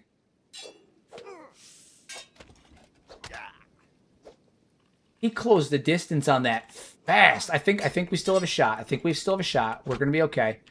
We're managing the block. We're adapting. Okay. Holy crap. Listen, we did it in the end. But the way he moved into combat just now scared the shit out of me. He closed that distance like that. Oh my lord. That was crazy. That was crazy. Okay, I'm taking the My Tau 4 and Saber. For sure. We're gonna pick him up. We're gonna have one of our dudes do it. Oh my god, dude, he's just ooh, that was something else. That was something else. My god. My god. Okay, got it. I'm gonna replace those weapons that you're using right now with the hold saber. I think that you can use that. And we're going to actually end up giving these dual holy crosses to Beep. I think that's what we're going to end up doing. That was crazy. My dude flew. He flew. He achieved liftoff. That was horrifying.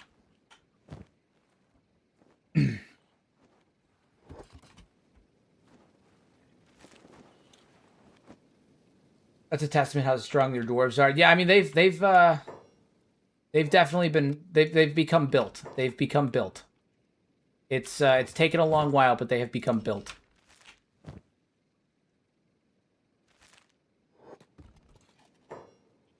We've gotten there. The fact that I had to bum rush him, I don't think any one of these guys would have been able to take him in a one-on-one. I think it's only because I had six. It was a 6v1. That was the only thing that did it.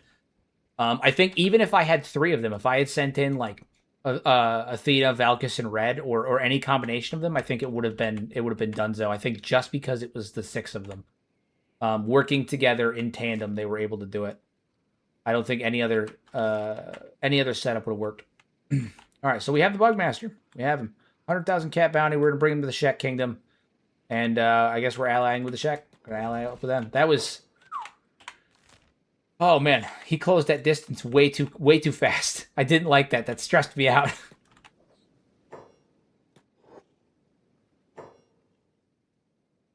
No one will know. True. It's true. No one will know. Actually, there's one thing I do need to do. I was going to have Athena carry it. Well, I'll deal with it when we get out of here. I'm going to switch him over to King Vishu because I want to make sure Vishu gets the title. I want to make sure Vishu has that conversation.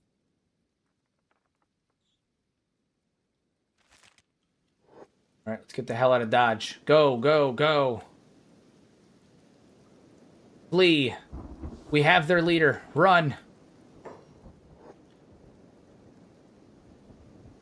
King Vishu defeated the Bugmaster in single combat. Totally real, not clickbait. Totally real, not clickbait.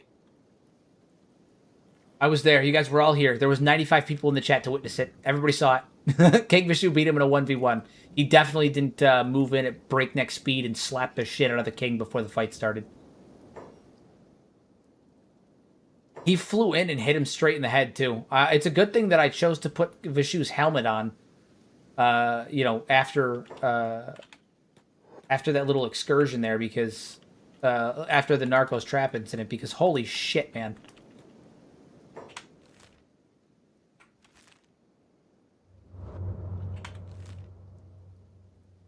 All right, let's get out of here. We're going to go down to the coastline and follow the coast. Wild. Wild work, everybody. Does anything happen to the skin spiders when he's gone? I don't think so. I don't think so. Pretty sure Iraq just stays Iraq. The skin spiders at this point, I imagine, can self-replicate. Like, I imagine that they can just do their own thing.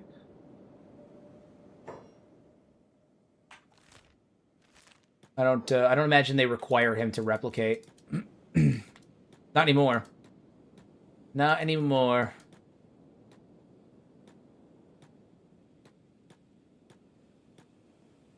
They get very sad. Correct. They send legions of skin spiders out to avenge their fallen master. Except they don't do any of that.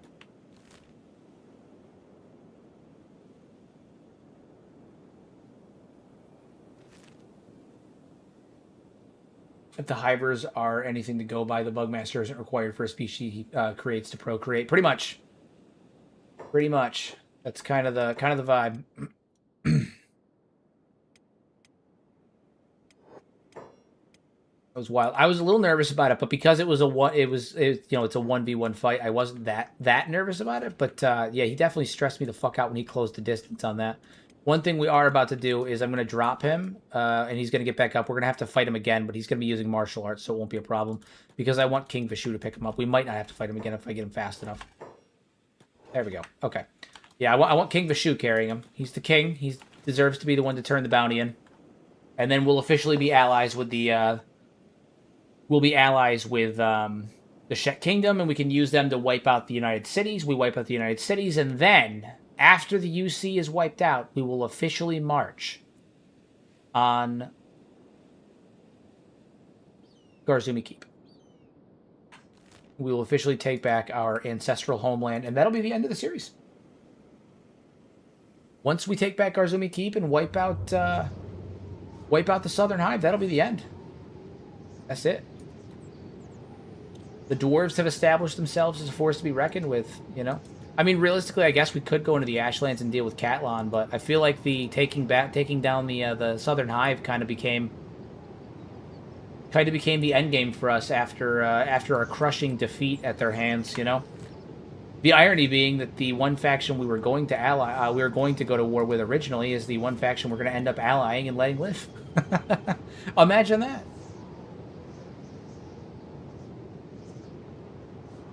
Imagine that.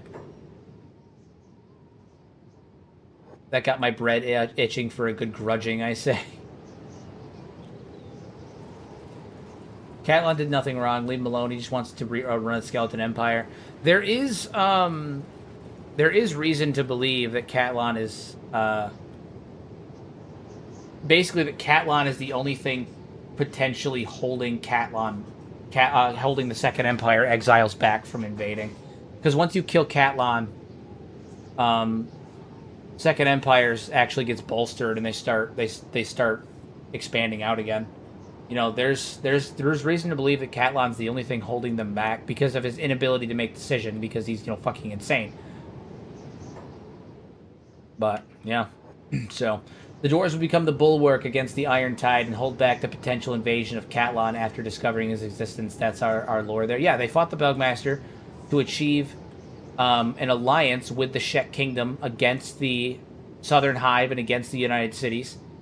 And in doing so, they discovered the true enemy, Catlan, the ancient foe hiding in the ruins of the Ashlands. And they decided that even though they need to deal with they need to reclaim their homeland of Garzumi Keep, they will act as they need to hold back the tide. That is the Second Empire exiles. They will act as the wall, the judge, jury, and executioner for this ancient foe. Although, realistically, if we can take out the Southern Hive, I can fucking drop Catlan. I have no doubt of that.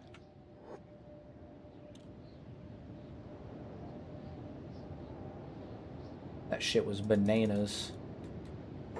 Cannibals might as well brawl with dogs, savages. Seriously, are we doing this again? I thought Iron Bull... I mean, not Iron Bull. I thought Flying Bull was dead. I thought I killed him. I thought he was a dead man. Is that him right there? Yeah, I thought I killed him. So confused. Did he get back up? Oh, shit. You know what? Let's go beat his ass, too.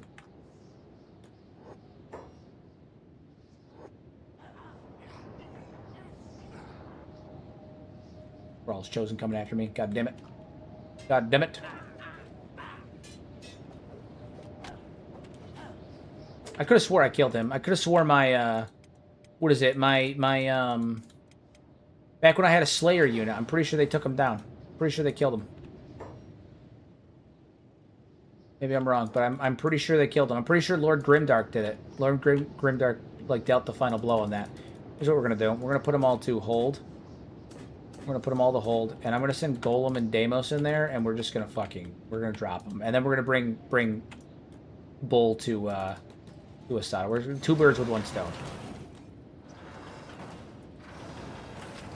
Oh my fucking god.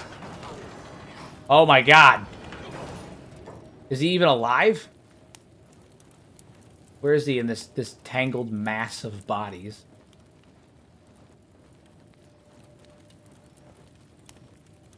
That did not go well for them. That did not go well for them.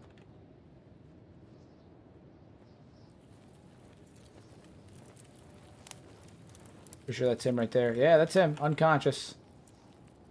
Cool. All right, so you guys come over here. Athena, you're gonna run over here. Yeah, there you are. We're gonna go pick up Flying Bull. We're gonna go pick his ass up. Thank you. And we're gonna get the hell out of here. Sorry, goodbye. Sorry, not sorry, goodbye. So funny. Didn't even stand a chance. Didn't even stand a chance. Alright, we'll heal him up. Cool, 2 birds with 1 stone. What's the learning curve in this game? There's definitely a learning curve. Let me tell you, there's definitely a learning curve. The learning curve is figuring out how not to die in the first 20 minutes. Once you can get past that first 20 minutes to a half an hour, usually you're okay. Usually you're okay. But the learning curve is figuring out how not to do that. That's the tough part. The game starts out super fucking difficult, and depending on how you play it, depending on what you choose to do, it stays super fucking difficult. Goddamn. Goddamn the lag. Goddamn the lag. I blame the fact that I turned off large chunk loading because I wanted to help with VRAM crashes, and it did, but annoying. That's a good question. What do you think the consequences are under Asada's rule for Flying Bull? Just execution, public humiliation, casting him out, cutting off his horns? It's going to be either cutting off his horns and casting him out as an exile, because if you cut off his horns, like, no one's going to follow him. He's a shamed warrior. Or execution. You know, it's one of those two things. Die as a warrior, but I don't think they're going to execute him because he still is a member of a warrior to them. I think that they want to do that. I don't think they'd execute him at flat out. I think instead they'd cut his horns off though, force him to be an exile, disgraced warrior and whatnot. Make him a disgraced warrior. My God. Western Hive over here. Guys. Yeah, Western Hive. God, the fucking lag right now. It's only happening right now because game's been running for a while, so I've got some memory, like some VRAM bloat, and we're trying to load into this big ass city. I say big ass city. AdMag's not even actually that big of a fucking city, but you know, each their own. All right, there we go. We're back. We're back. We're so back. We're the backiest of back. Bayan has his horns cut off, and he's well respected. I don't remember why though. Bayan had his horns cut off because even though he was the disgraced warrior, he was disgraced because he's not a good warrior, but he was very intelligent. So his horns were cut off, and he was part of the servant caste. When Shagger made his announcement that they were going to do a suicidal last assault on the Holy Nation, Bayan stood up against Shagger, and Asada backed him. There's reason to believe that the reason that Asada backed him is because, one, she's not totally stupid, but also there's reason to believe that Bayan is Asada's partner, and Seto is their daughter.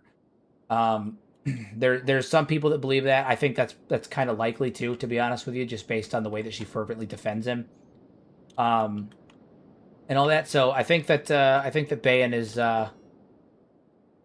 I think the reason that Bayan is respected is, one, because he's intelligent, but also because he has Asada's backing, because they're intimate, they're partners, and Seto is their daughter.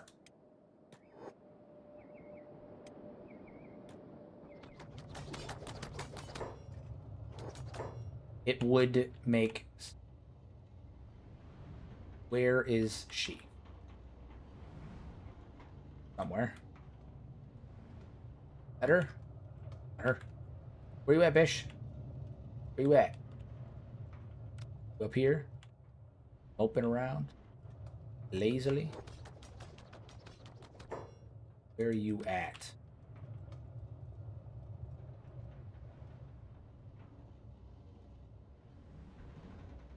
Isota!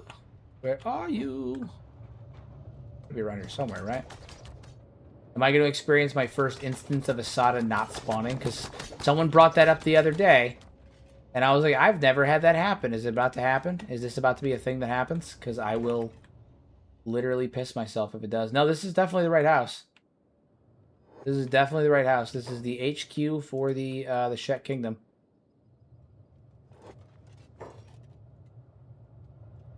They're all rushing to see... Oh, triangle bandits, right. Right.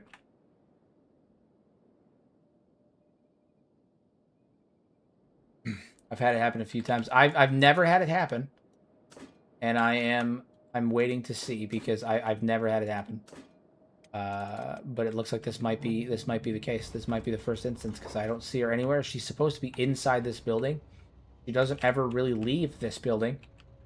Sometimes she spawns in a different town. I have seen that happen. I did see her spawn in Squin one time. I did see that happen. In fact, my first ever playthrough, she spawned in Squin. So I thought that Squin, when I first got there, I thought that was one of the capital. I thought that was the capital because she spawned in Squin. Interesting.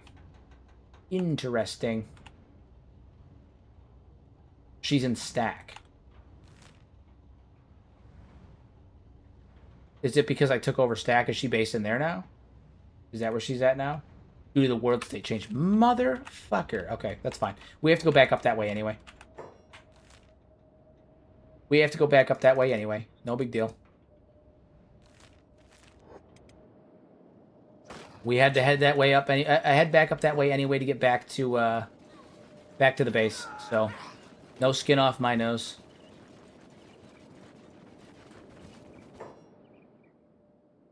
Due to a world state change. It might be reactive world. I use reactive world. But yeah, okay. Again, it's not a big deal. I had to go up that way anyway to get back to the base anyway. So we'll just stop there and take care of business. You know what I'm saying? Take care of business. Take care of business. Vaughn, I blame you. I don't actually blame you. It's probably a world state thing, but I blame you. Oh my god, the fucking lag, man. If it wasn't so late into the stream and that as soon as I turn him in, I'm gonna probably end up calling it. But if it wasn't so late, I'd end up saving and reloading because fuck, man, the VRAM bloat from streaming in conjunction with the game is obnoxious.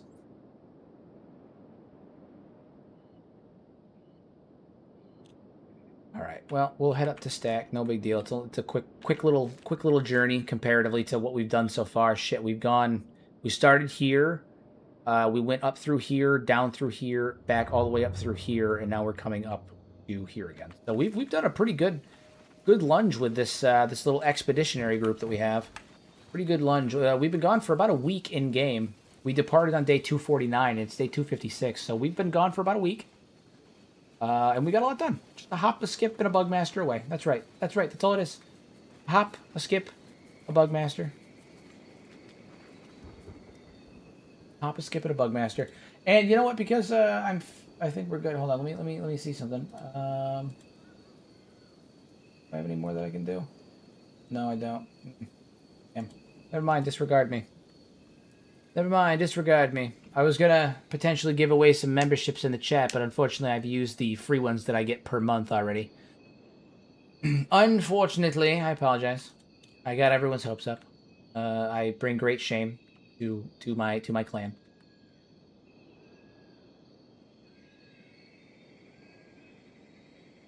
Such a pretty game, man. Sunsets on Kenshi are fucking gorgeous, especially with like a good reshade. Like, look at that. Look at that. Absolutely gorgeous. Stunning, in fact. One might say stunning. One might say stunning.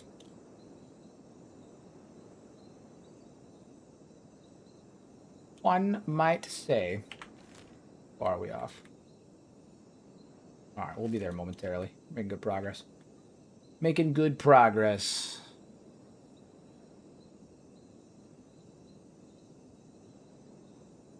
Once we're there, we'll drop off the Bugmaster, we'll drop off Flying Bull, and all will be good. I'm really happy that I put Vishu's helmet on, because I genuinely, in genuine earnest, I think that if I had attempted to fight the Bugmaster without putting Vishu's helmet on, we would have met a grisly end. I think that initial swipe when the Bugmaster came in at full, at Mach 10 speed, I think it would have killed. I think it would have killed Vishu outright. I think it would have just fucking dropped dead right there. He would have ran in and decapped the king in one swipe. I think the helmet saved his life.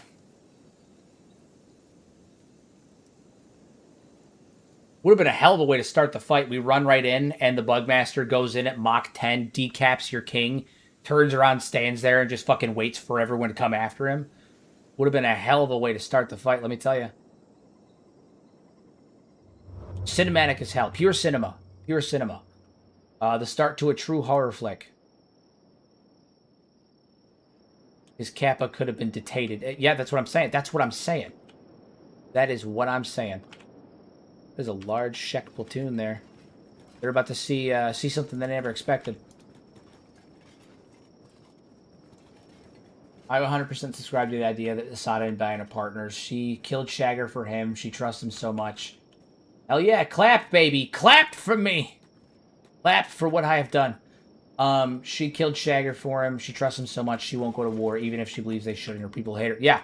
I mean, she's not, like, a lot of people think she's trying to reform the Shagger, like, that she's a reformist and that she's, like, you know, she's more pragmatic, you know, but she's really just letting Bayan drive the boat. Dark Ones. Dude, shut the fuck up. With a holy citizen part of the Shek Kingdom, that's so funny. That's so funny. The holy citizens are living under the thumb of the Shek Kingdom now.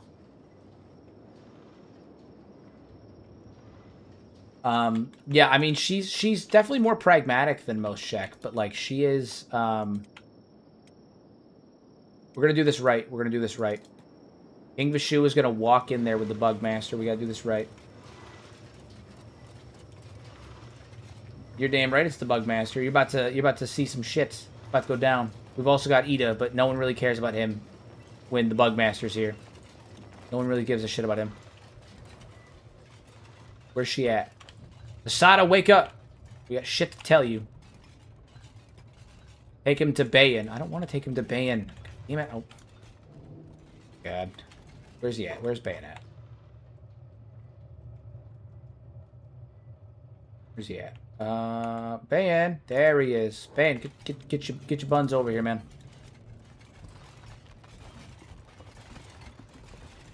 No, shit, that's not what I meant to do. Everybody else get out. Alright. There it is. Okay. Hand him over to Bayan, yeah. Relations with the Holy Nation decreased by 10. Oh my god. 10? What's the worst? What's 10? That's funny. I enjoyed the challenge. Whoop. Hell yeah. Now, okay, decreased by 70. Fantastic. I also got my gold. We love that. And then Athena, you're gonna come in here and you're gonna drop Ida off. I don't think we need to have a whole ceremony for him. It's what, like 30,000? In prison, get that reward. Boomski. Nice 280,000 cats. Love that. Let's go talk to Asada. Where is she? She's out here. Cool. Cool. King Vishu, you did what no Shek ever could. The Bugmaster is finally defeated by your sword. Reverence to the Shek. You are no longer an outsider. You are our kin. This day I name you a warrior of Crawl, an honorary invincible. King Vishu the Battleborn. Woo! Woo! Woo! Everyone chant for me. Chant for me.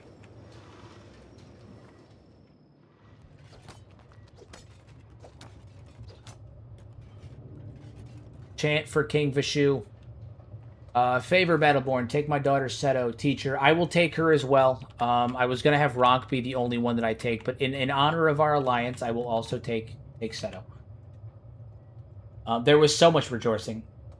Why does taking out the Bugmaster decrease relations with the Holy Nation? I would think they wouldn't like him at all. It's not that it decreases relations with the Holy Nation because I took out the Bugmaster. It's that I gave him to the Shek Kingdom because the Holy Nation does have a bounty on him as well. I chose to give him to the Shek Kingdom, which makes the Shek Kingdom my ally, and that makes me an enemy with the Holy Nation. This is your daughter a dwarf, Asada? There was much rejoicing. Much rejoicing. Jesus wept! Look at him in there, hanging out. You know what's really fucked up? He's actually recruitable if I get him a Mega Raptor horn using the recruitable prisoners with dialogue mod. He's actually recruitable with a Mega Raptor horn. Not going to do it because I don't feel like hunting down a Mega Raptor to get a horn, but He is recruitable. Now, where is Seto? There she is. Oh, okay. He is one of us. He is one of us now. There dialogue just now when that happened? Well met, King Vishu. Okay. Woo. Much rejoicing. Will we get the Seto bug now? What do you mean, the Seto bug?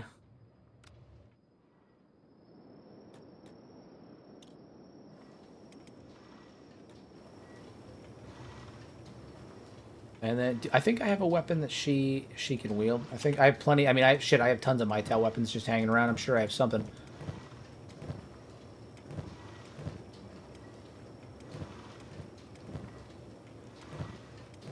Sometimes Asada will give you that dialogue and Seto won't join your party. There's no way to fix it. Now she joined it.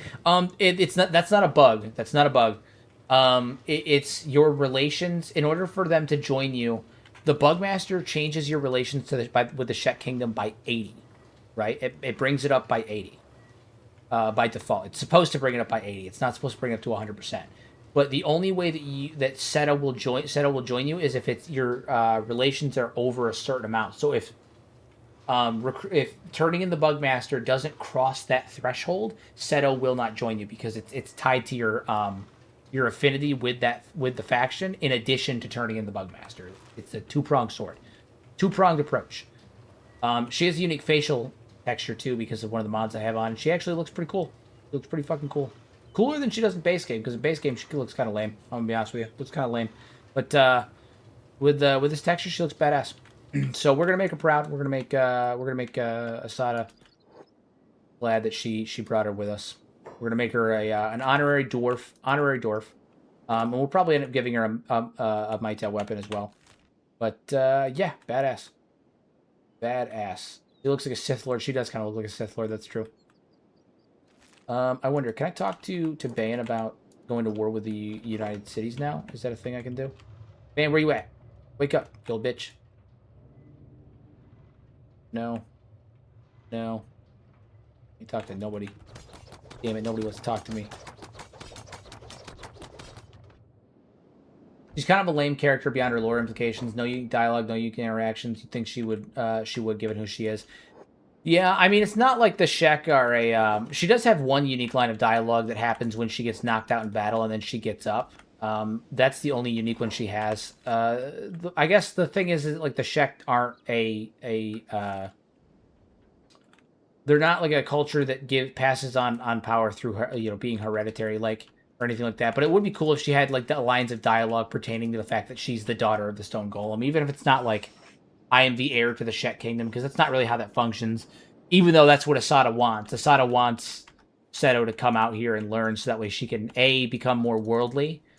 Like Bayan, like her father, become more worldly, more intelligent, and become a competent leader, but also so she can get strong enough to where she can overthrow Asada. The end goal is that Seto will come back a stronger, more capable, and intelligent fighter. She'll kill Asada and take her place, and that will further, that'll extend the range of how long the Shet Kingdom has to rebuild, because if she doesn't, then eventually Asada dies and everything goes back to the way it was. She surely has opinions in the world based on her experience and who Asada and Bayan have taught her to be, and the warrior culture she comes from. Yeah, again, it would be really cool if she did have some unique lines of dialogue, but unfortunately, no such luck. No such luck. All right, well, we're going to head back to the base. We're going to get Seto settled in for, where she's at. Spare a cat, my friend. Hungry bandit from the Shet Kingdom? Nah, no money for you. Nope, no money for you. We dwarves are misers. We have a nice 284,000 cats, and we do not intend on sharing them. Do you want to know why? Because we're dwarves. We're dwarves, and dwarves don't share shit. With the Shek, always there are two, a master and an apprentice. The rule of two, but with the Shek, that's funny. Excuse me. Yeah, we're gonna get back. We're gonna settle in, get Seto armored up, because we should have plenty of armor laying around now. Get her armored up. Give her a nice appropriate weapon for her station. We'll have her set to bodyguard Ronk. Her and Ronk will work together as the emissaries of the Shek, and we'll go from there. Oh shit! Hold on, got to deal with these guys.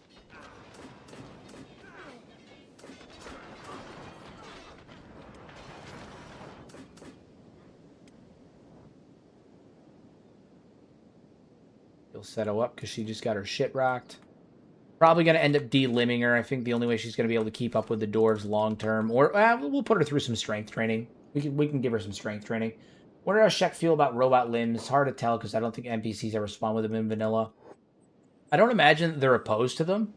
But I don't imagine they're opposed to them in terms of like use. I think the issue is that if you're weak enough to get your arm chopped off in battle, they view you as a disgrace.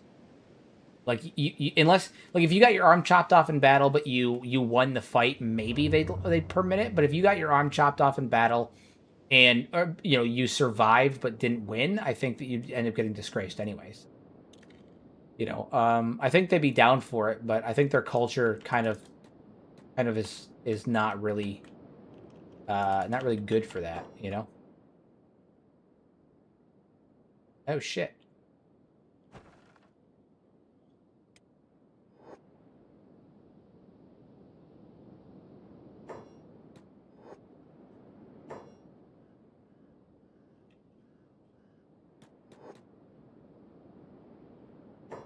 Hiker's stuck, or is he unconscious? He's unconscious. All right, he'll get up in a second and go get food.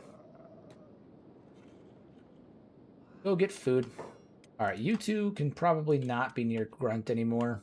Yeah, you'd probably wind up as a servant. And you'd really only have access to those shiny hyper limbs. Yeah, so it's not like you're coming out with like a KLRM lifter arm, or anything like that. Like you're coming out with industrial lifters or anything like that. So I don't imagine that I don't imagine that it goes very well. I don't think they have an issue with it in practice. I just think that they don't have the materials on hand, and it's probably not great. Okay, let's move them back into their appropriate squads. Military sorted out. Malchus, Grudge Bearer, and now Sato, who is going to be over here after Ronk. And then we're going to put Agnew in here as well, because Agnew, even though Agnew is a as a skeleton, we're going to make Agnew an honorary slayer so that way he can be paired with Beep. And his job is actually going to be Agnew's job is purely guarding Beep. That is what Agnew does. Agnew guards Beep.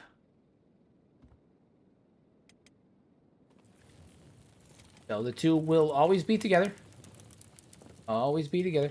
And then what do I have my AI formation set to? Military. Okay, so Agnew guards Beep. That's it. That's it.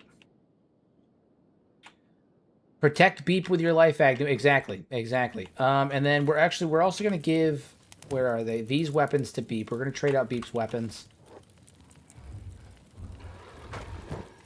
Beep was originally using this dwarven axe. Instead, Beep is going to dual wield holy crosses. So I think that's cool. It fits. Look at him. He's a beast. He's a little cinnamon bun. We love Beep.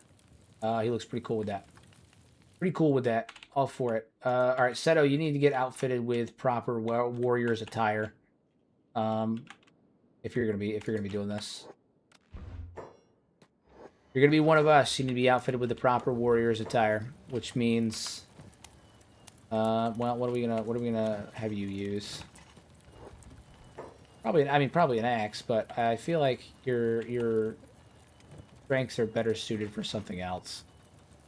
I can give you this, but you're not gonna have the strength to use it. We don't have the strength to use it, so Dachi, do I have a better one? Nah, we'll just go with it. We'll go with an axe. You're one of us. You need to use an axe. Actually, we'll give you a cross polearm. We'll give you the polearm. That's a good one. Good polearm. All right, and then armor-wise, equipment-wise, we're gonna get you outfitted proper. Boom.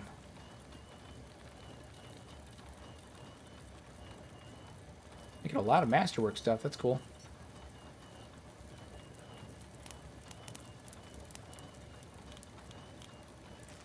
Love to see it. Love to see it. She looks like a beast. She's a beast. She is a beast. Honestly, it fits. It fits. She looks like a beast, right? She looks good.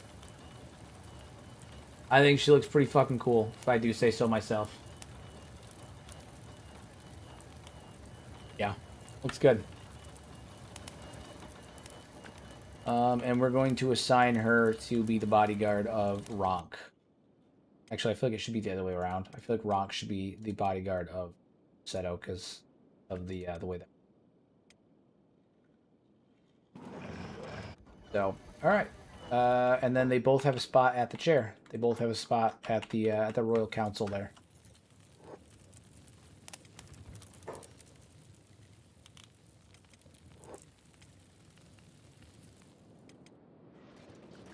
Yeah, I mean, she looks like a beast. Look at her with her fucking. Look at her. She looks badass. The horns, they fit well with the black and gold on the crossbow. I mean, on the pole arm. I mean, crossbow. What am I talking about? She looks good. It looks really good. The horns fit. Everything looks good. She's a beast. We need to get her trained though. She needs to train up something fierce. She is currently not strong enough, so she is going to be on some serious training regiments. She's training Dex, and we need to get Agnew in on this as well. Agnew.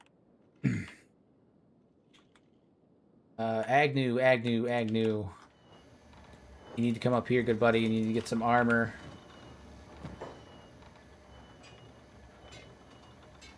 Any masterwork armor? Yeah, Masterwork Legion Cuirass. There we go. Masterwork Legion Greaves. Love it.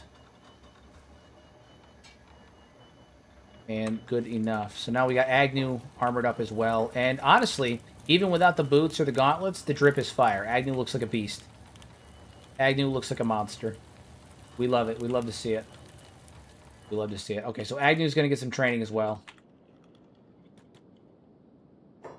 What is the best way to train Dex and Kenshi and Vanilla or Kenshi? Katana or crossbow? Katana. Katana. The katana. So we're going to be training up. Agnew's got good strength. We need to up that Dex, though. Up that Dex. Get those attack skills up there. Up the Dex, the whole nine. Hell yeah. We're living it. We're living it.